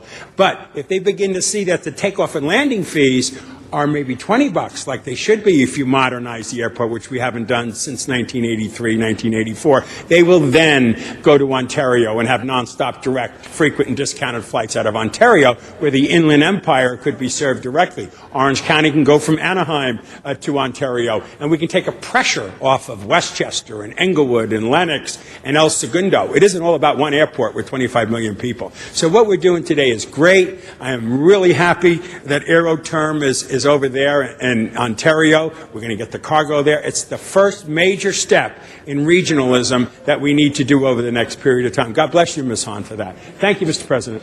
Thank you. Of course, Ms. Hahn. Thank you. That was very good. You always do say even more and better things after me. Don't ever worry about that.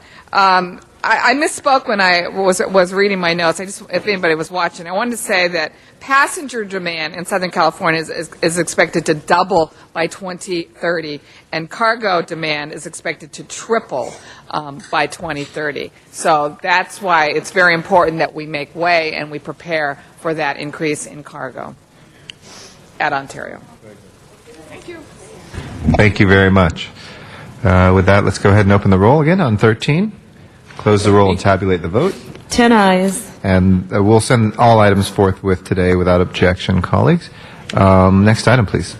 Next item is item 23, and that was called special for a card from the public. All right, Mr. Sachs, would like to come forward on item number 23.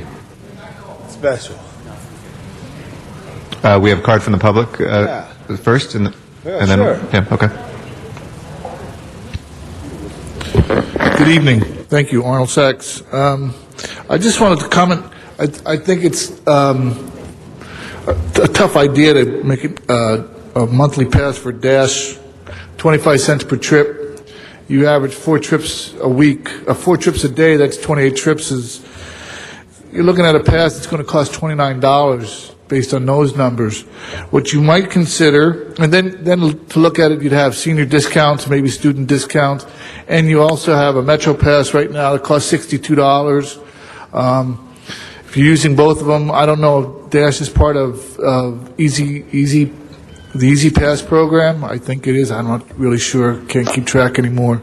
But I was wondering, maybe you might consider raising the cost to 40 cents, but include a transfer with that 40 cents so that it could be used for other Dash or a return trip. You'd increase ridership. People may say, well, it's going to raise the price, but actually they'd be getting 2 trips for the price of 15 cents, 15 more cents.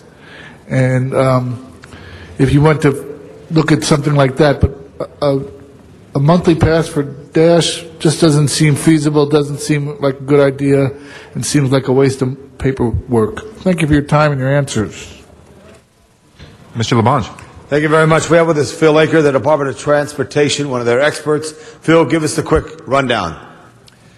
Yeah, we're beginning to sell a Dash Pass. We originally were directed by a motion of the council, Councilman, what's your name again? Tom Labange and Wendy Gruhl, to explore a Dash Pass. We started out a pilot project, and then when Metro stopped reimbursing us for accepting the Metro Pass, we decided to go more broad with it, and so we're beginning to sell it over at the transit store over in City Hall East. The Board of Transportation Commissioners okayed a $9 Dash Pass.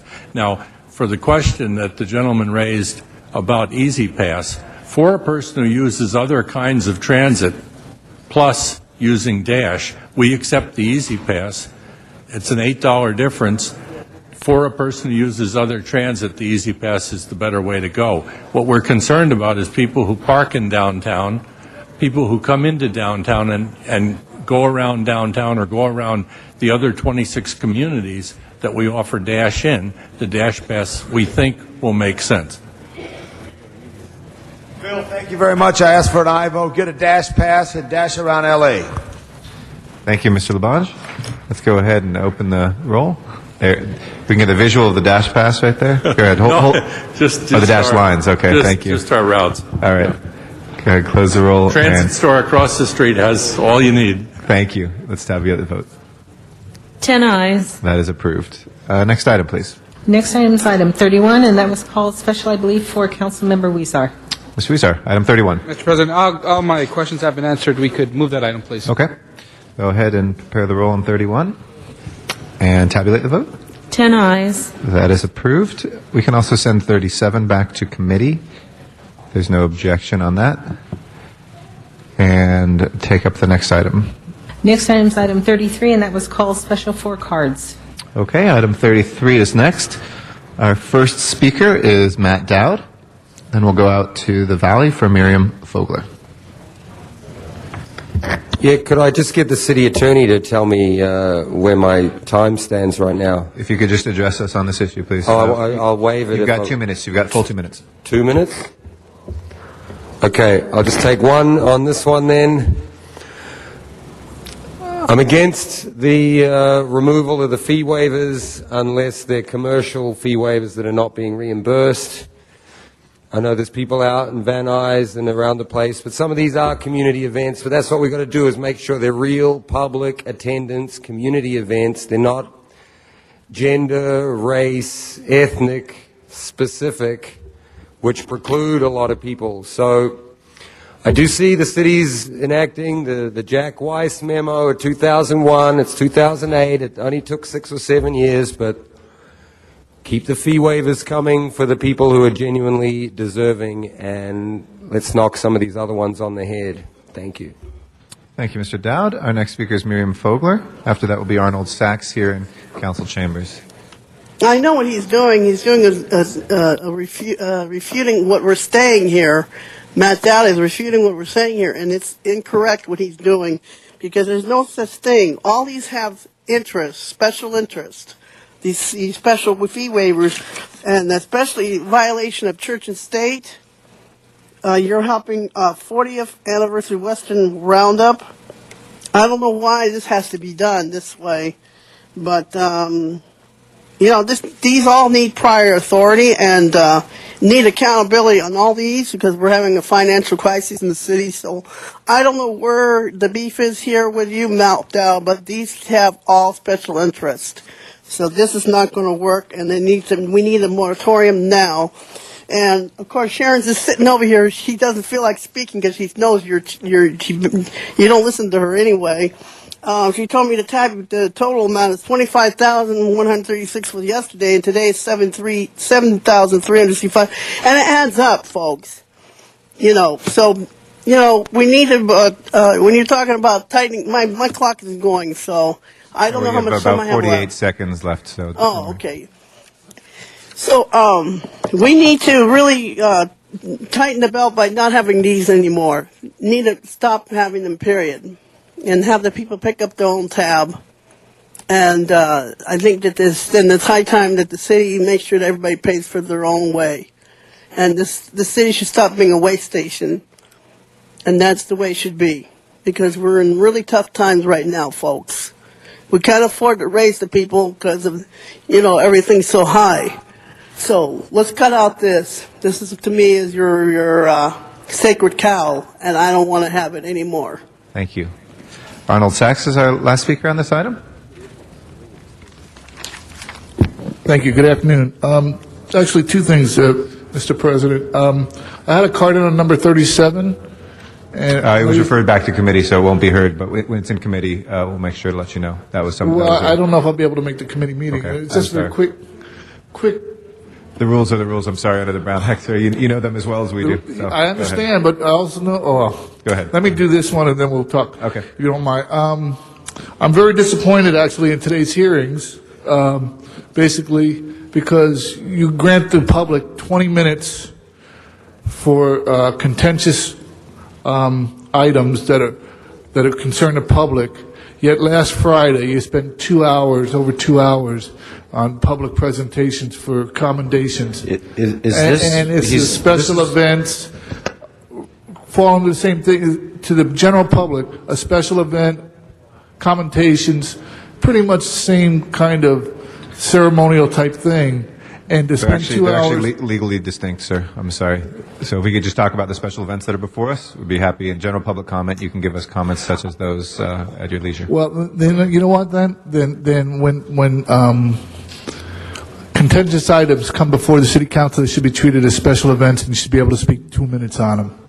Thank you for your time, but I'd also like to know that since the other item wasn't heard in committee, it should have an opportunity to be heard in city council. Absolutely. If it's not heard in committee, we will be sure to have it here in City Council. Rest assured. But All right, it's that on the closes agenda. the council comments on that item. If we can open the roll, close the roll, and tabulate the vote. 10 ayes. That is approved. Next item, please. Item number 34, call special for cards from the public. Item 34. And Mr. Dowd, I think you have 1 minute left. If you'd like to address us on 34.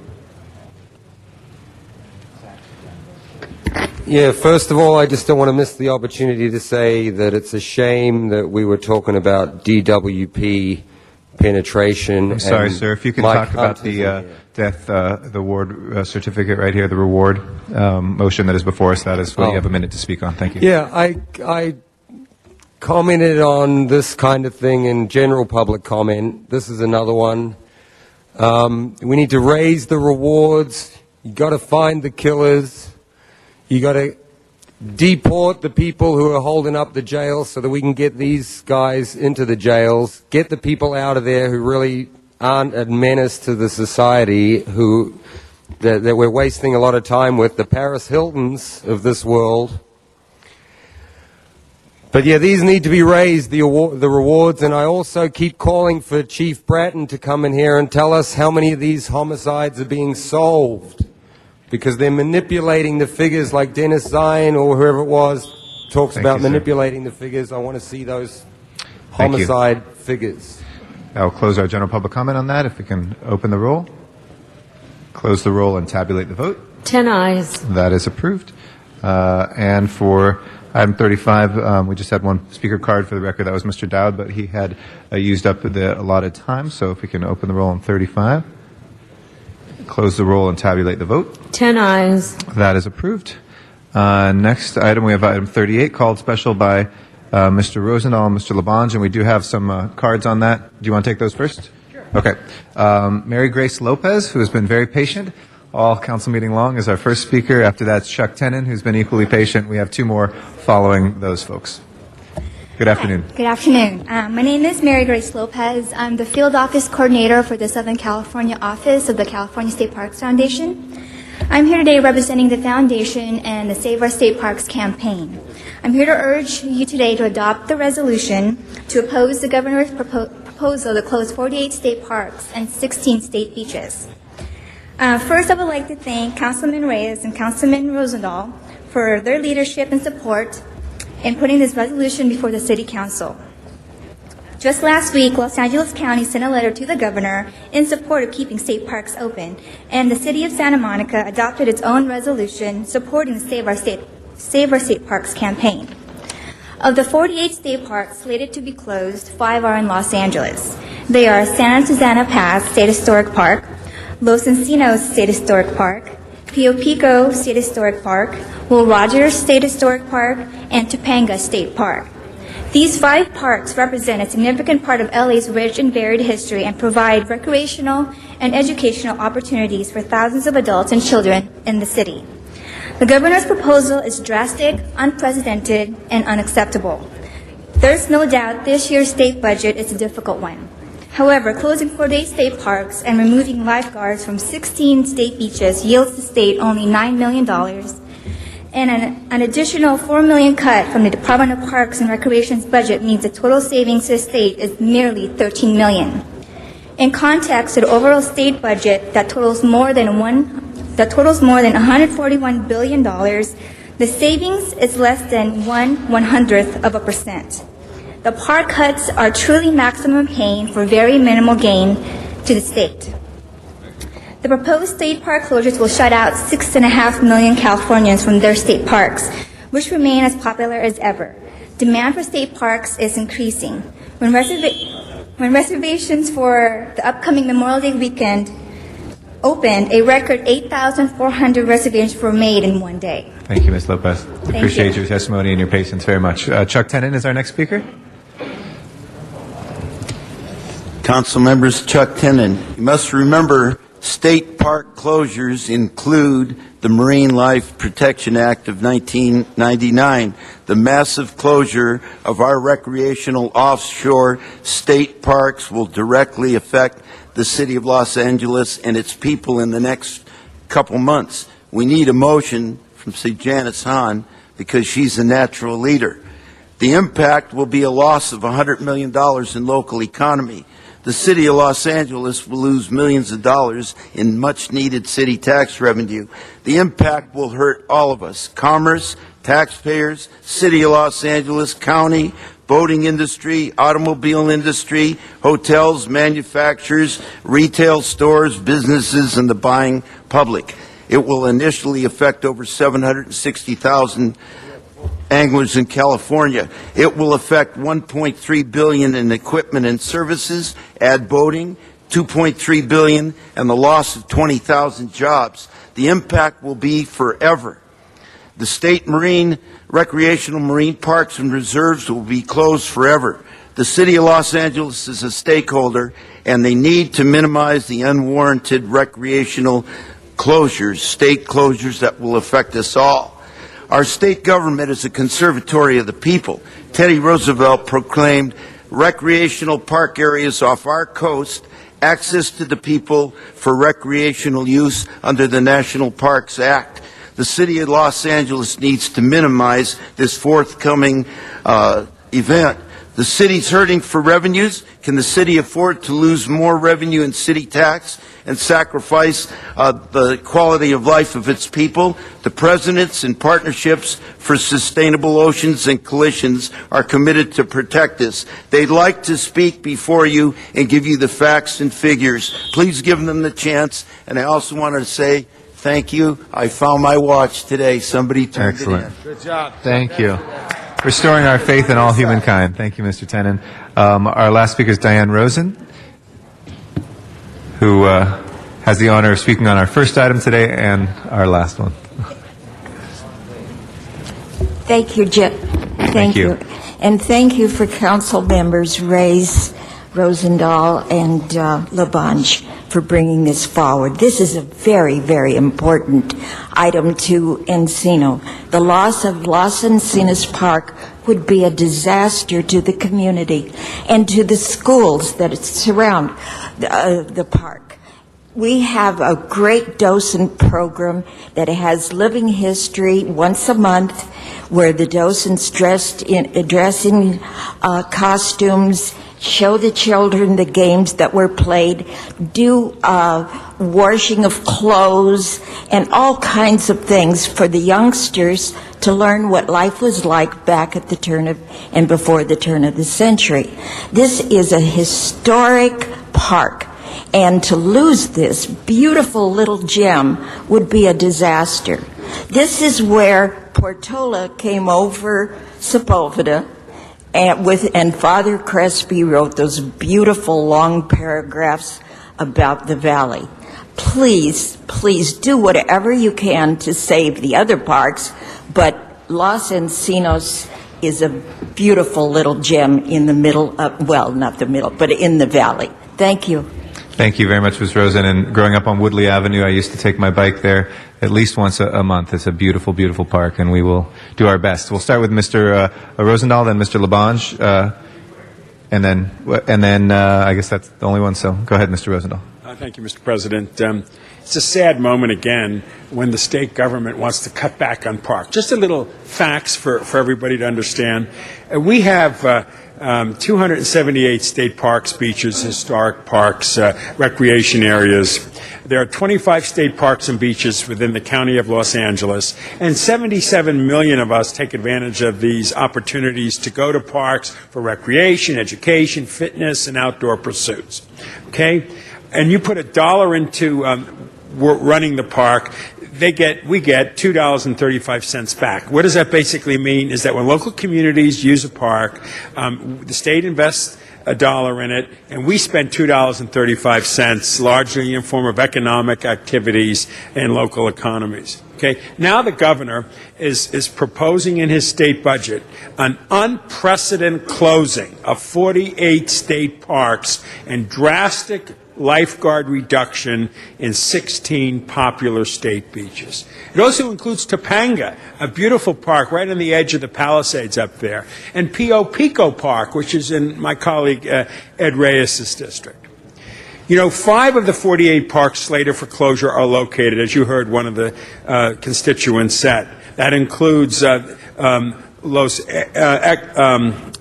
State Historic Park, Santa Susana Pass State Historical Park, and the Will Rogers, which, my God, is up in the Palisades there, and we're going to cut a ribbon there in a few days. I mean, can you imagine closing the Will Rogers Park? I mean, give us a break, you know, and then reducing lifeguards in other areas when we want to go to the beach in the summer. Look, we know the governor is putting that out there so that they don't cut it and cut something else, point out how just like he wants to cut back on Medi-Cal, I mean, the poorest of the poor and stuff like that. So by us supporting this resolution, we're saying to our governor and our leadership in the Assembly and the Senate, both Democrats and Republicans, leave the state parks alone and spend your energy on other issues. These are public assets and are used by the public and should be continued to be used by the public. Thank you, Mr. President.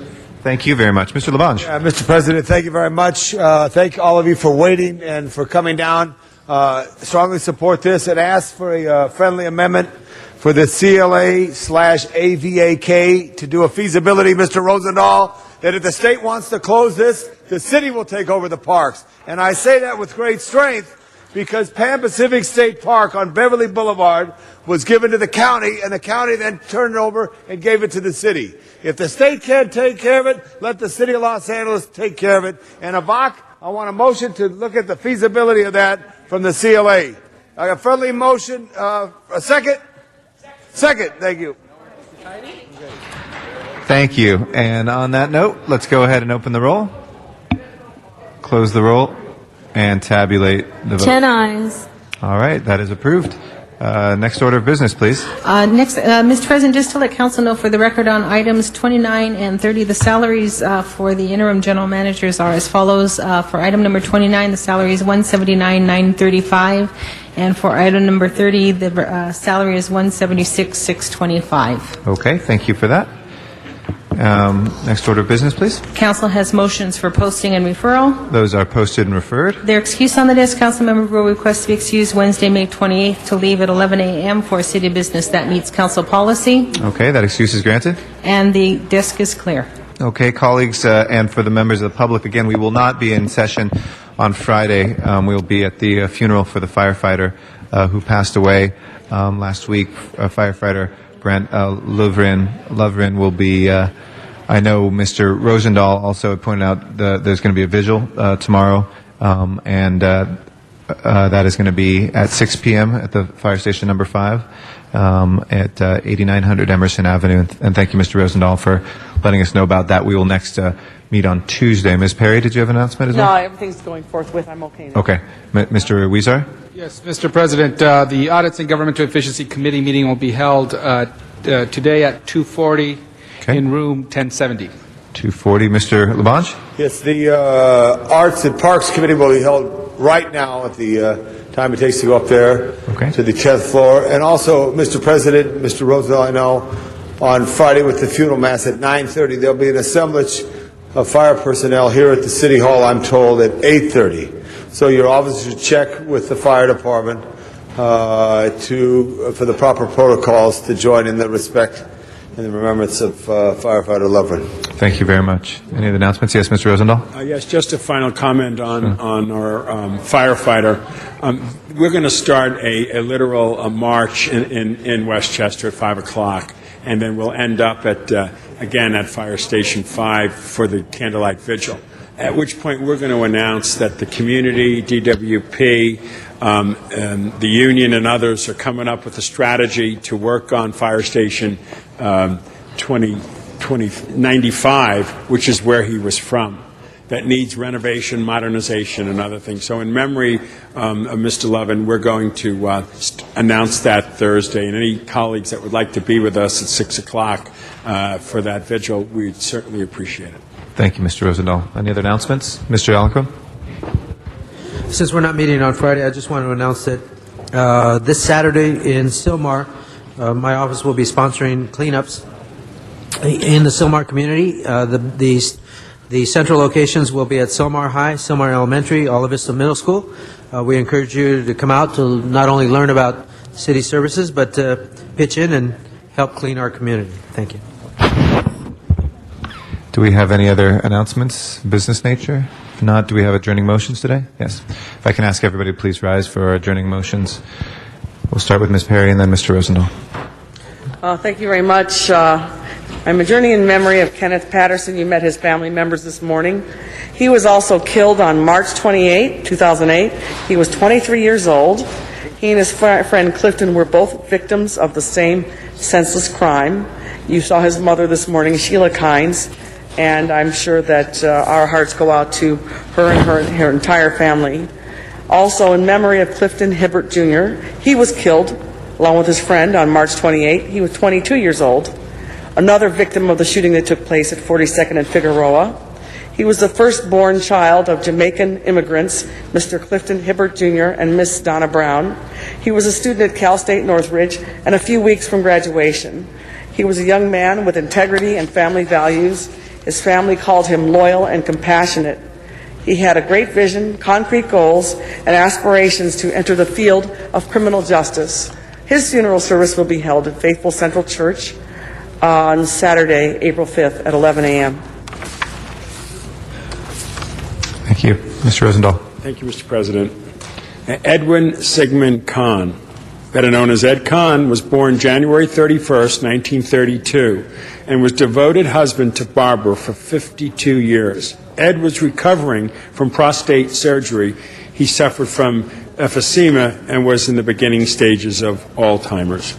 Ed was in the clothing sales business in Los Angeles area for decades, and in his later years frequented swap meets, purchased unique items, which he then resold. Ed's son, we all know him, Daniel Kahn, was chief of staff to former council member Marvin Browdy, and when Marvin retired from office, Dan was appointed director of Mayor Hahn's business team, and he is currently employed by the city's community redevelopment agency. Services were held yesterday at Hillside Mortuary. He's survived by his wife Barbara Kahn, his sons Michael and Daniel Kahn, daughter Lisa, married to Mark Small, and grandchildren Brady, Janet Kahn, and Adam Small. May he rest in peace. Thank you. Mr. Zine? I'll second that. Okay. Any other adjourning motions? If not, Madam Clerk, will you please call the roll? Colleagues, will next be in session on the 8th of April. That is next Tuesday. We look forward to seeing everybody.